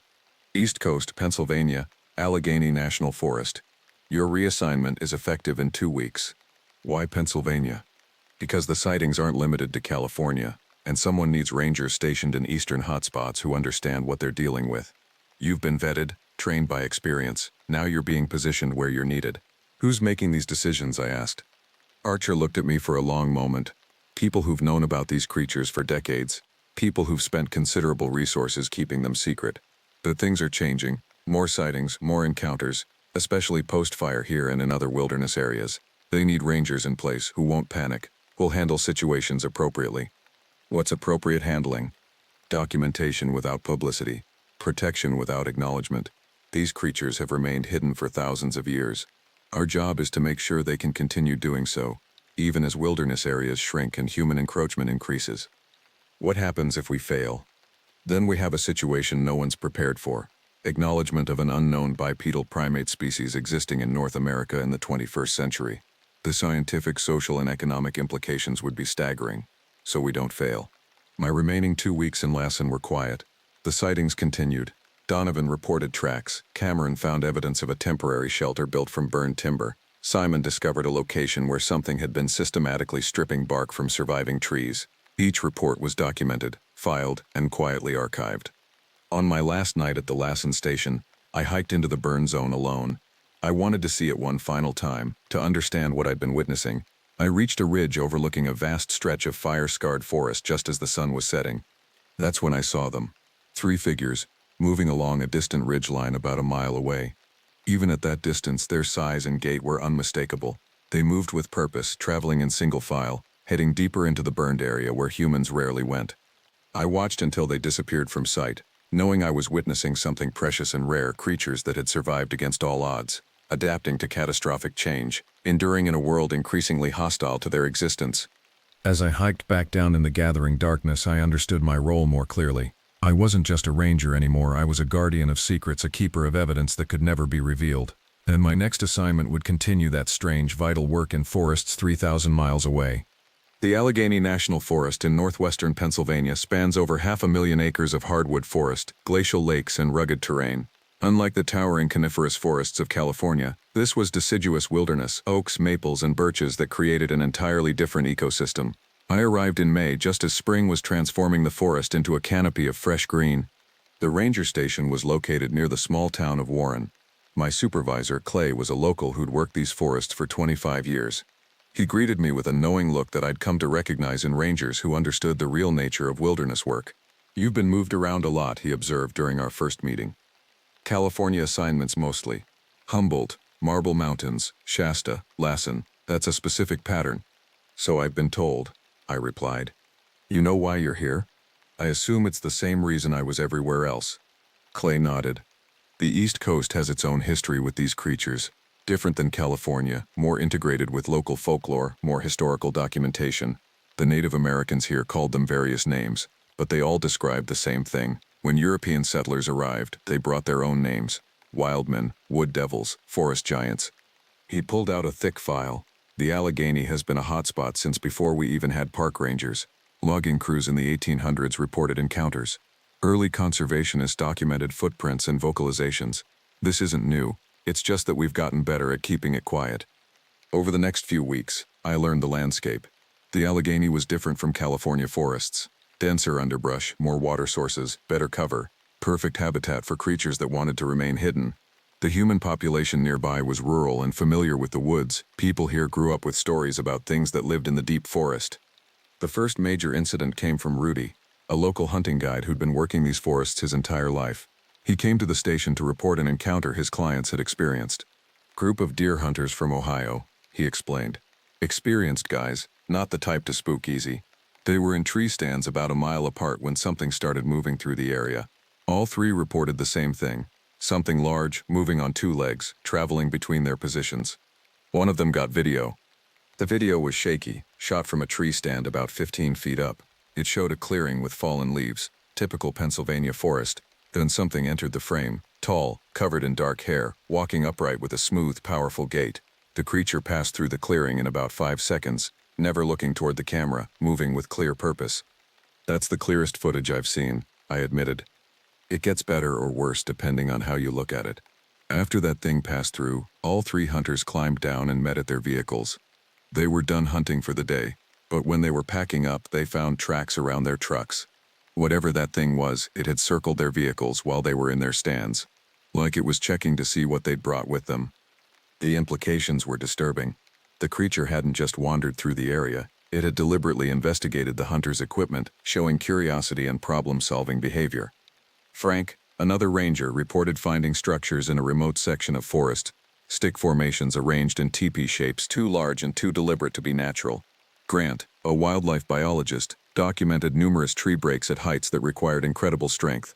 Allen found tracks crossing a creek, each print showing the characteristic mid-tarsal break that distinguished these footprints from anything human.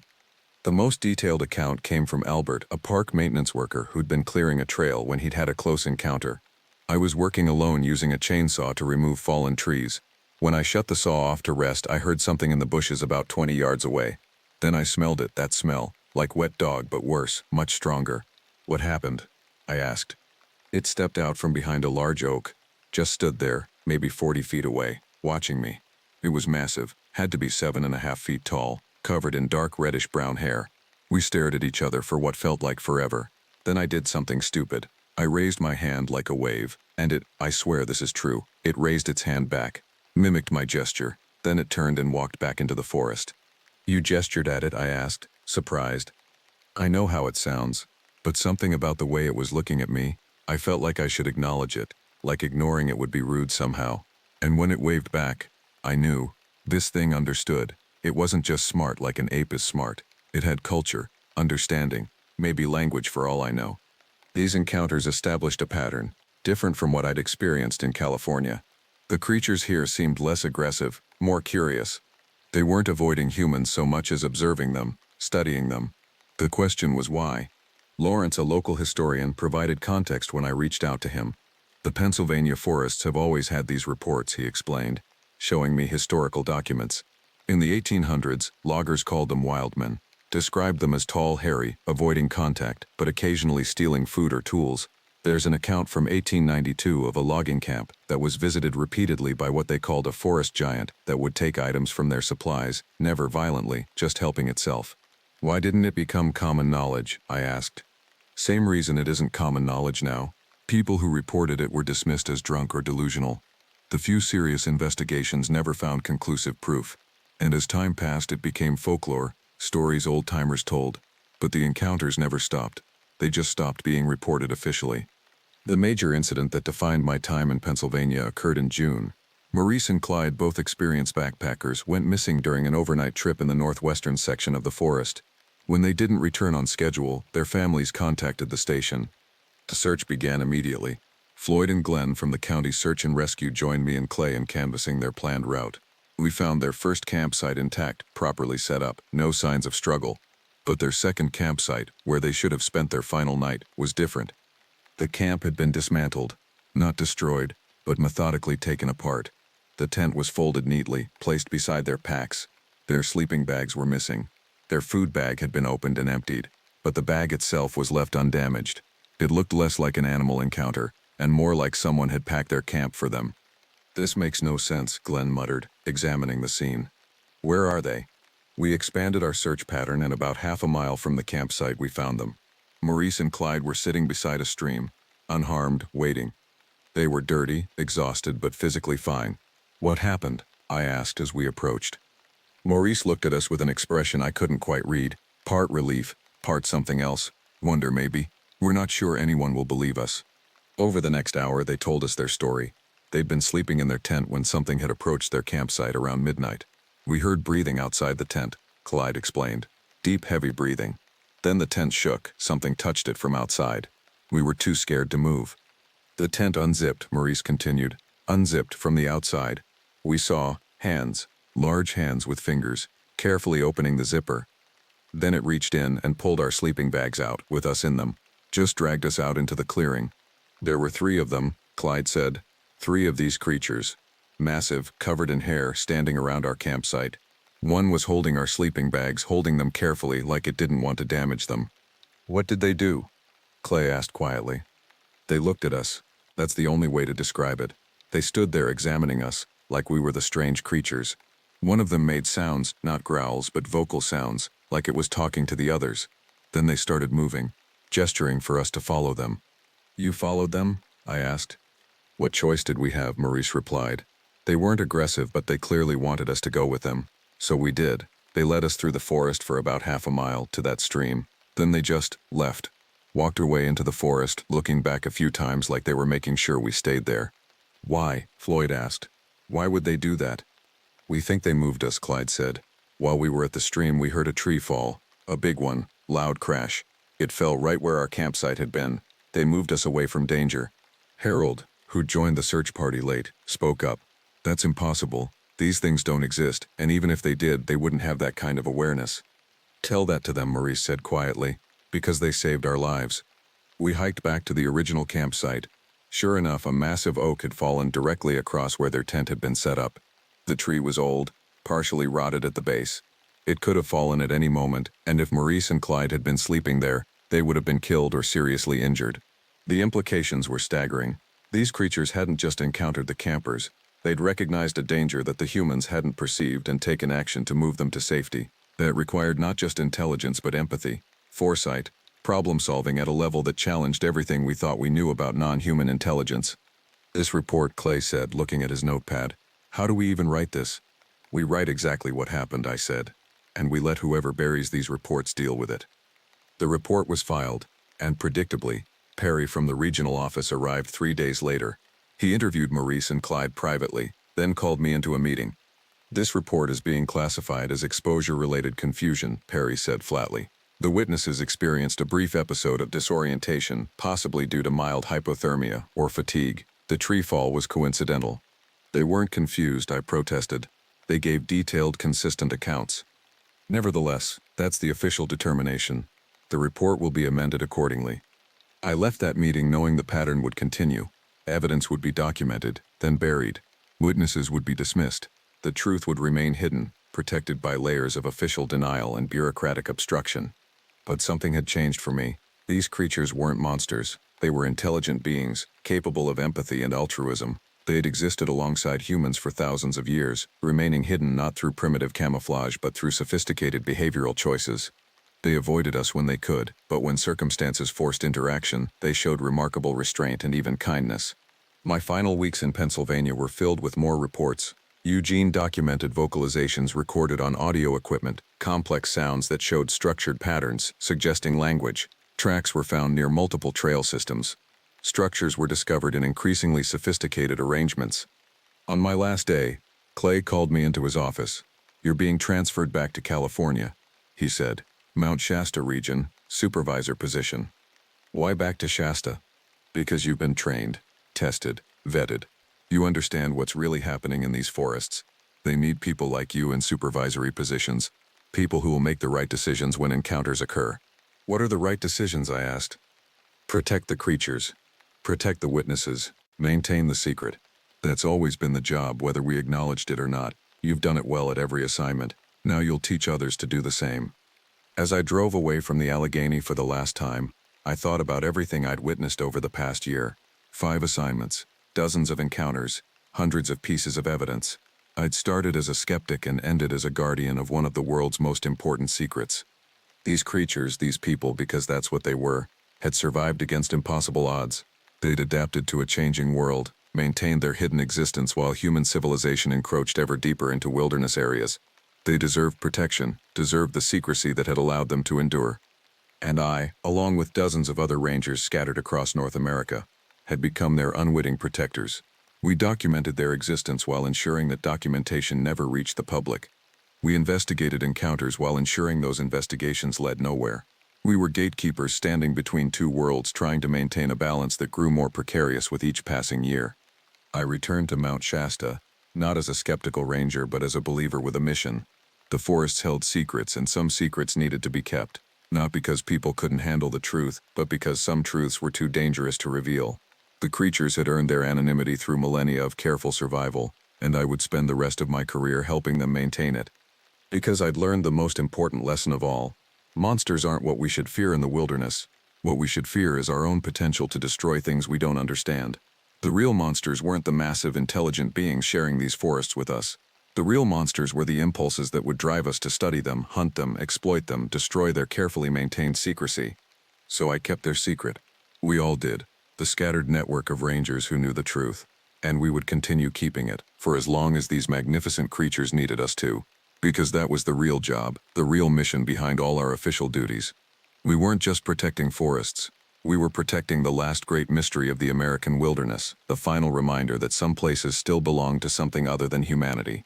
And in those moments when I lay awake at night, remembering the faces I'd seen, the intelligence in those eyes, I felt no fear, only awe, and a fierce determination to make sure they could continue existing in peace, hidden in plain sight, survivors in a world that had no place for them, except in the deep dark forests where few humans dared to go.